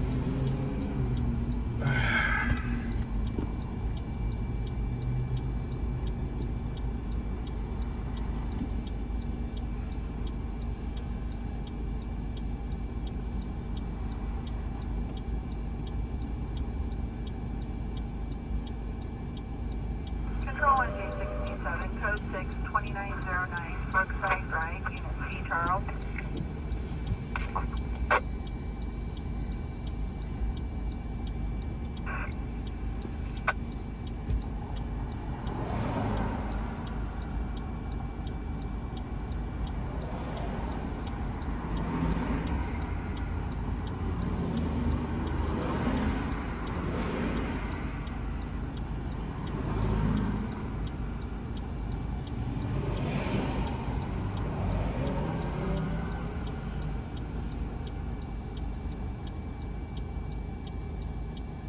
Oh, come on, dude.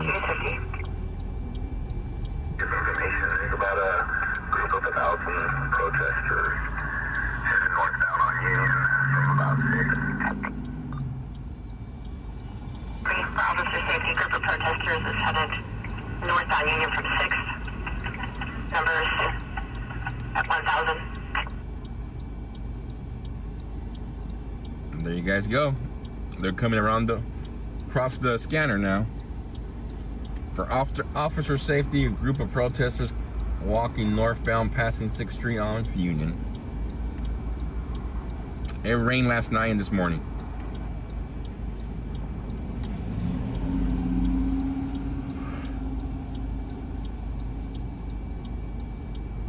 What is taking him so fucking long to park somewhere? Didn't he say he was going to park like 30 minutes ago when he saw the kids outside that place? I didn't know we were going on a road trip. We're out Bakersfield. What are we doing? What are we doing right now? Fuck, man. She's putting me to sleep. Oh, hell units for 2735 just occurred, 2731 Ocean.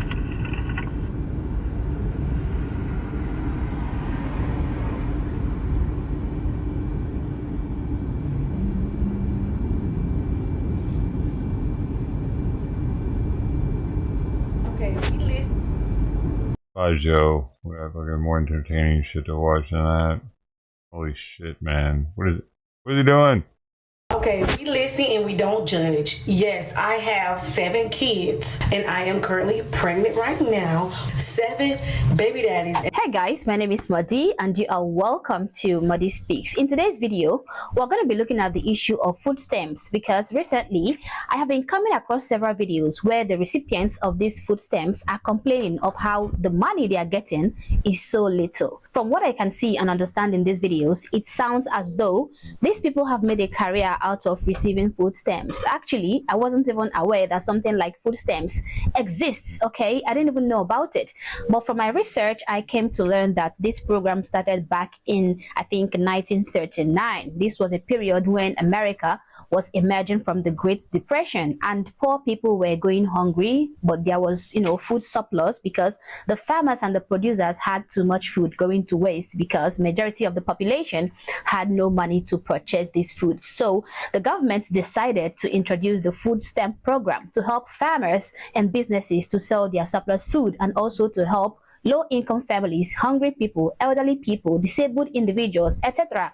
to purchase food with either a blue or an orange government-issued card. This program was a very welcome development as it rendered immense help to low-income families. Now, fast forward to today. This program has been hijacked by people who are only trying to exploit the government. Some of these people on food stamps do not even need it because they do not lack food, okay? Some of them have food, but they just go for these food stamps so that they can sell it and use the money for other things. Some have become career EBT members just because they are too lazy and too entitled to get a job. Well, we're going to be listening to what some of these guys have to say about their food stamps, but before we jump into the video, I just want to give a very and Trump is talking about they're going to do mandatory working for food stamp recipients.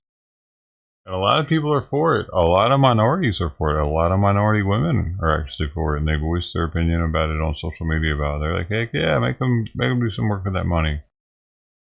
Very big shout out to all my supporters on this channel, my channel members: Kingsley, Raven Lunatic, Eve, Core 44.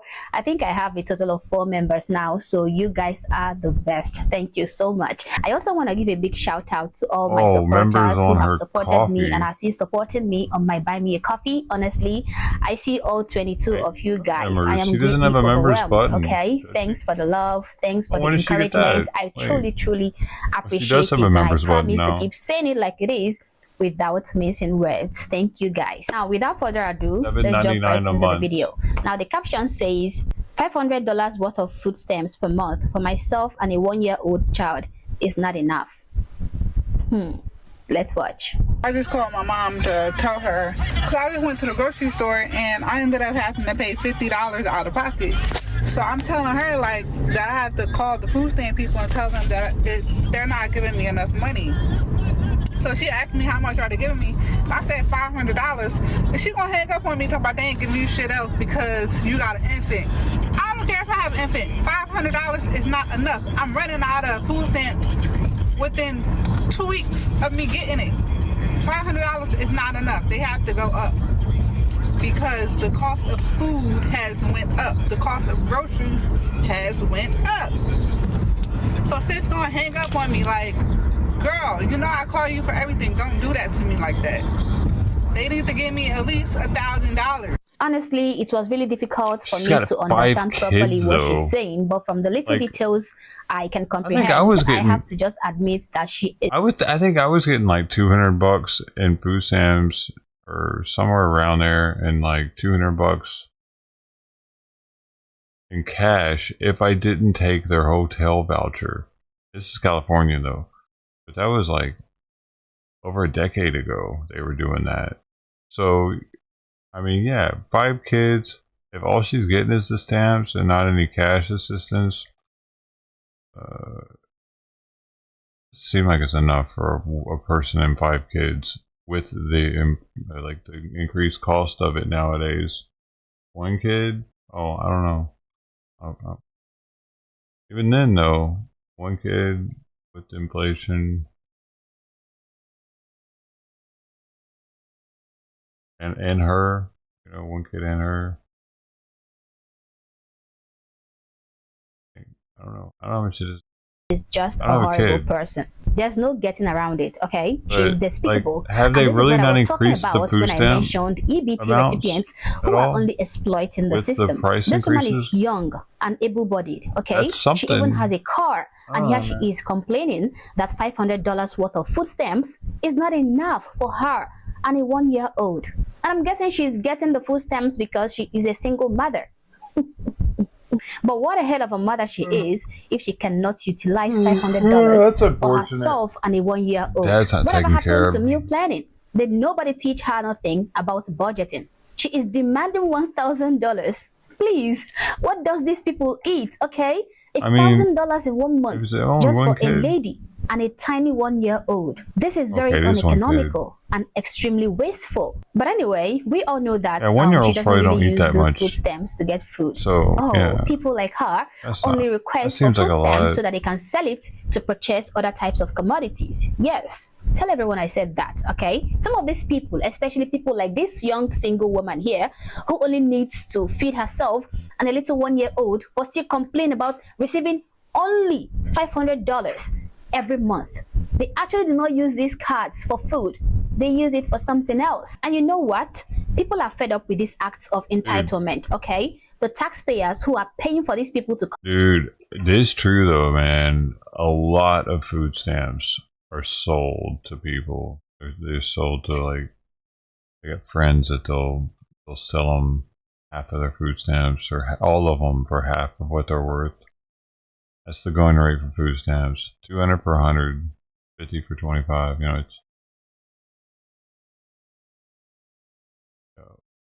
it's definitely happening. I did it once, a long time ago, because I needed money to pay a bill.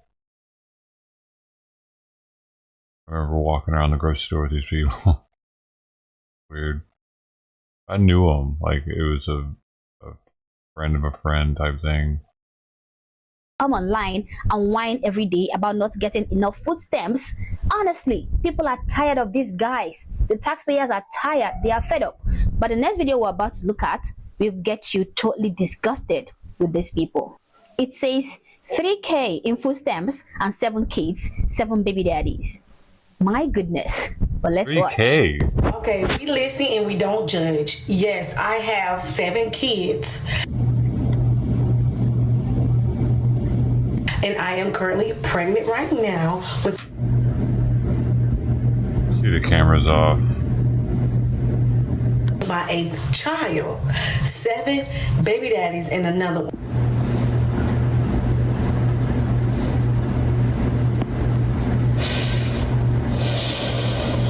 I got 8 baby daddies. Yes, we're getting 3K in food stamps. Yes, we are killing it, honey.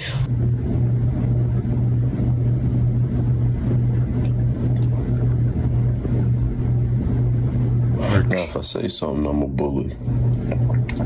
I'ma say this. Sometimes the left's agenda of pushing for certain things makes sense to me. We are killing it. No, I'm not ashamed. I've been a mom since age 14. EBT member of the week. Congrats. My. Whew. What is going on with these people? She's going on 8 kids and 8 different baby daddies. And she's jubilant. She's making money off of the food stamps, okay? She's crushing it, guys. She has become a very successful EBT dependent individual. What a clown. Do you know that so many hardworking people in the United States of America make less than $3,000 every month, even though they are working their backs off, okay? But we have people like this woman being paid good money by the government for being promiscuous and irresponsible. It is just as though the government is encouraging and incentivizing them to even make more babies out of wedlock.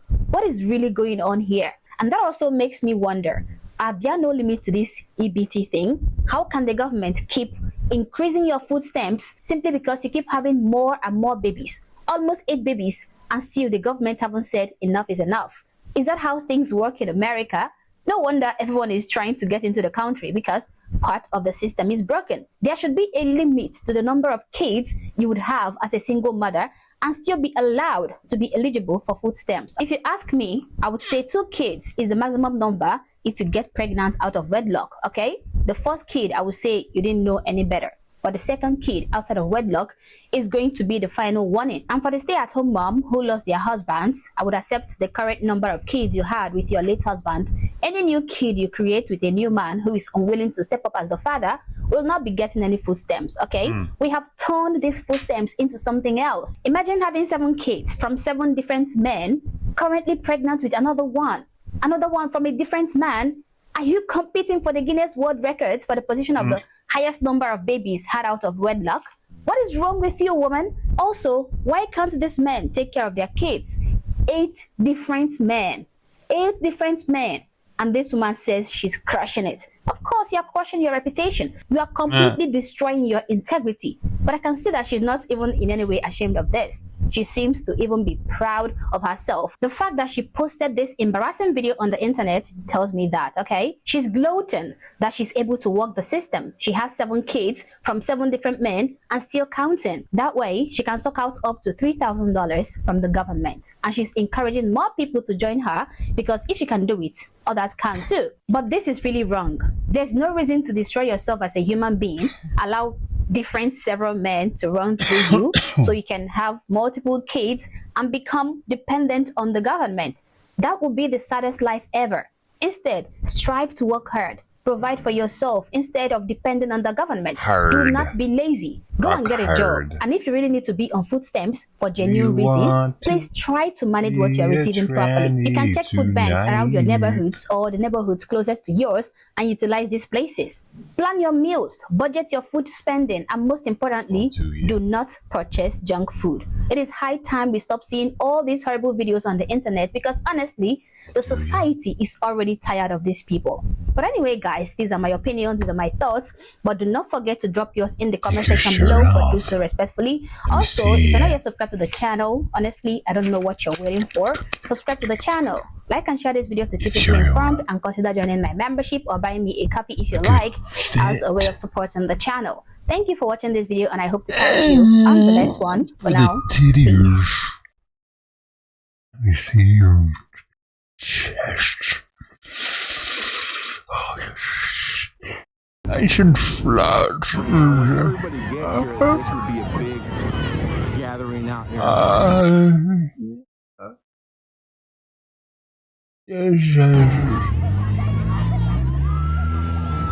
Dude, should I make a movie with all my weird characters just hanging out? I'll have to do one at a time and then to green screen myself into the new position and shit.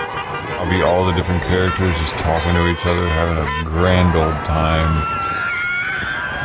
Yes.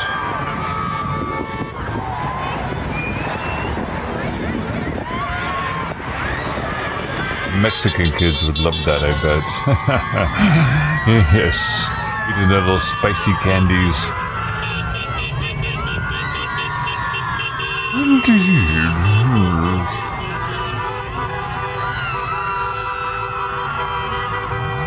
Honey, would you pass me a Werther's original?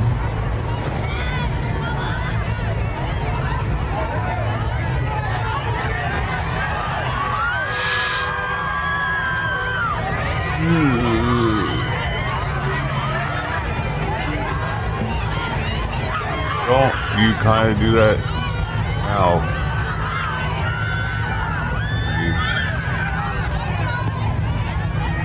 Yeah, maybe I don't need to do it. Too much like work.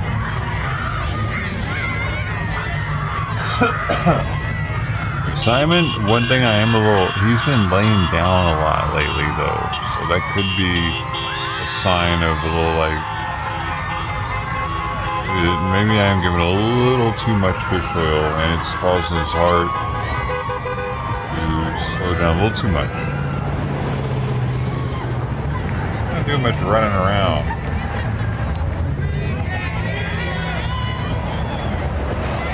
Lots of, alright, at night maybe he's just sleeping better because he doesn't have the back pain. Maybe this is what he wanted to sleep all along, but that kept waking him up, maybe. Oh, he's moving. No, don't leave me now. I was just talking about, you know. He's gonna go up there now instead.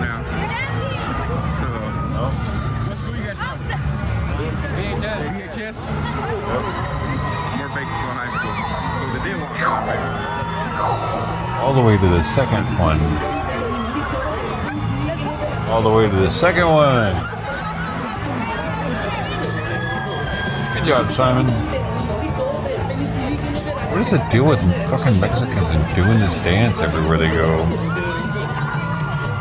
Mexicans got the IQ of a bunch of kindergartners I'm seeing because they do this dance everywhere they go, and I don't know why.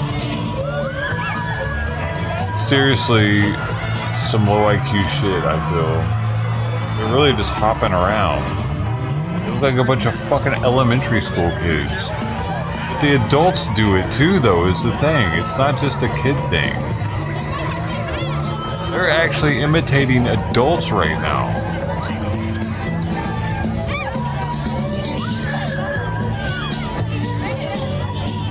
These people, their IQs are less than other people.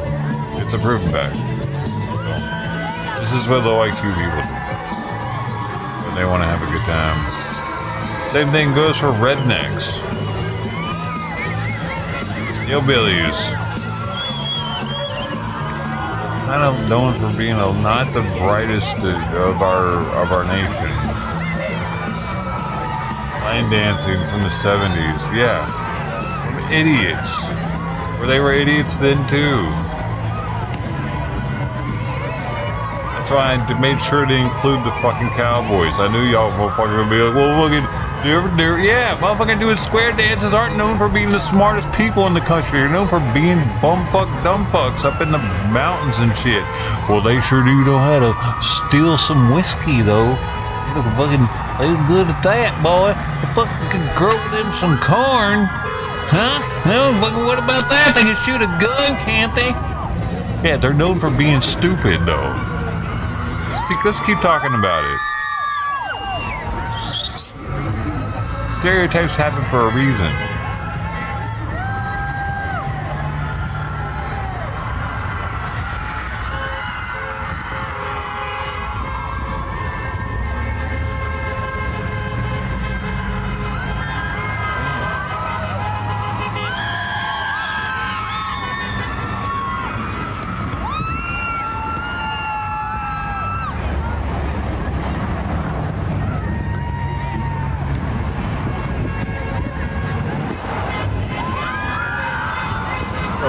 You don't have to be South American to be low IQ. You can also be white. Yeah. It's just you're more likely to be low IQ if you're South American or Mexican. You're more likely to be lower IQ. Look into the fucking statistics yourself, dude. Think, oh, what a fucking racist fucking asshole, man. What a Trumper thing to say. He's a fucking racist, dude. Yeah, well, you look at the stats yourself. Just like there's not more black crime than white crime, right? No. The white just arrest them more because we like arresting black people. That's what it is. And then the colleges are just full of fucking South Central and Mexicans, Americans. They're full of those. Not because of DEI at all. If that's happened within the last couple of years, I don't know. It probably has. They probably do have a lot more than they did. Minus DEI, how many of the top positions at a college are held by those countries that migrated here? I don't think very many, and it's not because they're being held back.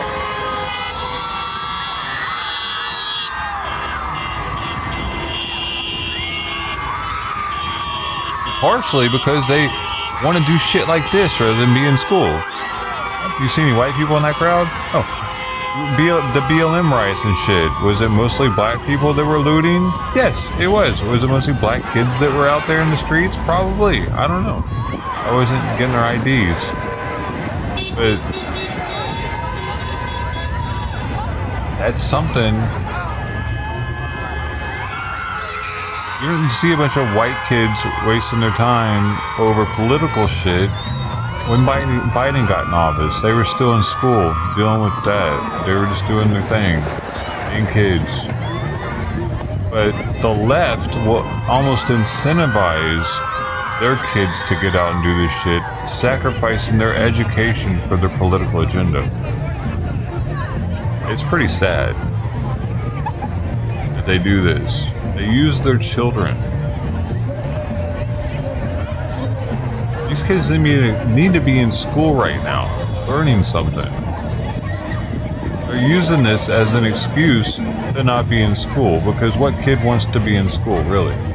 If they know that their teachers are going to be like giving them the old wink, like, yeah, I'll see you out there. Have a good time, you know. Of course they're going to go, dude. It's a day off of school.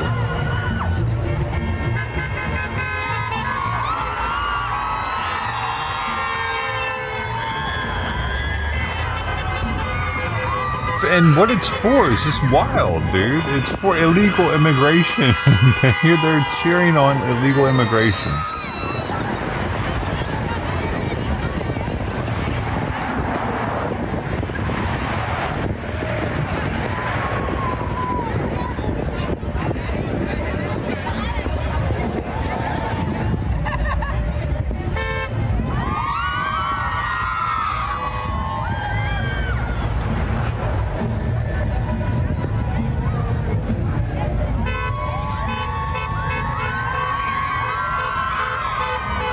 I think that the counter protests are going to start once it warms up. People are thinking that the protests are really going to ramp up, and they will. But there will then also be counter protesters, because anybody countering this shit is winning right now. You know what I mean? They're winning at home where it's warm, it's dry, they're chilling, enjoying their victory. Once it gets warm out, people are going to start getting bored. It's going to be hot inside. Want to get out, maybe. Hey, let's walk on down to the stupid protest and hold a sign saying "fuck you" or whatever. Like, that's going to start happening more in the summer, spring into the summer. Proud Boys are going to start happening more. For those of you just joining, this is Bakersfield, California. Multiple high school students have walked off from multiple. Because it'll be like right now, it wouldn't really be fun to counter them because you have to be in colder weather, rainy.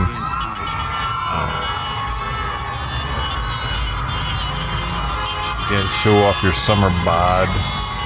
Proud Boys are gonna be out there like, fuck you! You fucking twerp! You know they will, dude. The Dems are gonna have a bunch of fat asses on their side and trannies. Hey, fuck you! Pepper spray.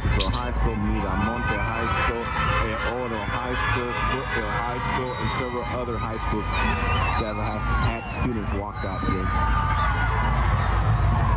2 or 3 years into this, it's gonna be crazy, probably though.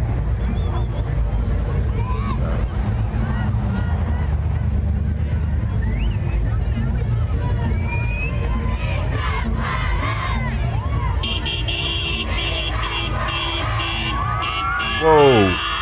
She ran all the way up to the top and then jumped off of it.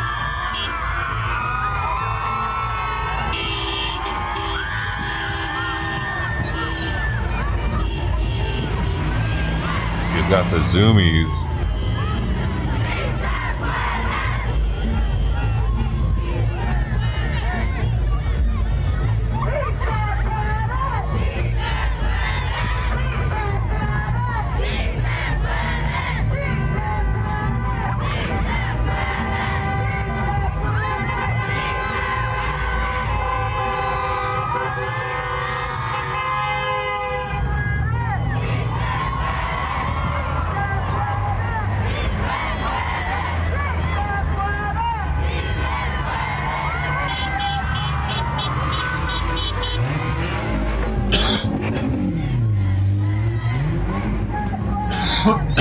Oh, that is it, that's cool.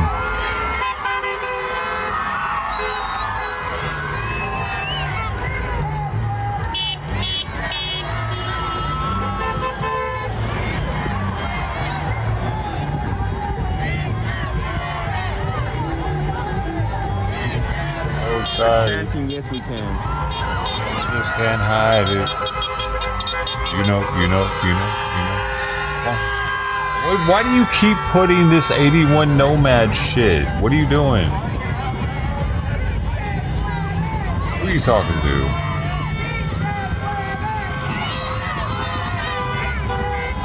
You being racist, buddy?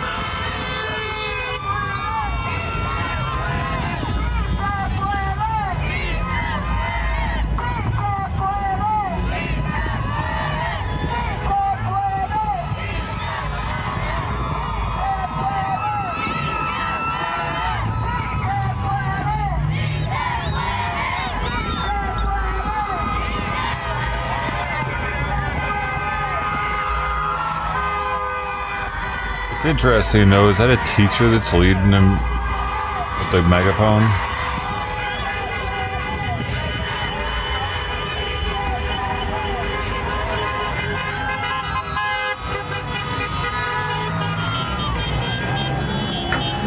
Oh, sorry, chased her.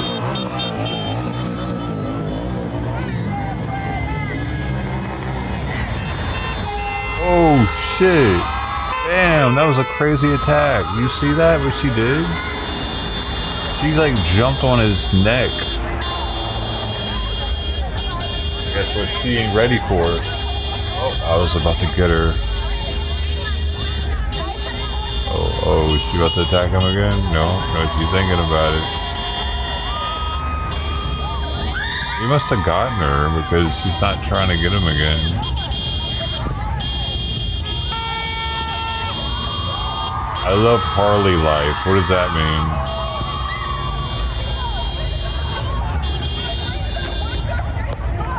Are you drunk?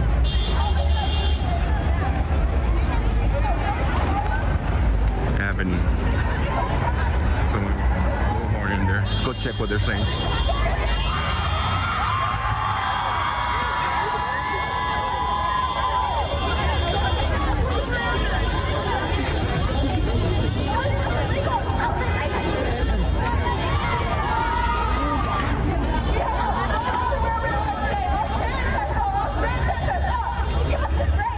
Why are you talking about your Harley though? Out of nowhere. Out of epic. I missed something?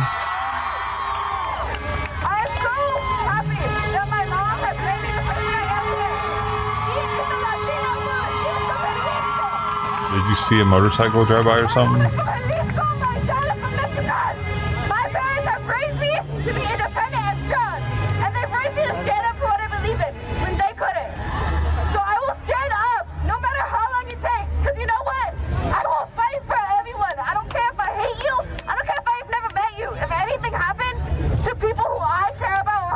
Hair, bro. She got multicolored hair. That's the most fucking leftist person at their school, probably, with that many colors in her hair. I know so many people who were scared to come to this today. They couldn't come because their parents don't support them. But you know what? I'm glad my parents do. And I will continue to fight for those who can. Anyone else want to speak? Because I'm tired. Her hair color definitely says it all, dude. Like, holy shit. She was like, she spent... Like, no, I know this is what I want. I want to tell. It was probably one, and then it grew out, and she did it again. Probably, maybe. But still.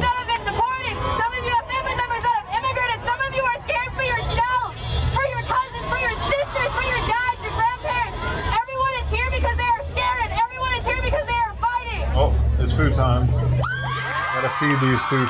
Fifi, are you hungry? Fifi. You hungry? My mom is an immigrant who came here to have a better life for my family. My mom is a working student who is trying to save lives. When I was younger, I used to be scared that they would take my parents away from me. I was scared that they would take my sisters, my brothers, all my family members. My uncle did something great. He came here to have a better life from Guatemala. No car, nothing. He came here walking. We're here because we are scared that they're gonna take our family members, people we love, and we're fighting for that right today.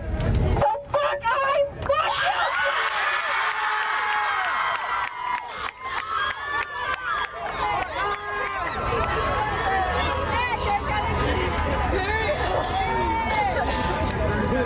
you! Yo, all right. I'm local here. I report the police and I report government, and I will teach you guys the rights. You guys, it's important that you guys know the First, Fourth, and Fifth Amendment. Learn it, teach it to your parents, your families, translate it to them. Always report the police. Always record government. I have a bunch of cards. I will teach you guys how to do this. Look. It's God first, if you believe in God, and then it's the people, and then it's government. keep government at the bottom. We the people have the power when we stand together, when we know our rights. Right? I have cards if you guys want some. Yeah!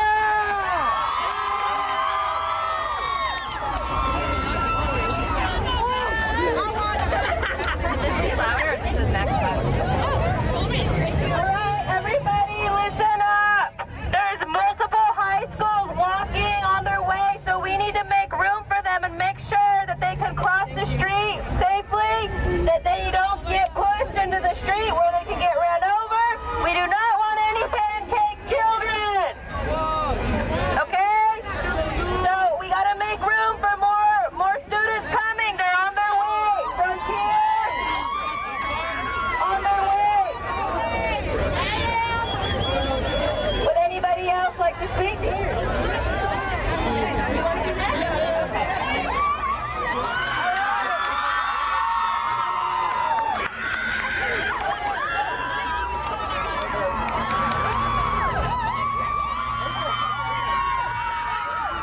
My family's from El Salvador. They came here with nothing. My dad only came here with one pants, one shirt, and Mario was going to eat every single day. He fought for me every single day to have a good life, helping me and my mom, my grandma, my siblings have a better life. We have a nice house. But right now, with immigration out there, my mom is scared for her life. She has no papers. The only thing that's letting her stay here is a work permission she got from her job. And without that, she can get deported by any person, by any day, by any year, any night. And I'm worried about that. And I hope for everyone that's here, you learn, respect the people that work here, the people that came here from like Mexico, El Salvador, Guatemala, Honduras, everyone else, you know. And with that, I just want to say, I love you, Mom. I will fight for you.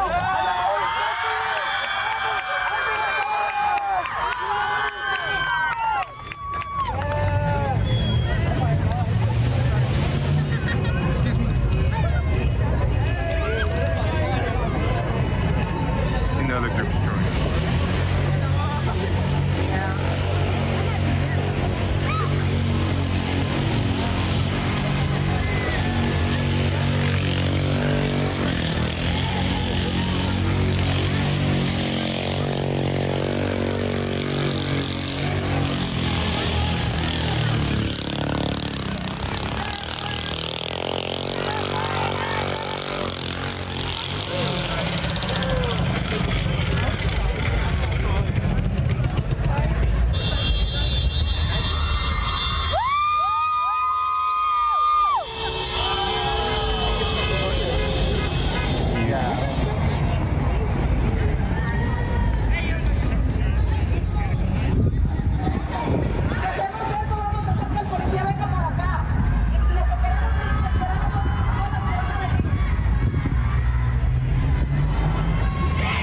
Back right now, I just want to get the view of them coming in.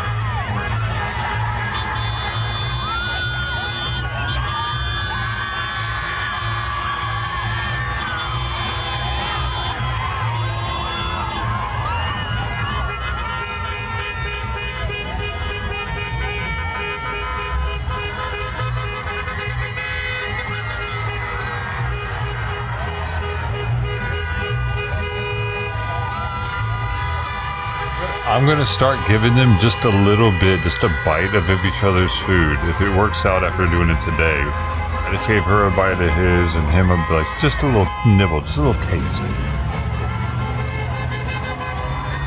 Oh, look at this! We have a anti-ace.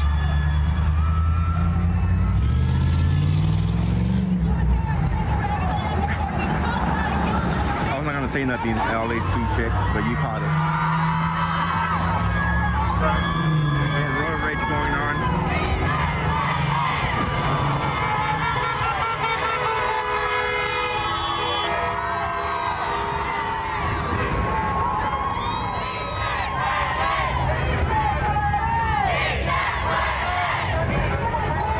Yes, there's at least 400 to 500 more people showing up here shortly, guys. I know that 300 to 400 are showing up, but there's word that there's multiple other schools coming too.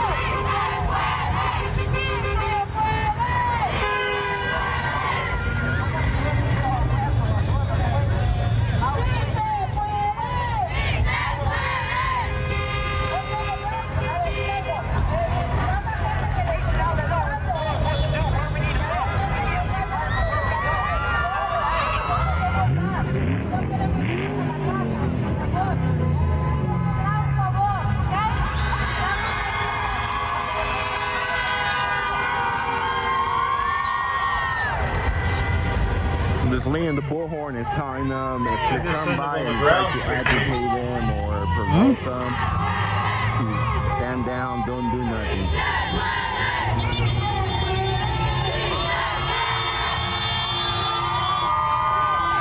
Crystal Sanderson's in his chat.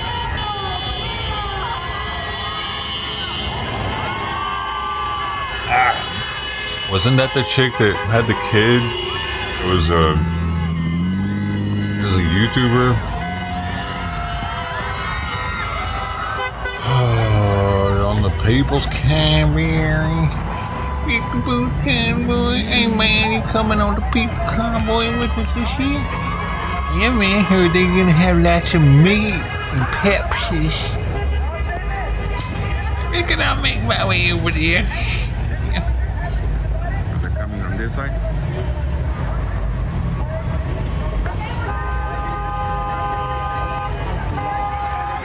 Simon's licking his lips. Oh, they get it.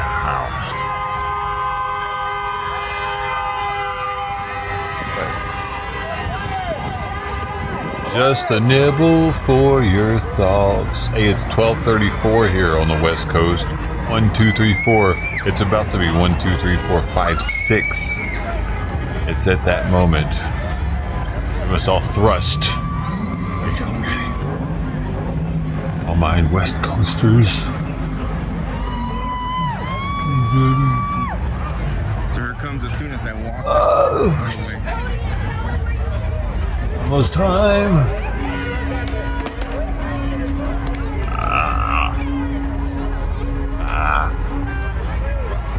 comes that big group that was walking all the way.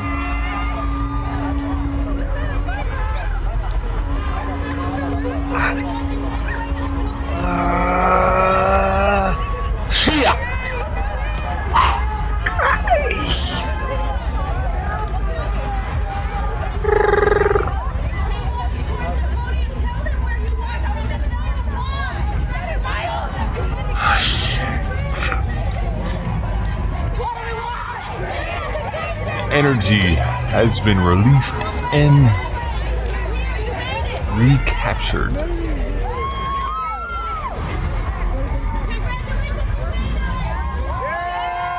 I should be at 100 percentile. Dude, where's it? What school? Del Oro. East High. Is this here? Yeah, they're up there.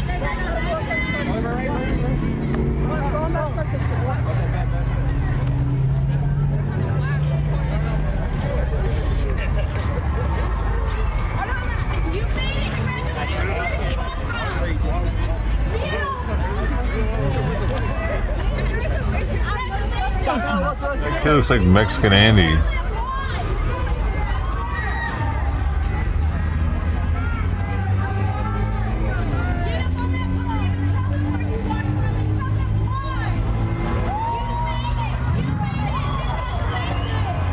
You made it.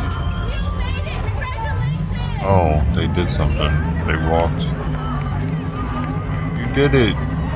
You walked for once.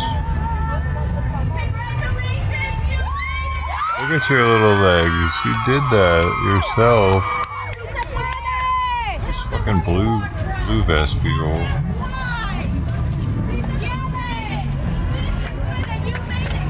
What the fuck is this dumb shit?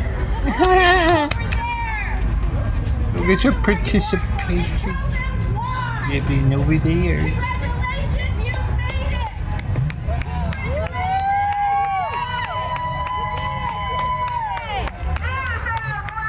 Ah, bullshit. It's the teachers, man, rooting them on.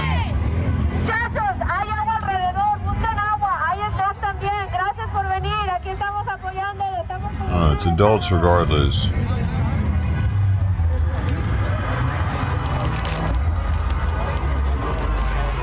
Kids probably think they're fucking dorks. Nerds, whatever. Boomers. Always me, boomer.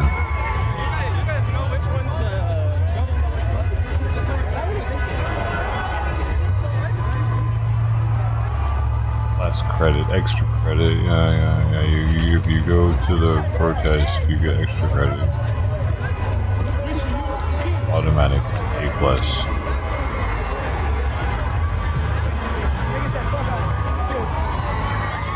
Standing up for freedom. Freedom to ruin our country. The freedom of everything here. That's what makes America America. Freedom of everything. Yeah, the freedom. It's speech time again.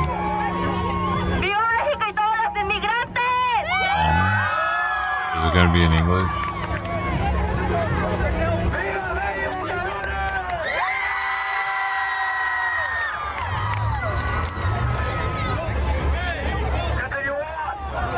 Welcome, brothers and sisters, from this land.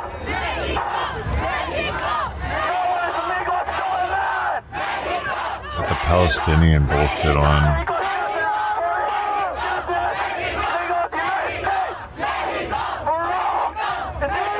Why don't they go back to Mexico then? Is that right?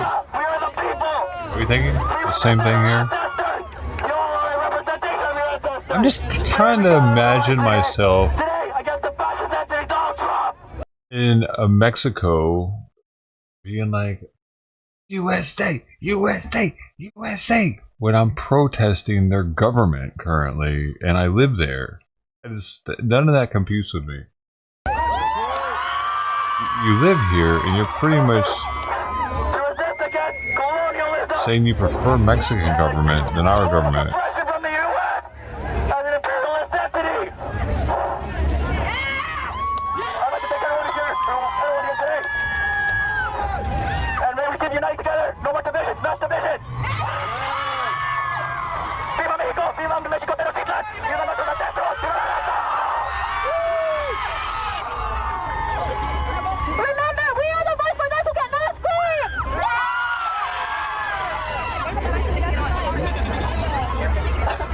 They're the voice for the retarded people. The realization of what they're doing.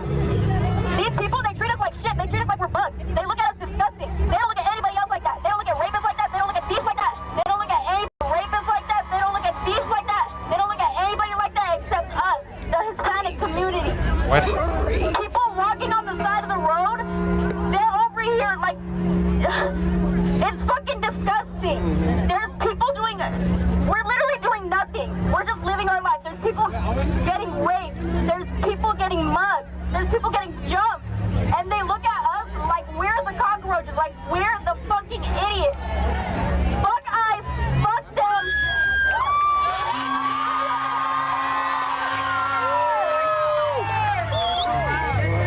Everybody say it with me.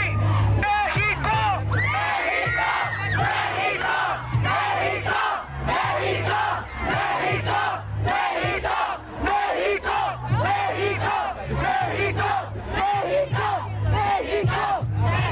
Mexico. What is up, Bakersfield? My parents came here as immigrants, and we are being treated as caged animals, as my teacher once said. What did he say? Sorry, I forgot. But basically, long story short, we gotta be united, not divided. I'm here for my family. They're always asking, Mijo, is La Migra here? Are they here? They're scared for their fucking lives. What the fuck is this? What the fuck is this? What do you mean? They shouldn't be here illegally, kid. What do you? That's what the fuck it is. Yeah, stupid shit. Where's your address? We're also here for Doge because they want to cut funds ICE to school. and that kid's parents. And that is not okay. Keep the poor educated.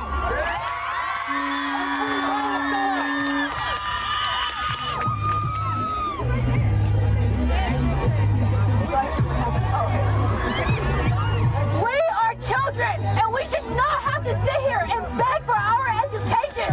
Nor do we have to worry if our parents are going to be coming home or not because they got deported. We should not have to worry about that. We are children. We do though. It's too bad. Well, we were all children once, so we know what that's like. Be alright. I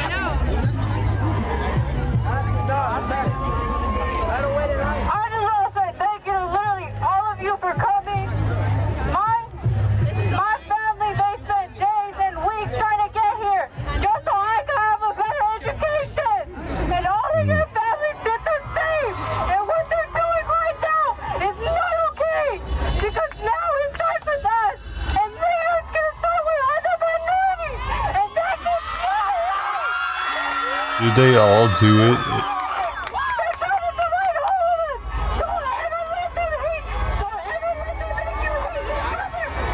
Illegally?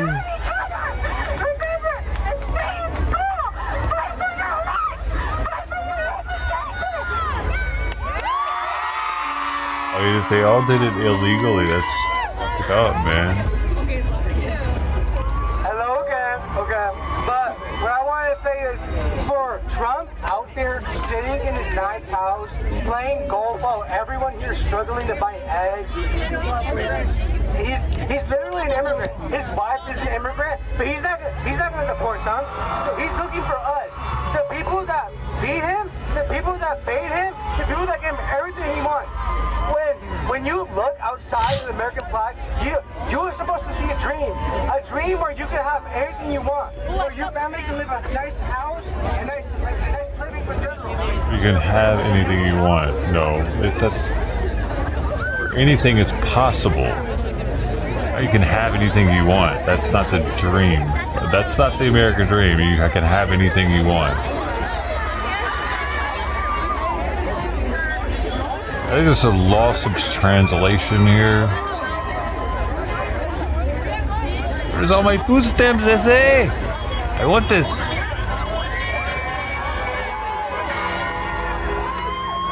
Get anything. I want some Jordans.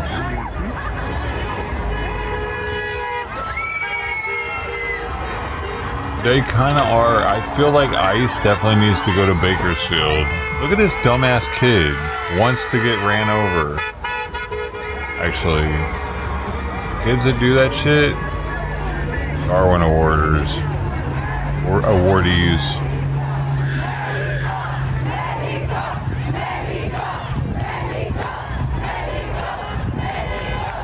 It's a thing here where kids do wheelies and swerve in front of cars. I'm sure it's not just here in California, but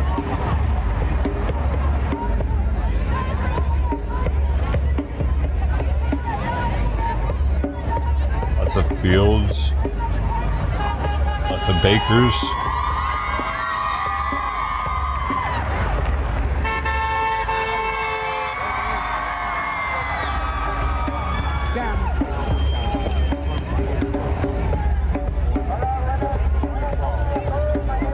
Of wheat.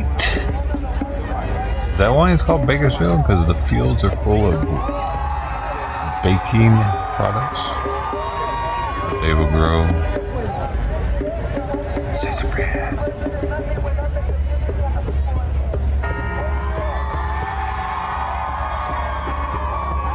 Why is the bell going off right now?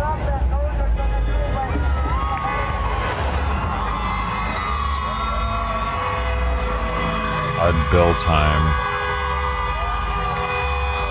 Oh, somebody rang it. It's right there. Oh, why aren't they just continuing to ring it? That thing's awesome. The teacher probably came over and was like, oh no, they're still ringing it. She's gonna come get onto them in a second. It's not a sanctioned noise device. They are not to touch the bell.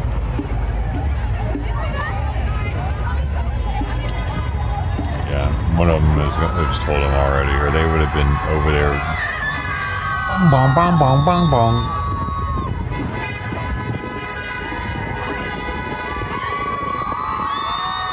Oil and agriculture.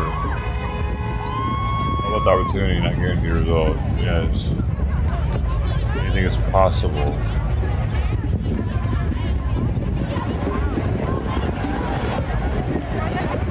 Ow.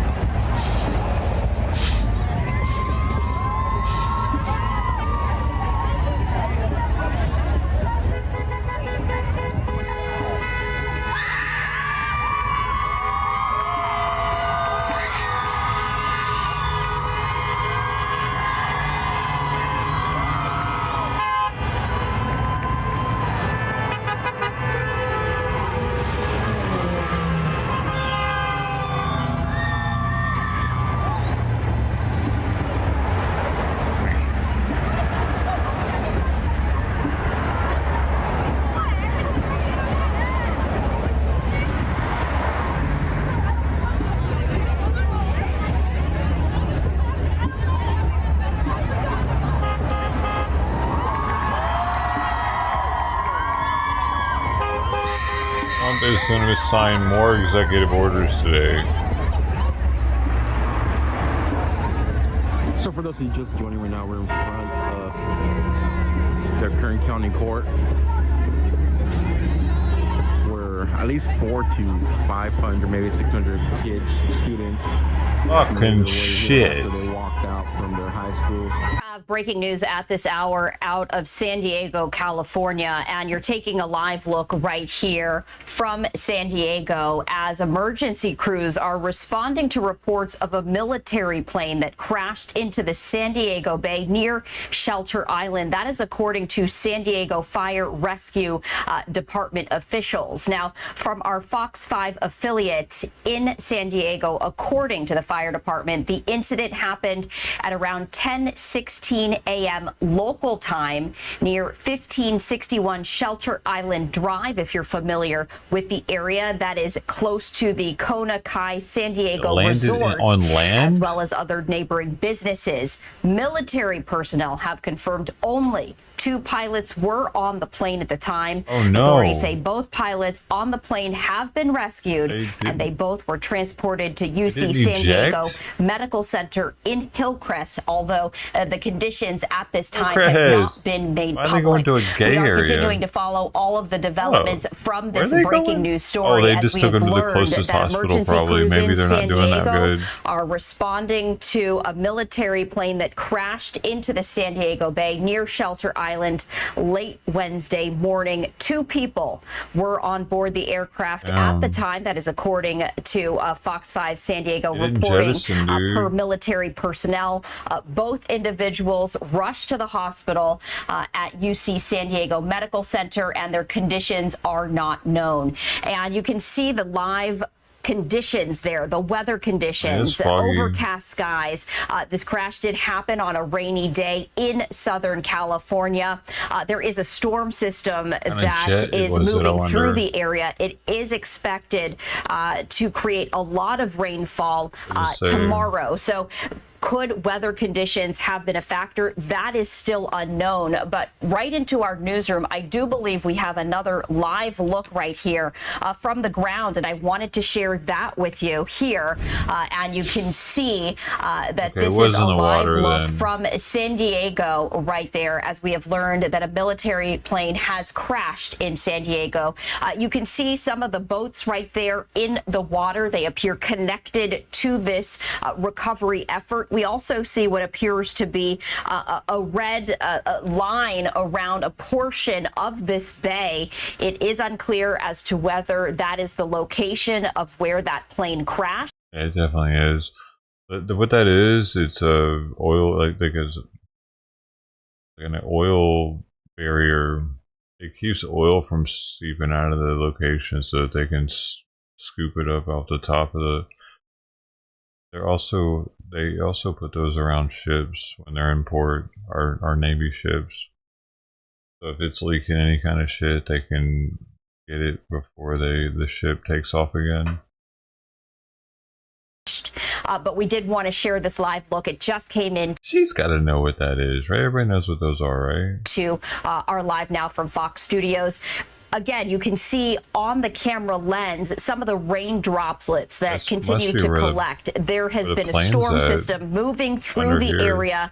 You can see the gray skies. You can see the water on this camera lens.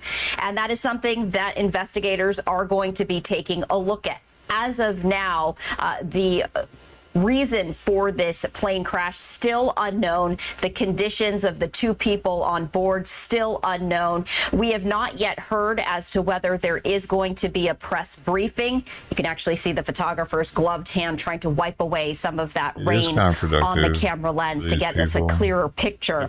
But we continue to follow this breaking news story out of San Diego as rescue crews now on the water. You can see some of them right there out of San Diego Bay as they are working to recover debris after a military plane crashed there. 2 people were on board. Both were taken to the hospital. Their conditions remain unknown at this time. You can see some of those first responding boats right there patrolling the water as they continue. Excellent. Excellent coverage. High schools that have reported. I'm going to find out more about this story. I wonder if that military fighter jet crashes off. And an EA-18G Growler military fighter jet. Yeah, electric jet. What? Hold up. Electric jet. What does that mean?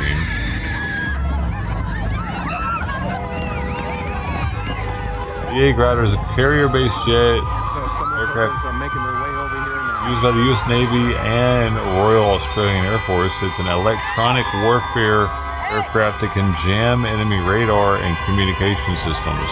Okay, it was cut off apparently. That's what it's for. Disrupt, deceive, or deny enemy electronic systems, jam integrated air defense systems, support non-integrated air defense missions, provide enhanced lethal suppression, locate, record, playback, and digitally jam enemy communications. It's similar to the FA-18F Super Hornet, the jet used by the U.S. Navy Blue Angels. It complements the FA-18F Super Hornet and the F-35A Joint Strike Fighter aircraft. It flies comparably to the Super Hornet.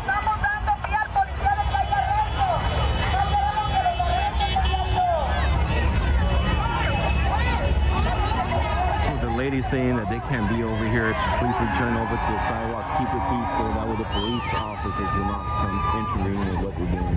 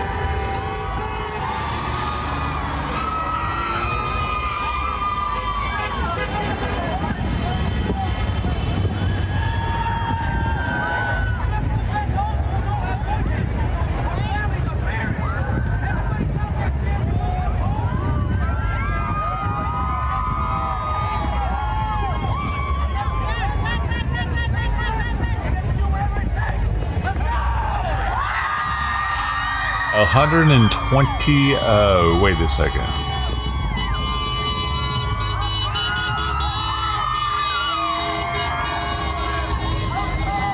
Boeing EA-80. See, Wikipedia is saying it's 125 million. The AI is saying it's around 67 million. Oh wait, it says the unit cost of an EA-18G Growler jet is around 67 million, according to NavAir. However, the U.S. State Department approved the sale of an EA-18G to Australia for up to 125 million in 2021. So I guess the jet's actually worth 125 million, and that's what is in the ocean right now.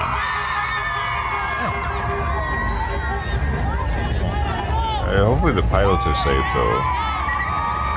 We need to look in to see if they're DEI hires. Hopefully Trump looks into that for every aircraft crash that we have.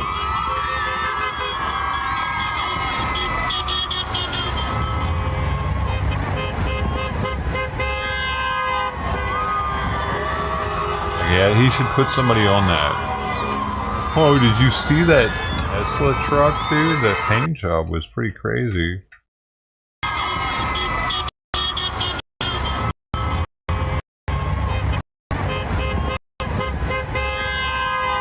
is it?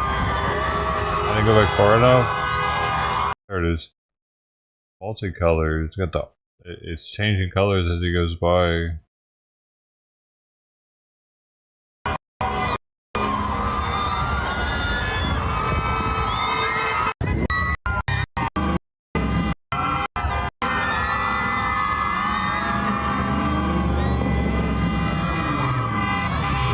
Club is coming by right now.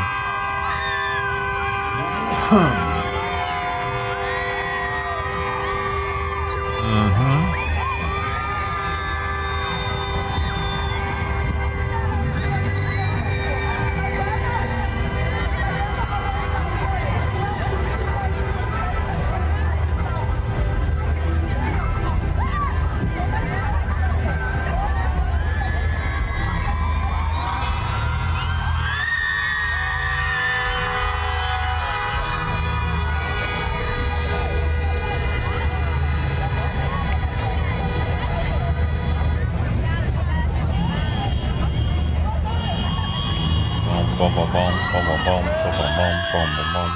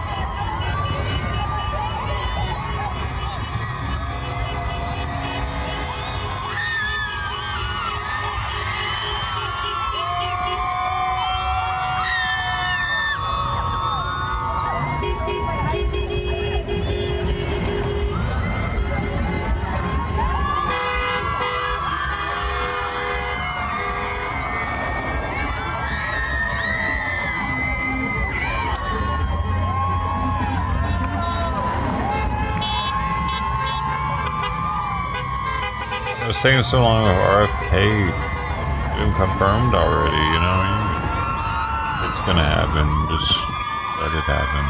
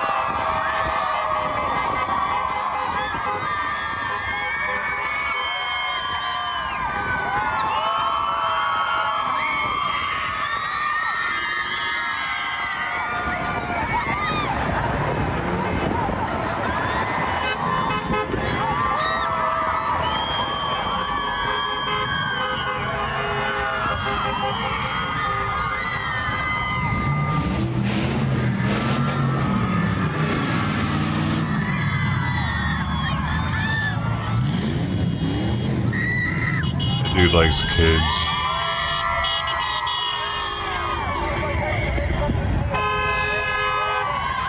It's proven. He went by wanting to impress a bunch of kids. He definitely likes kids, man. I hope they like my engine.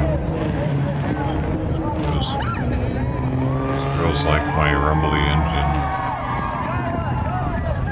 They want to ride in my truck. Hey, you like trucks, little girl? Huh? You like cowboys? You like big thick wallets? Yeah, you like puppies? You got a puppy? You like puppy? Huh? Puppies? Ooh, I like puppies. Come on over, see my trailer, huh? I got a boom boom in my truck. Boom boom, you like the boom boom, baby? Come on, see my trailer. Yeah, you like puppies? Yeah.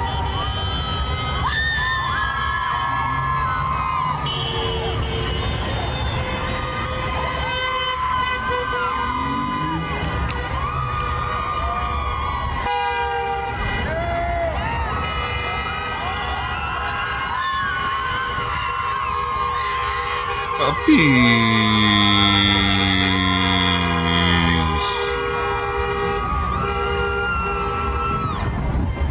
Motherfucker. Fucking puppy, the puppies. Puppy didn't post takedown. I didn't post. Press briefing coming up. Be there.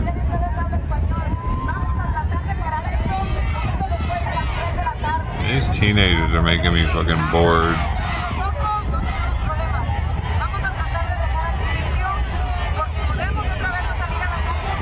Teenagers are boring. That's the problem.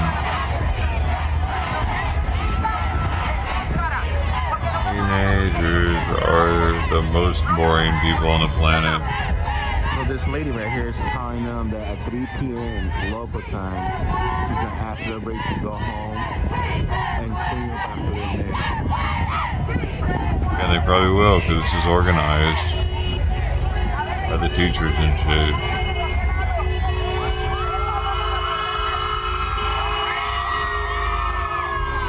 They have to be there right now. There's no, like, they have to be there to get the credit.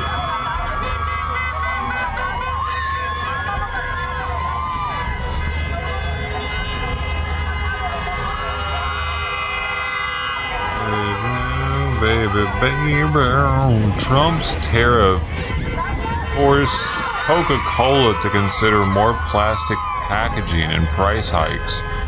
Dude, how about stop drinking Coca-Cola? How about that?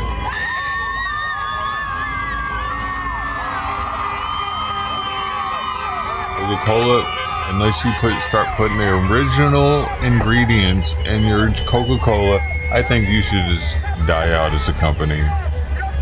But if you're wanting to go the extra mile and get cocaine put back in there, the good stuff, not the stuff that y'all stepped on, that we know we get the good stuff from Coca-Cola. Now we talking Coca-Cola. Man, that'd be awesome if we could get the original product, but with the carbonation and zing zing zing zing. That'd be fun. It'd be like they would have to make it really expensive so that people couldn't just do it all the time, though. Otherwise, people would be like drinking that shit constantly. Probably, you need to make it probably like. Yeah, but I mean, for $50 a can, though, I'm gonna need to be feeling something from it. We don't gotta interview them. If you guys want to hear what they have to say, they're on that bullhorn, the megaphone over there. I'll go over there. That way you guys could hear. It had 1 gram in every bottle? Oh, man. Yeah, that's pretty hefty. That way they could say what they have to say.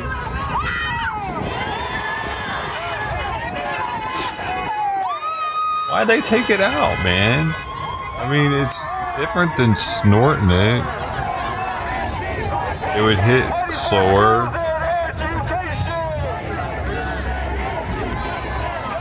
I bet it's good for you.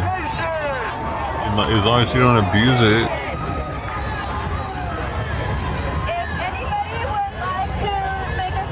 Antioxidants.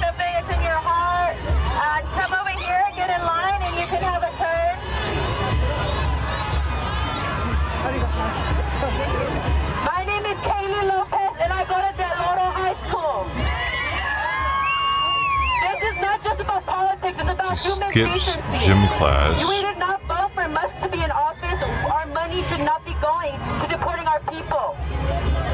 We all deserve the same rights. We are all equal. She's fat. You can still say that about people now on this channel. You can. That's a fat girl. In my school, she'd have been considered chunky. Chunkalicious. No, not without the licious though.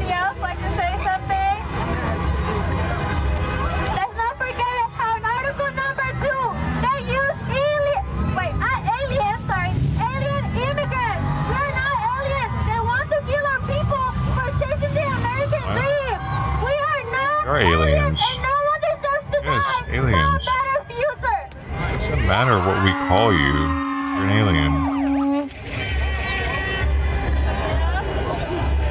Illegal alien parents, maybe. Is that better?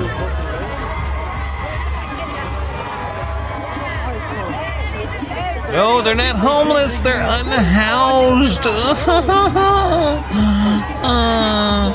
No, they're not gay.Ey're gender. What was it? Gender. As long as you say more words, they make you say 2 words versus 1 word, they're happy. No, we're not colored people. We're people of color. 3 words, not 2. It makes you think, wow, people here do care about us. We have a good community that care for the people. Hispanics, Indians, Muslims, any other race in the world. And everyone here is making history. Each time you look at someone here, it's someone new. They're wondering what's going on. And we're going to show them, we're going to show the people up there, over there, everywhere. The police, the politicians, the rich bastards over there in the world. We're going to show Elon Musk, bitch ass, that we can fight and we have a voice. We can show Trump that we have a voice. We're not toys. We're not machines. We're not washers. We're not no item in the world. We're people. And with that, we have to respect them. Not them. We gotta take care of ourselves. But when Elon Musk and Trump made their speech, they were happy.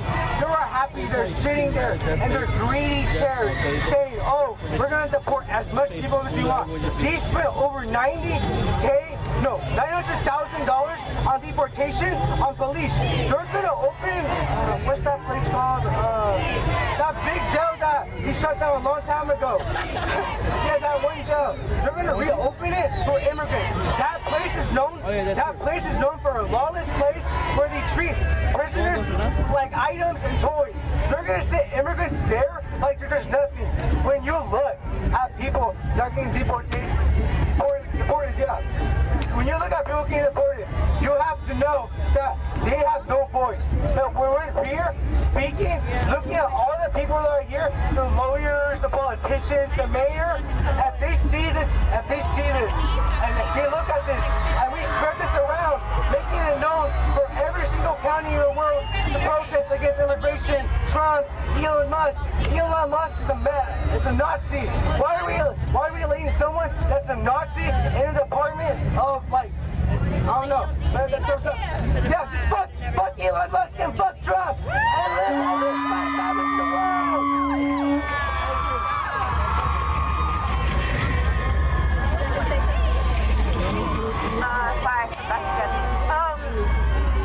Everybody make some noise! Make some noise! I can't hear you! I can't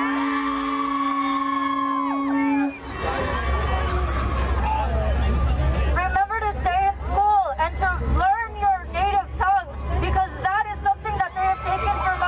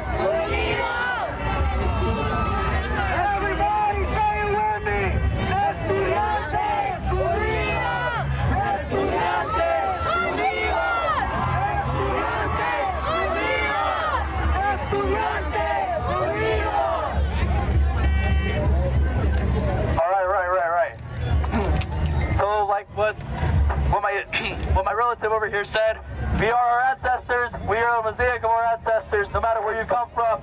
We all have a rich history, and it cannot be taken away from us. It's within our DNA, and it's good to research because they want us to keep going on, keep continuing the traditions that they left. Mexico has a bunch of different tribes. Mexico's as native as the indigenous people up here. Everyone always forgets that. We're also indigenous. And embrace your roots because the colonizing entity wants us all gone. But no, we're going to keep being here till the day we fucking die. And also, research your ancestors. Learn your history as well. Learn your indigenous tongues as well. Because they are all starting to erase one by one. So, please, everybody, please research. Please study your ancestry. Please start doing the traditions that were left behind by the people that you cherish. And may we never be forgotten. May we never forget them as well. Viva Mexico! Viva Mexico! Tenochtitlan! Viva la raza!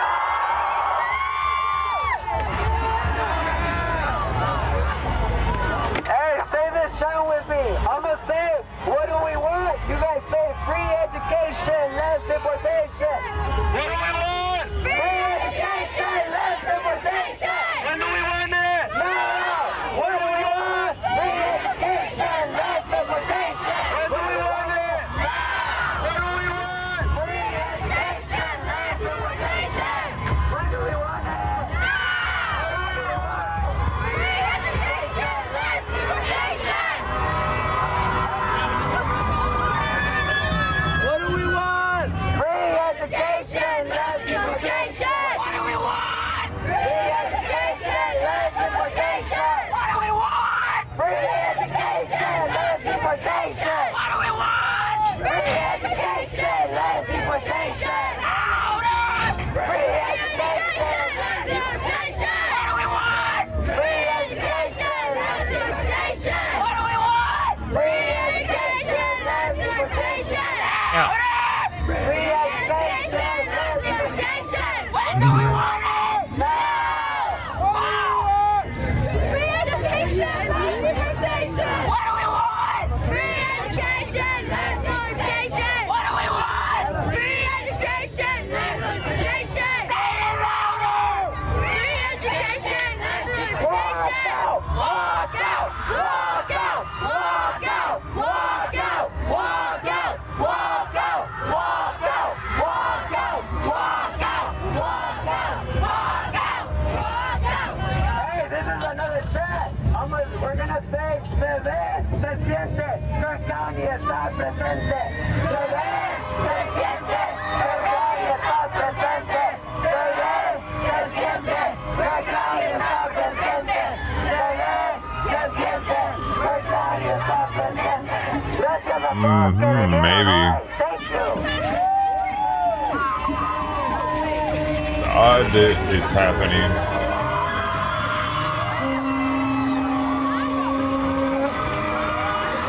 You don't see Trump kids and shit like this. This is weird.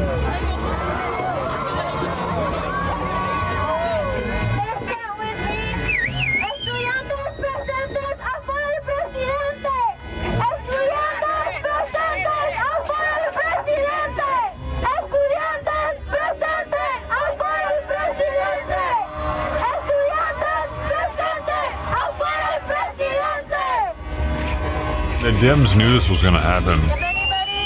They knew it. Anybody would like to say something, For real. just come step up here. They knew they were going to do this. Hello everyone, my name is Sarah Jill. I'm a parent and I'm here to support all of you. Like, you will use their kids. Yeah. People out here using their voices, using their bodies to let this establishment know that we will not stand for it. We will not let you take our parents, our relatives, our brothers and sisters away from us. We are done staying quiet. It is time to use our voices like we are today. And I just want to say as a parent, I am so proud of you and I'm glad to be amongst you today.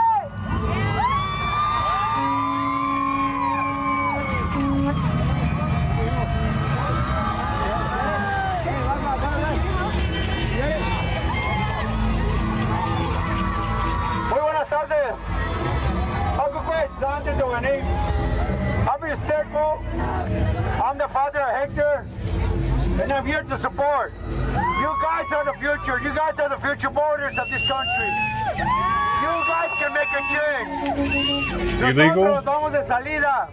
Gracias a todos los estudiantes que salieron a apoyar esto. Gracias a los padres que apoyaron a sus hijos. Gracias a las escuelas que apoyaron.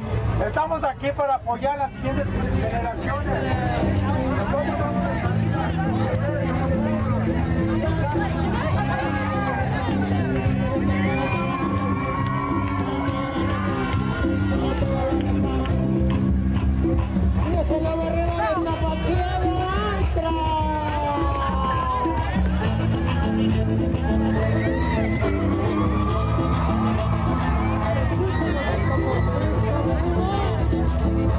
People love to dance, don't they?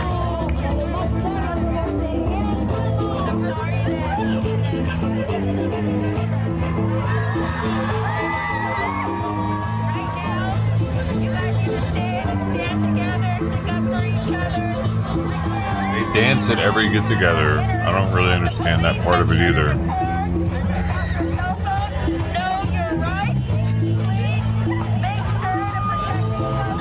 Partying it up, I guess.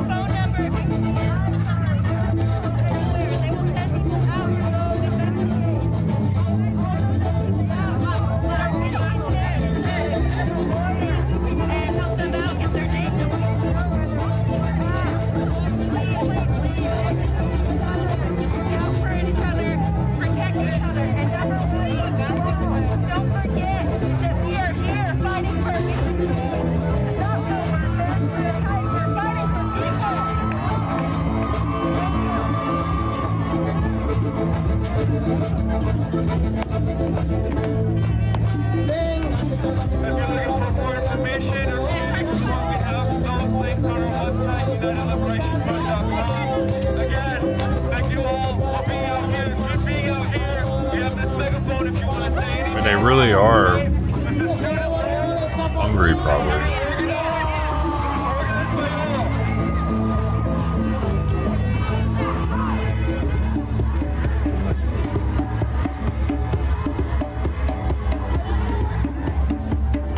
Maybe their hot dog cart laws are really strict there.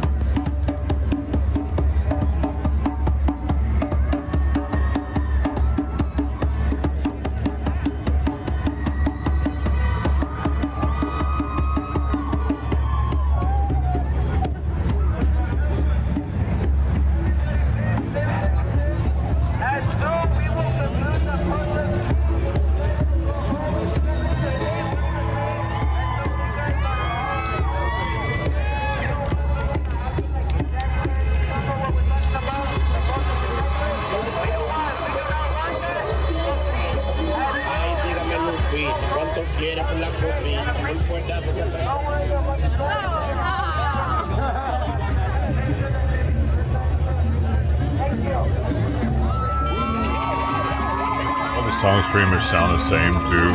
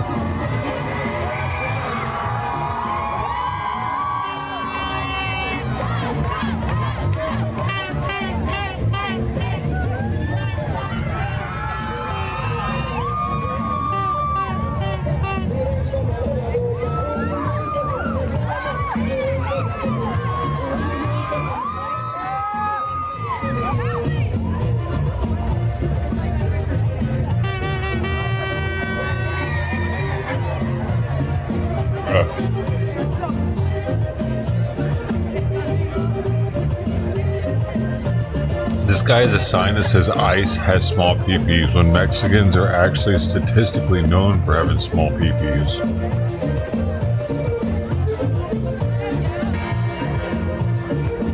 Look it up.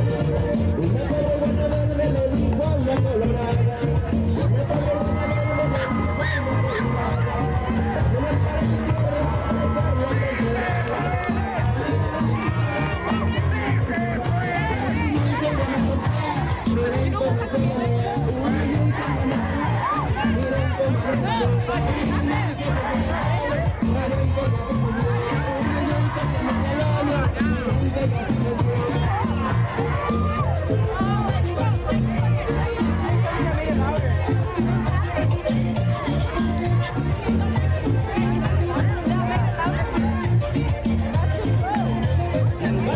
mind.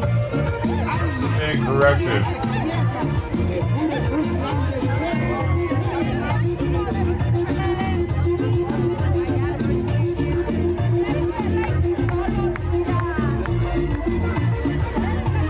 Being corrected. Those have bigger dicks than we do, y'all. We gotta change this.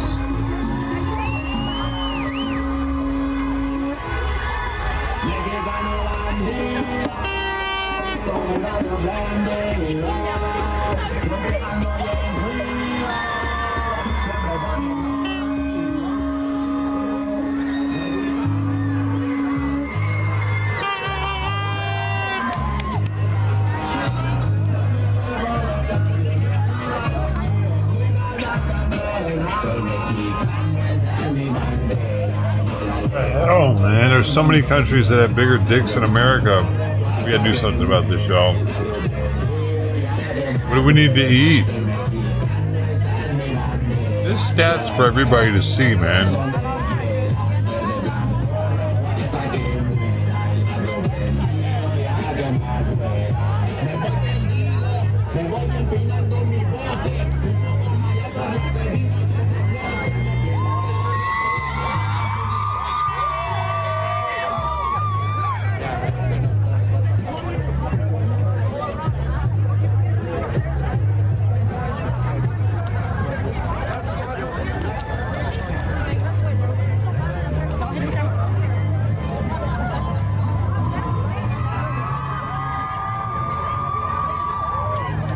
Here you go.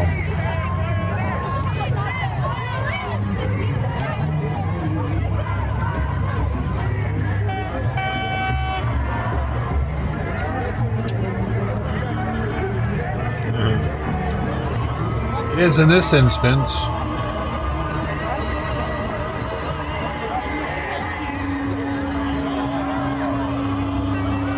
Talking about ice having small peepees. Yeah. They just might have smaller peepees than the average Mexican.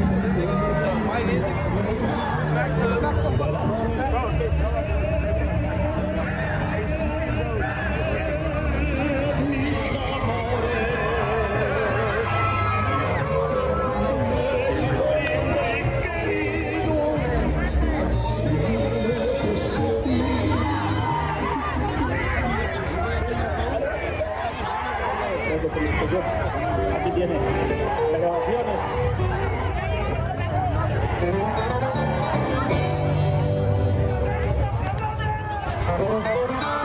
What are they looking for? Some accordion music?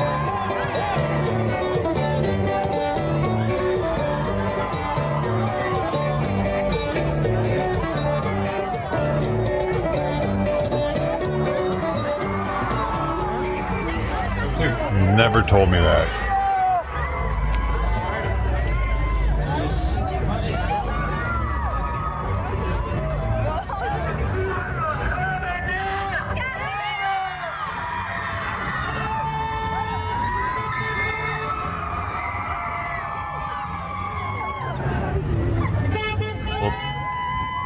It's just that Mexicans look kind of like Indians.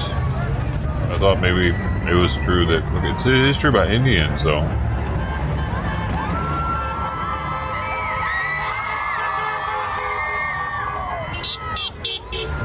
Chinese people. I didn't know Mexico was packing it. In South America too. The biggest size, you see that on the map, is Ecuador.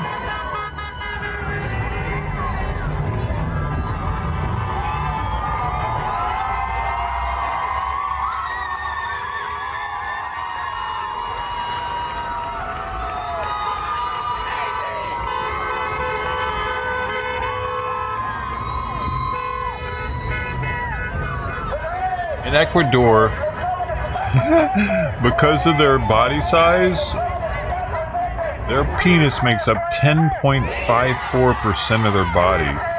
Over 10% of their body, man. In America, the average man is only 7.68% of their body.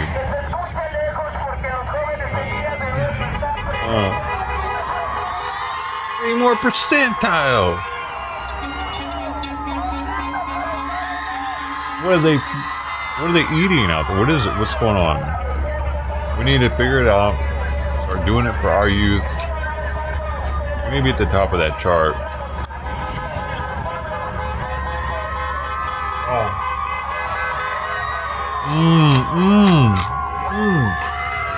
That might actually be why, because if you scroll down to the bottom, it shows how they measure. They always measure from the upper side, from the root of the shaft to the tip of the glands.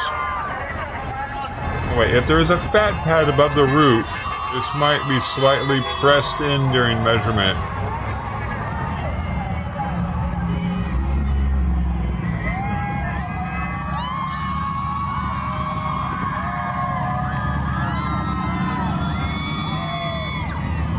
Wait a second, who's measuring these things?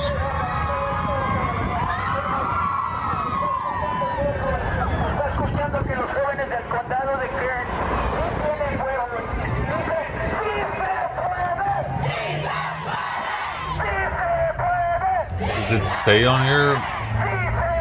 What?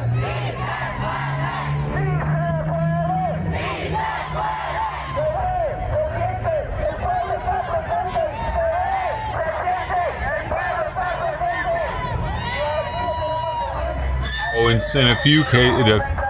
some cases, there were only a few dozen test subjects in a country.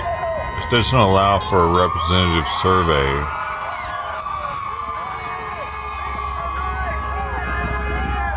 Collected values should roughly illustrate the relationship between penile sizes and origin instead of giving an exact evaluation.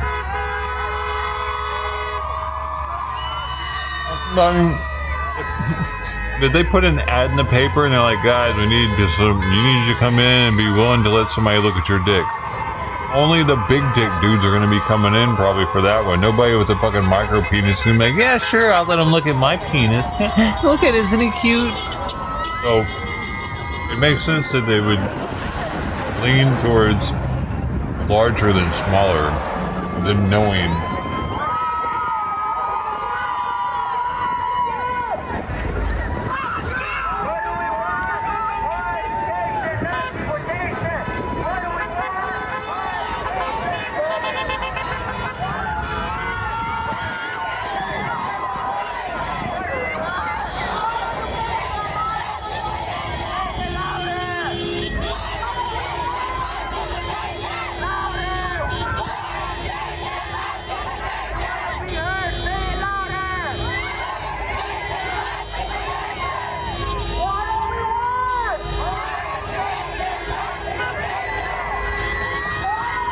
It'd be nice if they put what the sample pool was for each country.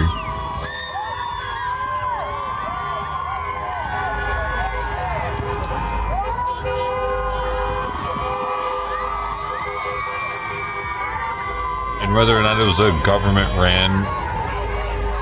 No spamming, please. If it was government ran, then they'd have a reason to want it to lean towards larger.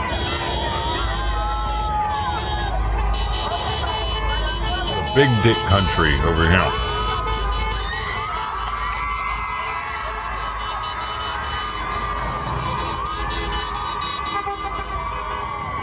Government ran with only a test pool of 12.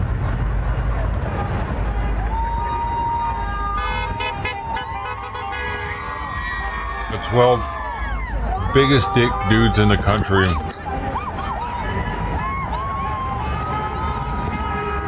That's our average.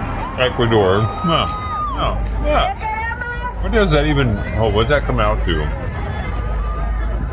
17.61 centimeters.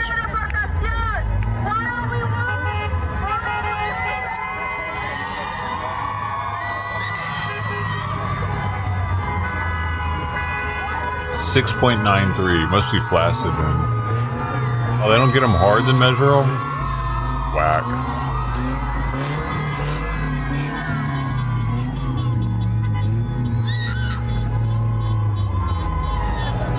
I need to know what max we got. What countries are growers and which countries are shell workers? Can we get more in depth here?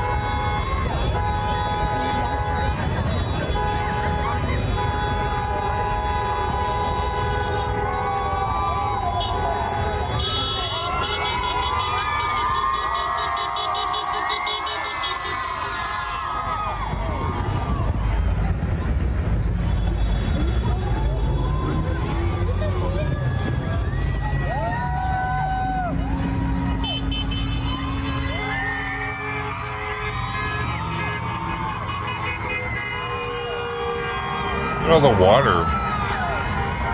Weird.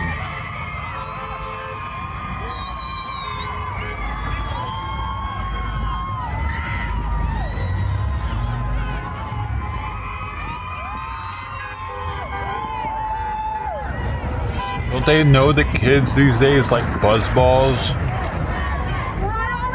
Water. That's for babies. That's a local restaurant, I think. Local grocery.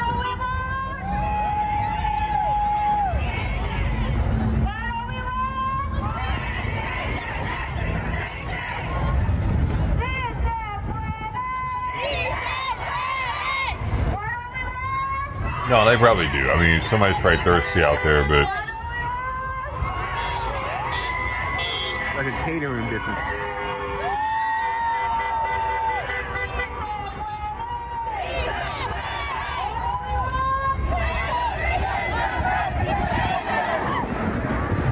Probably wants a little sip.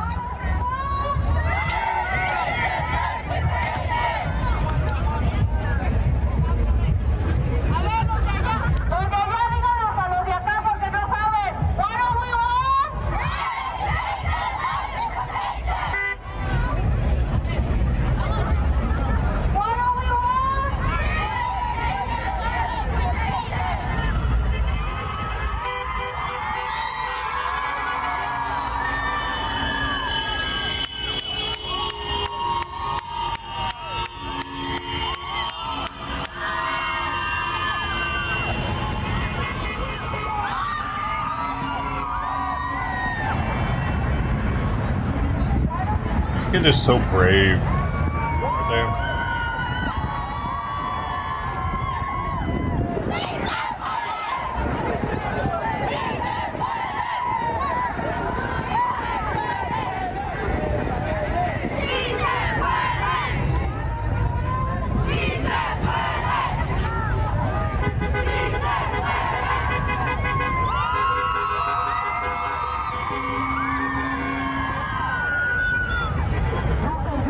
A lot of illegals in Bakersfield.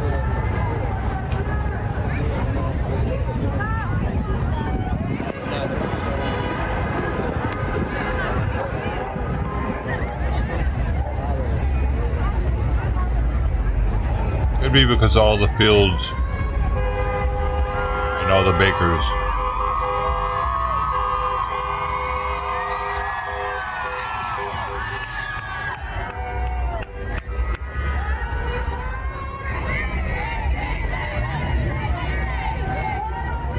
I gotta make the Mexican pastries.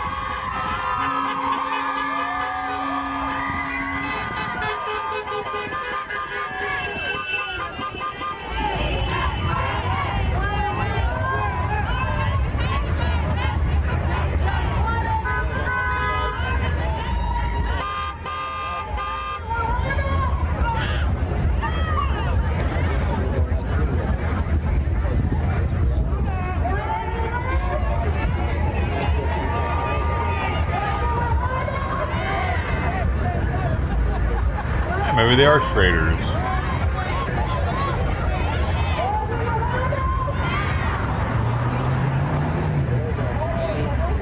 The juice of the carrot. Just that sweet succulent juice. I give it.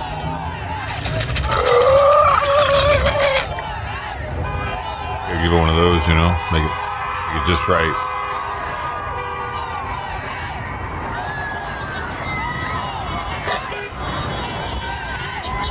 Maybe. How about drinking the carrot juice out of the Utopia's glass?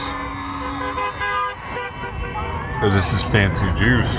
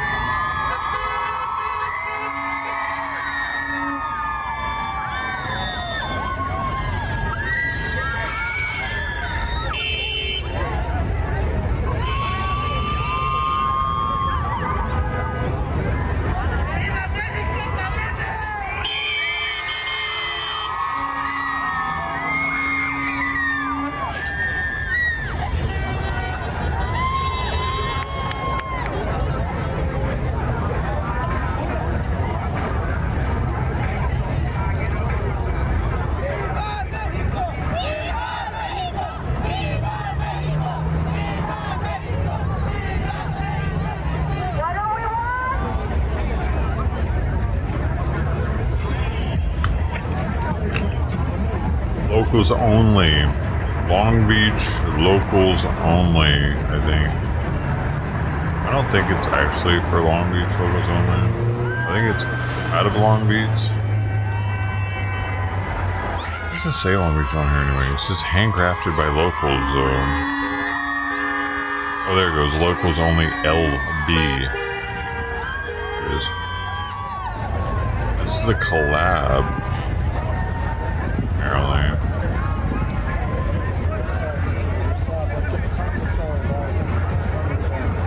J1 is the strain.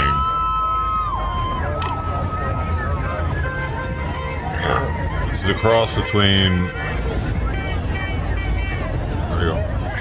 Jack Herer and Skunk #1. You probably noticed I've been smoking a lot of Jack Herer lately. Whether it be this one, which was the Uncle Jack. It's Jack Herer. It's regular Jack Herer.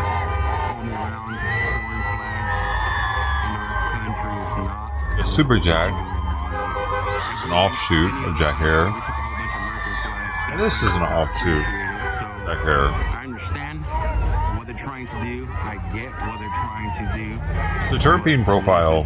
Not the way to do it. I'm going for no limonene, and it just happens to be I'm getting a bunch of Jack Herer strains because of that. I'm not even trying to get Jack Herer strains. Like, I didn't know what J1 was. I just looked at the terpene profile, saw the top 3, no limonene. Alright, there it is. A cheap $18 gram. I'm just trying to make sure. Because I was noticing there was 17 Labs. I was flared up quite a lot. I was under a lot of stress at the time too. Stay away from limonene just in case. It's one of the only terpenes that's actually a solvent that you can buy and use it as a cleaner. I have some. You can also use it to extract stuff with an extraction solvent or a DMT or a certain type of extraction.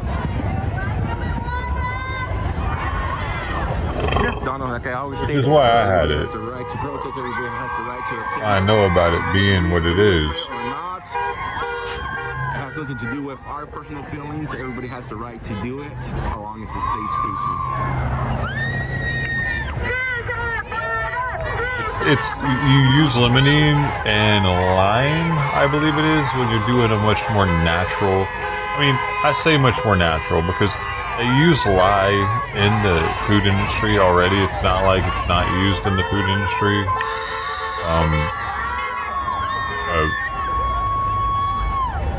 Some people prefer to use a less toxic, I guess is that the right word? Lime is a more gentler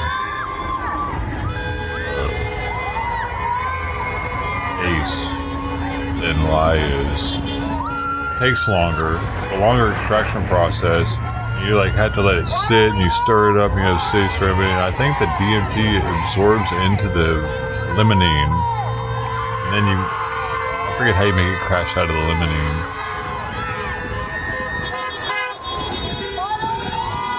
Possibly just water. I mean, possibly just cold. Put it in the freezer, might make it crash out. Because limonene should be an oil, you know, it's a terpene, it's a natural plant oil.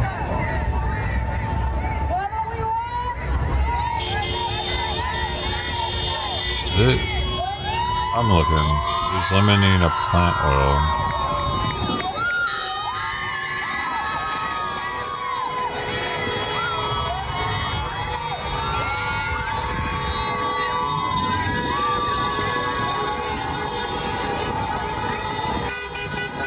Limonene is a compound found in many plant oils, including citrus oils, mint, dill, caraway, celery seed oils, also found in foods and beverages. So, I guess in itself, limonene is a monoterpene hydrocarbon.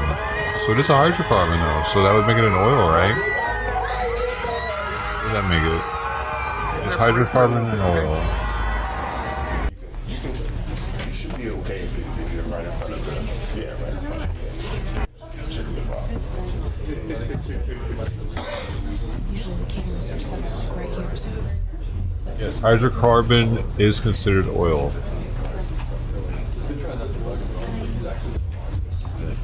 What AI says. It's all good? Mm-hmm. Yeah, okay.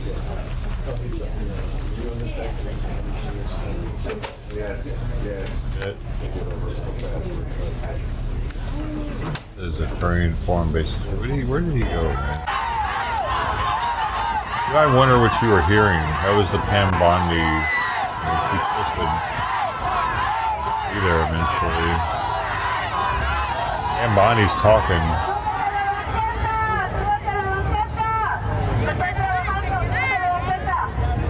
We'll be talking about Doge.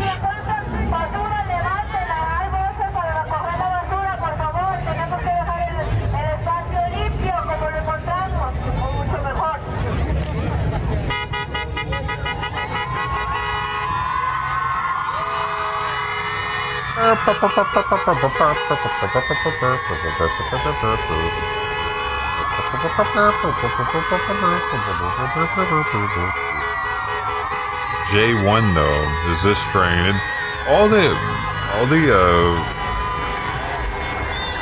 Jack Harris strains kind of taste like something you would grind up and put on some sketty. Kind of a spicy, peppery, kind of herbal-y. Throw that with some Parmesan cheese on there, you know what I mean?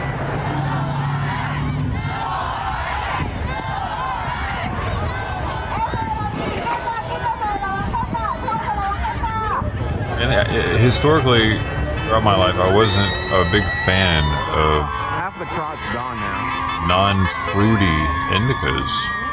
I was always like, man, if it's a fruity indica, that's what I like. I like the taste of the fruity ones, but I like the feeling of the indica. And now it's interesting, since I'm going for no limonene, that cuts out a lot of the fruity strains that I would normally have gotten, as well as it seems it's cut out a lot of the indicas. I thought When I first started smoking indica, finding a fruity indica was hard. It was like all the sativas were the fruity strains. Now it seems I'm doing this what I'm doing, except for this blue dream. I mean, this lucid blue right here. It definitely has a sweetness to it, but all these Harriers I've been getting have no sweetness at all. And oh, I was gonna say, and there's sativas. Like, I've switched it up from smoking fruity indicas to smoking herbally sativas over the past few years. All I would get was fruity, but this one, like I said, smells a little fruity. Because it smells like Blue Dream.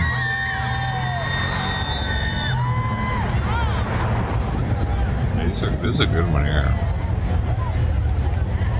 It's already sold out too. Like, they just got this in this week, and they have a bunch of other fig farms. This brand, like 10 other strains, and they had, I think, 6 of these or 8 of these. They're all gone already. I only got 2 of them. So it's interesting that this one sold out. And out of all the fig farms, it's the only one that they had that didn't have limonene as the top, one of the top 3 terpenes. Maybe I'm not the only one that's doing this. Going for non-limonene strains. Or, I mean, any Blue Dream fans out there, if they would have realized what this is and seen that it was a Blue Dream offshoot, they would have definitely. That too is a big seller for it. Blue Dream has a lot of fans. I mean, I remember back in the day, I was a fan. Oh, you got that Blue Dream. This is one of them strains that everybody knew.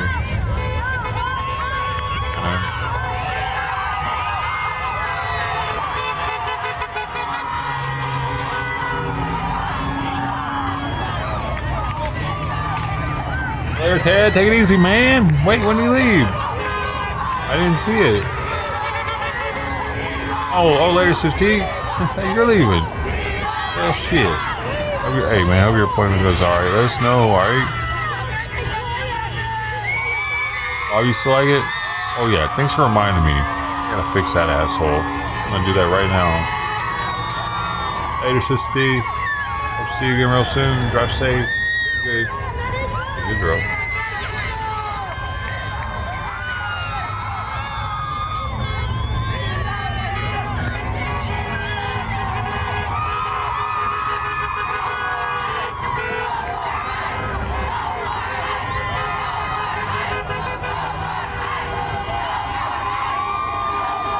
Oh, I forgot, I gotta cover my face. This is herbal. Okay, really legal. Oh, wrong button.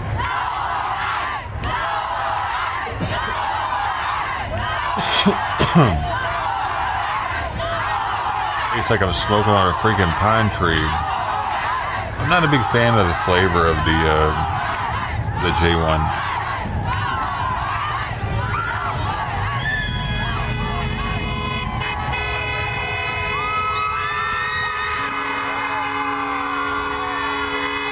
See what the internet says it's supposed to taste like.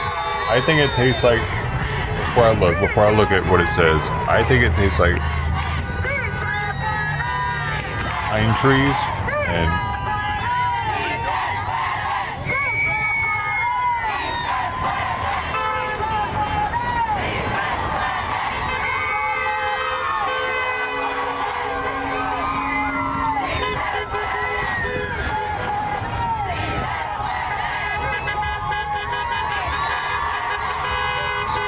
maybe a little peppery with pine trees and pepper.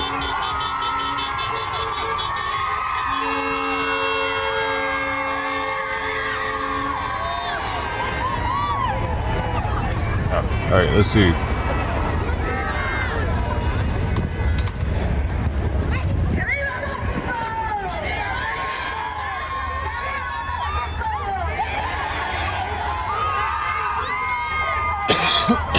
The most abundant terpene in J1 is terpinolene, followed by carotene and myrcene.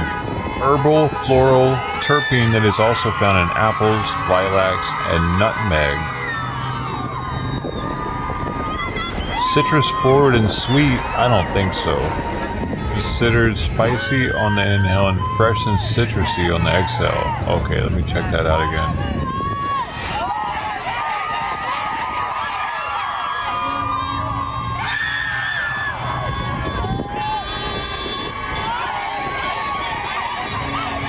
Oh, and it Leafly says it's a hybrid.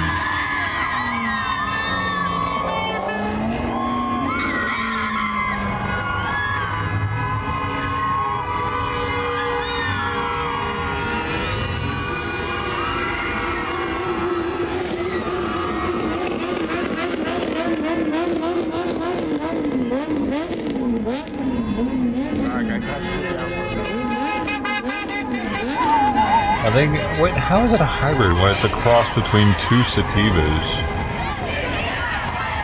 Weird.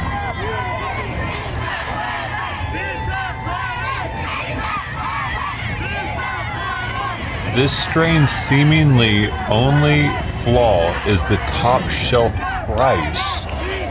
It tends to come with its exceptional quality. Dude, this shit was super cheap, actually. It was one of the cheapest waxes they had there. I think this is eventually going to die out here shortly. I heard some of the volunteers say that they had to go home at 3 p.m. That way they could do it again. Without having the cops having to come out.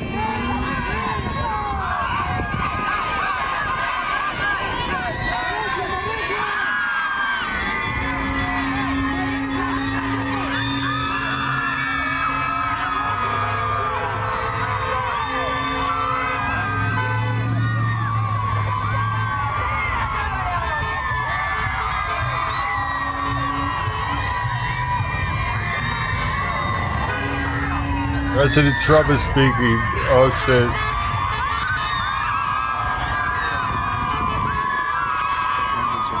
First, that news station's late.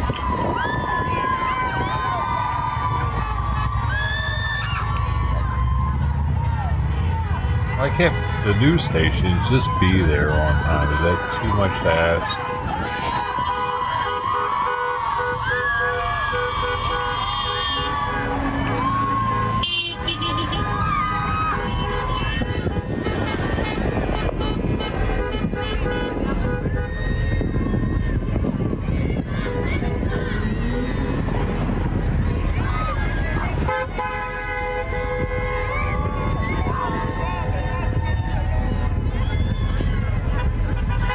Seems to be.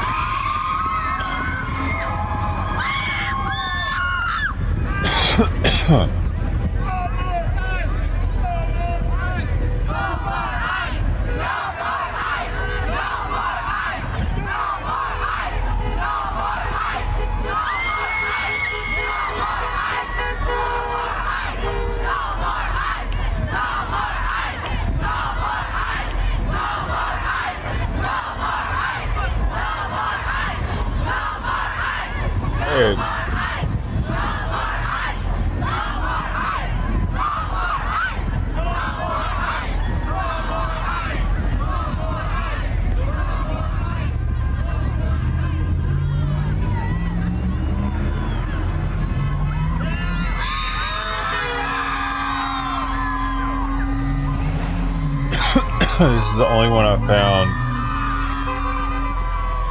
that goes.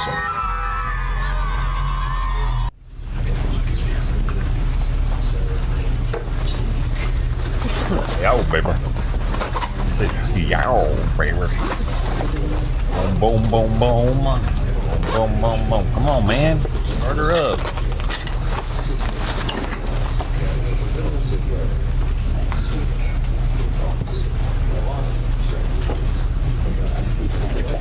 Where's that coming from? Be quiet. Hold them. Pause, baby. Hold on. Are you ready? Thank you. Okay, that's all we get from that. Thank you. We're grateful. Thank you. Congratulations. Oh, he's doing the Gulf of America thing again? Thank you. When and where did you plan on meeting with Vladimir Putin, and were there any preconditions set to agree to this meeting? No, we had a great call, and it lasted for a long time, over an hour this morning.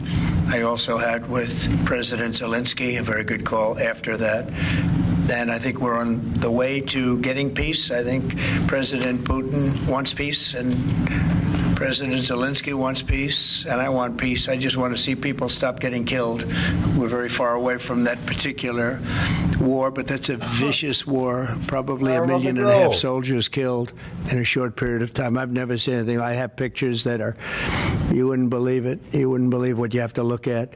Young, beautiful soldiers that are just being decimated, and it would be nice to end it immediately.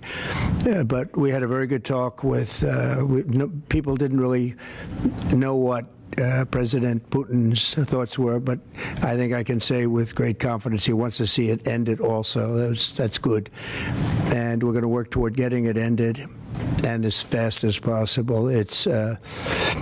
It's a horrible situation going over. It's flat land, and the bullet goes off, and the only thing it can hit is a body, a human body, a young human body.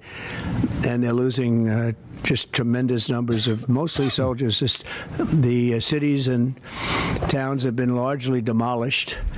It's a shame what's happened to that country. It would have never happened if I were president. That I can tell you. Would have never happened. It's to look at that. And October 7th would have never happened either, by the way, the Middle East. But we'll get it. I think we'll get it. We'll get something done. We're going to be meeting.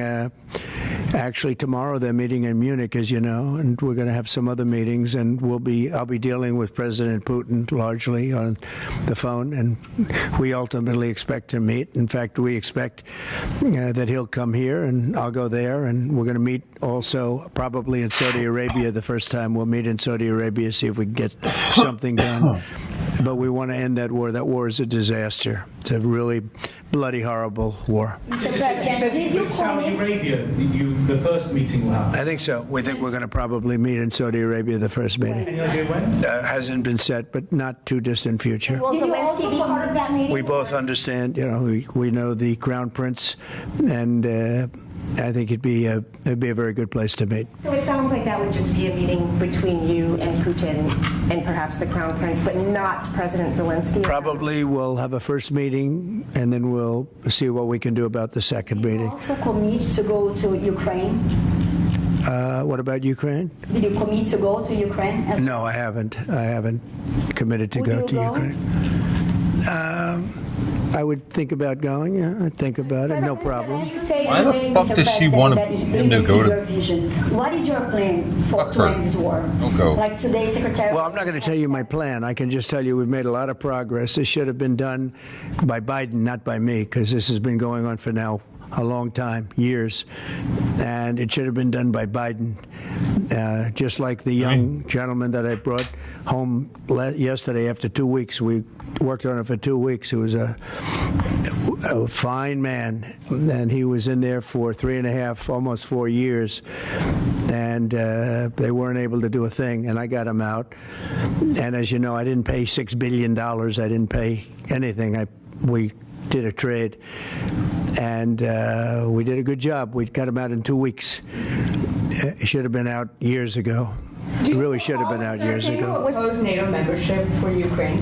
I don't think it's practical to have it, personally. I know that our new Secretary of Defense, who's excellent, Pete, made a statement today saying that he thinks it's unlikely or impractical. I think probably that's true. I think long before President Putin, they said there's no way they'd allow that. This has been going on for many, many years. They've been saying that for a long time, that Ukraine cannot go into NATO.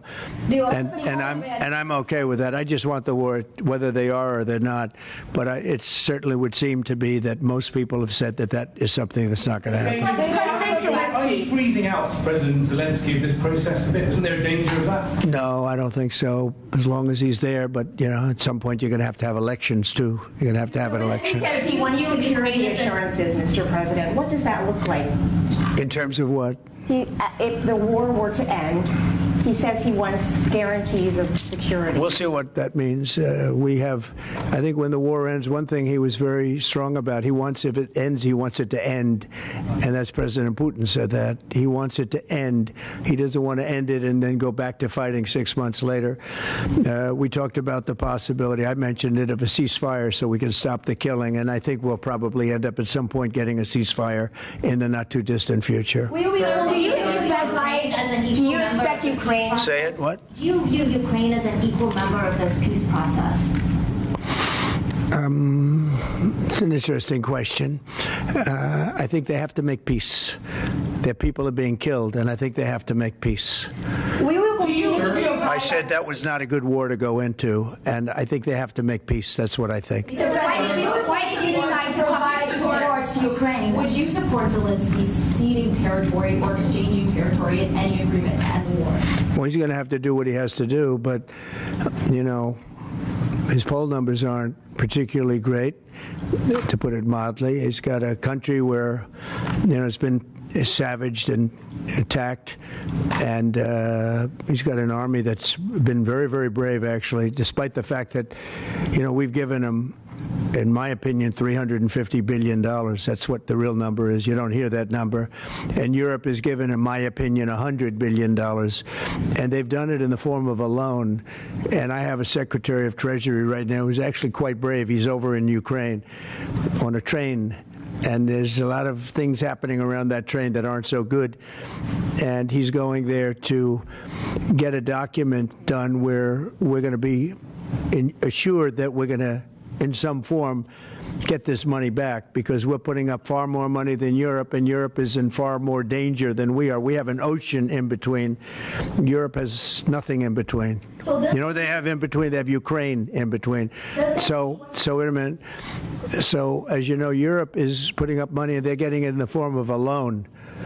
And the United States under Biden didn't do loans. They just handed money every time somebody walked in from Ukraine. They just handed them money foolishly.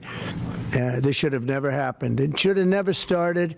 And once it did, other things should have happened. Other things should have taken place. So we're getting security on our money. We're going to have it secured by, they have rare earth, and they have oil and gas, and they have a lot of other things. And we're asking for security on our money. So does it mean you are not sending any more They've agreed to it. Ukraine has agreed to it. Does it mean you are not sending any more aid to Ukraine? No, we are, but we want it secured, and the money is going to be secured. When would the U.S. stop sending funding? When would the U.S. stop sending funding? Because if we didn't do that, then Putin would say he won. We're the thing that's holding it back, and frankly, we'll go as long as we have to go, because we're not going to let the other happen. But President Putin wants to have peace now, and that's good. And he didn't want to have peace with Biden. Was that conversation with Putin? And you tell me why that is, okay? Was that conversation with Putin to start these negotiations part of the deal to bring Fogel home? No, but it was a nice thing that he allowed Mark Fogel to leave. In fact, Mark wasn't feeling well, but he was, all of a sudden, about 2 weeks ago, he started being treated very nicely. He said they took him out for haircuts. They took him out. They helped him out a little bit and made him feel better, made him look better. And they were nice to him. And he said, I saw something happening. And it coincided with when I came into office. So that was nice. And he's a fine person. He was so happy to be out. He was there for 3.5 years plus. And he shouldn't have been there at all. They should have had him out much faster than that. What does make you believe that Zelensky will agree? Wait, go ahead, please. Sorry, sir, just to be clear, do you see any future in which Ukraine returns to its pre-2014 borders? Well, I think Pete said today that that's unlikely, right? It certainly would seem to be unlikely. They took a lot of land, and they fought for that land, and they lost a lot of soldiers. But it would just seem to me, and I'm not making an opinion on it, but I've read a lot on it, and a lot of people think that that's unlikely. Some of it will come back. I think some of it will come back. Yeah, some of that land will come back. Ultimately, these are both Russians. Who are you with? Sorry, me. Yeah. AFP. You who? AFP, Agence France Presse. Okay. I just wanted to ask you, the things that the Secretary of Defense was talking about, the 2014 borders and the lack of NATO membership. Ultimately, these are both demands that Russia has made in the past. Is there not a danger of handing Russia a kind of win on this? Well, I think that if you look at the war, the way the war is going, you'll have to make your own determination. I'm just here to try and get peace. I don't care so much about anything other than I want to stop having millions of people killed. Last night, you know, Kiev got hit very, very hard. I want to see people stop getting killed. That war is ridiculous. It should have never happened, and it would have never happened. Yeah, a couple of more questions. Are you planning to sign today? Are you planning to sign an executive order on reciprocal tariffs, sir? Yes, I am. In fact, I may do it today, and if I do it today, I could almost do it right now. Would you like me to talk about it now? I don't want to take anything away from this young lady's day, because this is her day, and I may do it later on, or I may do it tomorrow morning, but we'll be signing reciprocal tariffs. The world has taken advantage of the United States for many years. They've charged us massive tariffs that we haven't charged them. And as you know, I just did something on steel and aluminum, 25%. That'll go up at some point, but 25%, which will level the playing field quite a bit. I did it previously 50%, and Obama was very weak, and Biden was even weaker on steel. The steel was just absolutely, it really started with Obama. The world really took advantage of us, and then that morphed into Biden. And what they did was he was so worried about trying to attack his political opponent that he didn't know what he was doing with respect to countries taking advantage. He should have looked at the countries, both friend and foe, taking advantage of us. So we're going to be doing reciprocal tariffs, which is whatever they charge, we charge, very simply. But we're going to be... Considering exemption, talk about widespread fraud and abuse. Oh, yeah, tremendous fraud. There's tremendous fraud, and it's hard to believe that you can have that kind of fraud. You're talking about, like... Are you talking about what? Wait. Which are you talking? You're talking about with regard to all of the investigations that are going on about this stupidity. What we're going to do is tomorrow I'm having a news conference. I'm going to read to you some of the names that hundreds of millions and even billions of dollars have been given to. And if you tell me that we should be giving money to those things, those entities, I think you'll probably have to leave as a reporter because you're not very talented. When you look at the kind of money, billions and billions of dollars being thrown away illegally, and there's no chance, I mean, I say it in front of our Attorney General, there's no chance that there's not kickbacks or something going on. When you give millions and millions of dollars to somebody that stands to look at something for 15 minutes and walks away with millions of dollars, that money's coming back in some form. And that's only one form of corruption. The biggest thing is what they do to our country. They're taking massive amounts of money and spending it on items. I went through a list of 200 expenditures that were made, and I found 3 that looked like they were reasonable. Okay, 3. And we'll be talking about that tomorrow. We have a lot of stuff, and I want to commend Elon because he's done he doesn't need this. You know, he's abused by you people every day. He's found more things than anybody could find. I think he's got the credibility to do it. I know he does.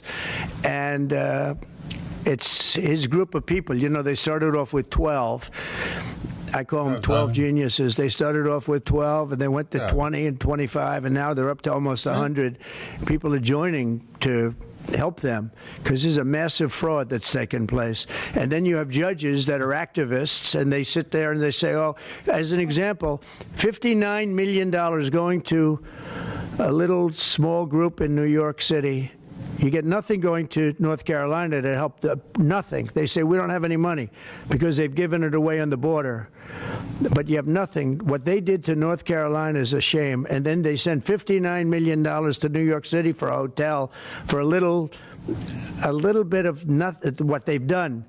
A hotel that was not luxury, that's getting luxury rates for migrants, where they're making a fortune. And we catch them. But a judge says, well, even though it may be a fraud, you have to send the money in anyway. Send the money. I said, wait a minute. We have money that shouldn't go because we caught it before it was sent out. But they want the money to go anyway. And I think you're going to have a lot of things to look at, Pam. I really do. What's going on with this whole thing? And this is just one group.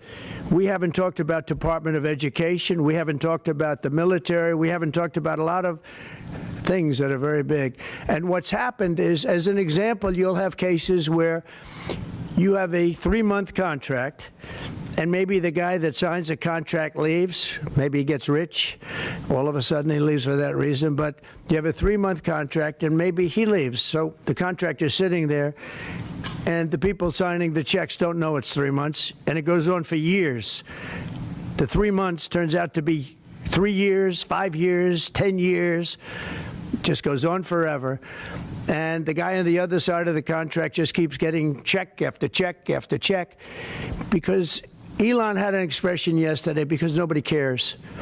It's a great expression. Nobody cares. The guy that signed the contract didn't care. Maybe there, may not be there, maybe crooked, who knows. But you have to care. Otherwise, you can't really run a thing like that, or you can't run a country, really, because there's so many transactions, thousands and thousands of transactions. And if you don't have people that care, you're going to lose control. And that's what's happened, and we've caught it. Now, what we caught is billions and billions of dollars, but it's a tiny fraction of the real number, because you can never catch the real number, because people have gotten away with tremendous amounts of money. But I said we have to make our government smaller, more efficient, more effective, and a lot less expensive. And we could find $1 trillion, but we're being hindered by courts where they file in certain courts where it's very hard to win. And a judge will stop us, and a judge will say that it doesn't make any difference what you find. You just keep paying the money. That's a hell of a way to be. And I follow the courts. I have to follow the law. All it means is that we appeal. But that gives people time to cover their tracks. And that's what they do. So it's a very bad thing that's taking place. But hopefully, if the courts, hopefully the courts will be fair. They don't have to be very fair. They just have to be a little bit fair, because this is so egregious what's taking place. Nobody's ever seen anything like it. Nobody's seen numbers like this. These are massive numbers. $9 million for somebody to go and stand in a store and see how people shop. Okay, I mean, you take a look at these things. It's a disgrace. And then you have a country that we want to make America great again. It's very hard to make America great again when you have things like this. And you're going to see the same thing. Department of Education is going to be a disaster. The military, I mean, I see it. Look, I came in, they had a contract done, as you know, for $5.7 billion for airplanes. It was Air Force One with Boeing. 5.7. I got it down to $4 billion, a little less than that, 1 penny less than that. $3,999,999 and 99 cents. I said it has to have a 3 in front of it, because I wouldn't sign the contract for $5.7 billion. I was able to cut $1.7 billion off the price, and it didn't take me long. $1.7 billion. If people would care, they'd be able to do that with every single contract that's put before them. And we wouldn't have deficits. We'd have nothing but a tremendously low-taxed, wonderful country. But they have to care. And speaking of that, you know, Boeing, we're not happy with the service we're getting in terms of those planes. They would like to get more money. We're not happy about that whole thing. We signed a very strong contract. I signed a guaranteed maximum contract, which they haven't seen in a long time. And they're saying they're getting hurt by it. But they have to produce the product, and we expect them to produce the product. They have to produce the product. They agreed to build planes at a certain price. They're not used to that. They're used to having time and material contracts, where it's whatever it costs, time and material, no dates, no anything, and it ends up costing 5 times more. You look at some of the ships that have been built. Take a look at the Gerald Ford, the aircraft carrier, the Ford. It was supposed to cost $3 billion. It ends up costing like $18 billion. And they make, of course, all electric catapults, which don't work. And they have all magnetic elevators to lift up 25 planes at a time, 20 planes at a time. And instead of using hydraulic, like on tractors that can handle anything from hurricanes to lightning to anything, they use magnets. It's a new theory. Magnets are going to lift the planes up, and it doesn't work. And they had billions and billions of dollars of cost overruns. I met the architect. I said, have you designed a ship before? This is one of the biggest ships in the world. It's like landing at LaGuardia Airport. But you look at the kind of waste, fraud, and abuse that this country is going through, and we have to straighten it out. We have great people going into the military in terms of we need ships, we need a lot of things. We have great people, we have business people going in. But when you look at what's happened to our purchasing, and when you look at the USAID, when you look at the things that they're giving to them, the billions of dollars that they're giving to, and it doesn't make sense. It is interesting that when you're looking for fraud, you look at items, hundreds of items, and you'll find one or two, maybe, if you're lucky. Here's something where you look at it, and they're all fraudulent. You know, by just looking at the topic, they're all fraudulent, except it's the opposite. You'll find one or two that's like a legitimate reason. So I just want to thank Elon for going through it. I want to thank all the people that are working with him. You know, we have a big group of people. I think the lowest IQ is about 160. That's very high. I think you have a couple of 182s in there, but they're doing a fantastic job. He doesn't need it, and they don't need it, but we're showing things, and it's going to be big. People have no idea how important it is. Yeah. So how soon do you want the Department of Education to be closed? Oh, I'd like it to be closed immediately. Look, the Department of Education's a big con job. We're ranked, so they rank the top 40 countries in the world. We're ranked number 40th. But we're ranked number 1 in one department, cost per pupil. So we spend more per pupil than any other country in the world, but we're ranked number 40. We've been between 38 and 40. The last time I looked, it was 38, and then I looked 2 days ago, it came out the new list. It came out at number 40, so we're ranked 40. Norway, Denmark, Sweden, I hate to say it, China, as big as it is, it's ranked in the top 5, and that's a primary competitor. We're ranked number 40. So if we're ranked number 40, that means something's really wrong, right? And I say send it back to Iowa, to Idaho, to Colorado, send it back to places that, and there are a lot of Indiana. You have a great new governor, you have a great senator that Jim Banks just got elected. You got great people. I'll tell you what, Indiana is going to be fantastic. We probably have 35, maybe 37 states that will do as well as Denmark, Norway, Finland, Sweden. They'll be just as good. Then you have the ones that we all know about. It'll be the same story, but you know what? Even they will be good, because you look at New York. You give it to Westchester County, you give it to Long Island, you give it to Nassau County, you give it to Suffolk County. Same thing. You go out to and you give it to upstate New York. So you'd have 4 or 5 sections. You give it to Manhattan. Manhattan's a little bit tougher for some reason. I don't know why it would be tougher, but it is. You give to California, and you go to various areas outside of Los Angeles, and you might have 6 or 7 different subgroups. But generally, like if you go to Iowa, you give it to Iowa. You don't have subgroups, you have Iowa. And other places that do a good job. If they do a good job, they're going to do a great job in education. Those places will be every bit as good as the various countries that do so well. All the time, it's the same countries that are doing well. And so we have a Department of Education where people from Washington, D.C., who in many cases don't care about the kids out in the country. They don't care about the farms and the farmer's daughter and the farmer's sons. We have a massive bureaucracy in Washington, D.C. We have buildings that are all over the city. Department of Education. I never said Department of Education's on all these buildings. By the way, nobody shows up to work because they're all working at home. You know, quote, working at home. They're not working at home. And a lot of them have second jobs. And that's the other thing that Elon Musk is looking at.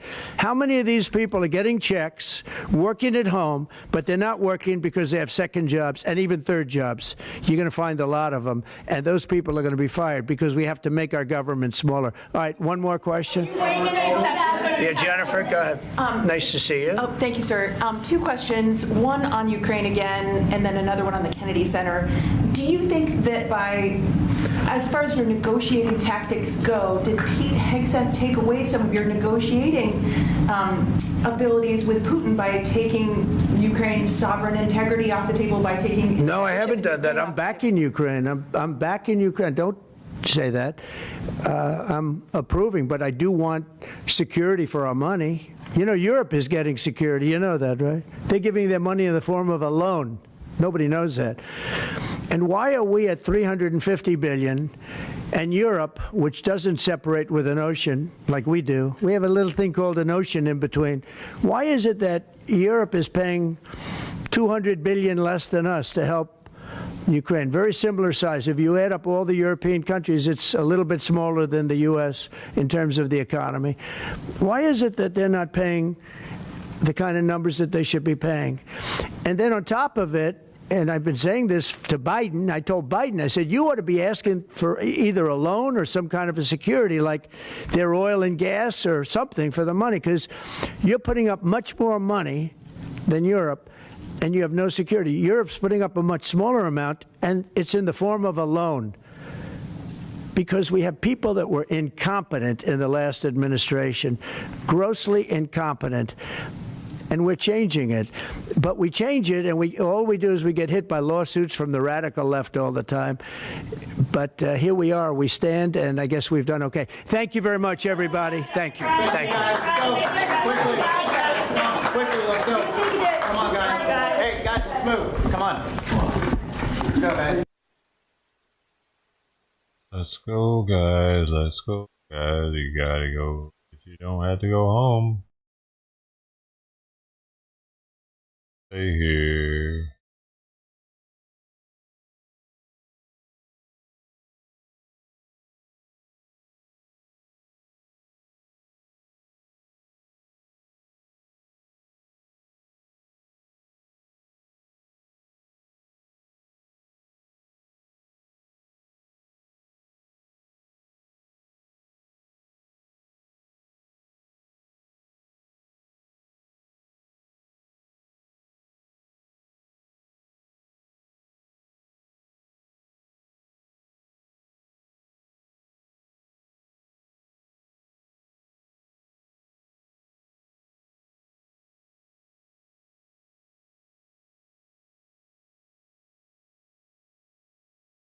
Yep, that's it for me, y'all. It's it for Kitty Cam. It's it for Kitty Cam. It's it for Kitty Cam. It's it for Kitty Cam. Kitty Cam. Kitty Cam. It's it for Kitty Cam. Hey, that's it for Kitty Cam.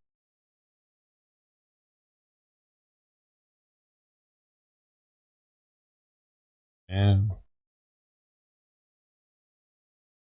another one.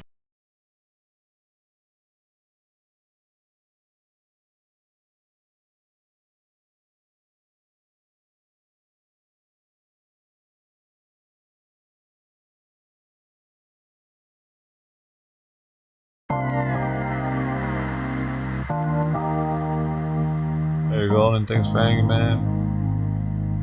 What's up, Abdel Hadi Ador?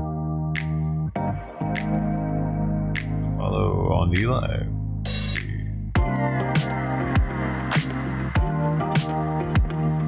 Hope to see y'all on the next one now, you know.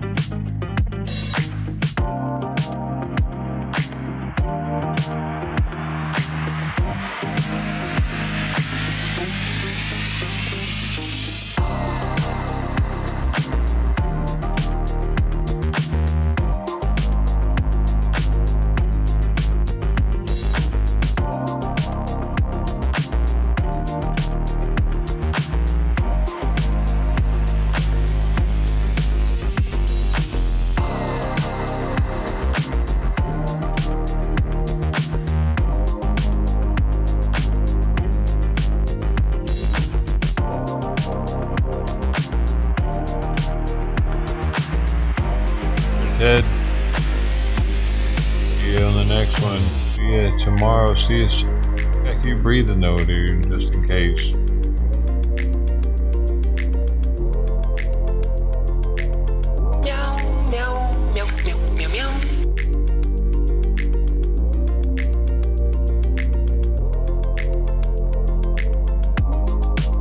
Y'all have a good one. Check out my link tree for all the other links. It's in the description below. Keep breathing. Just keep breathing.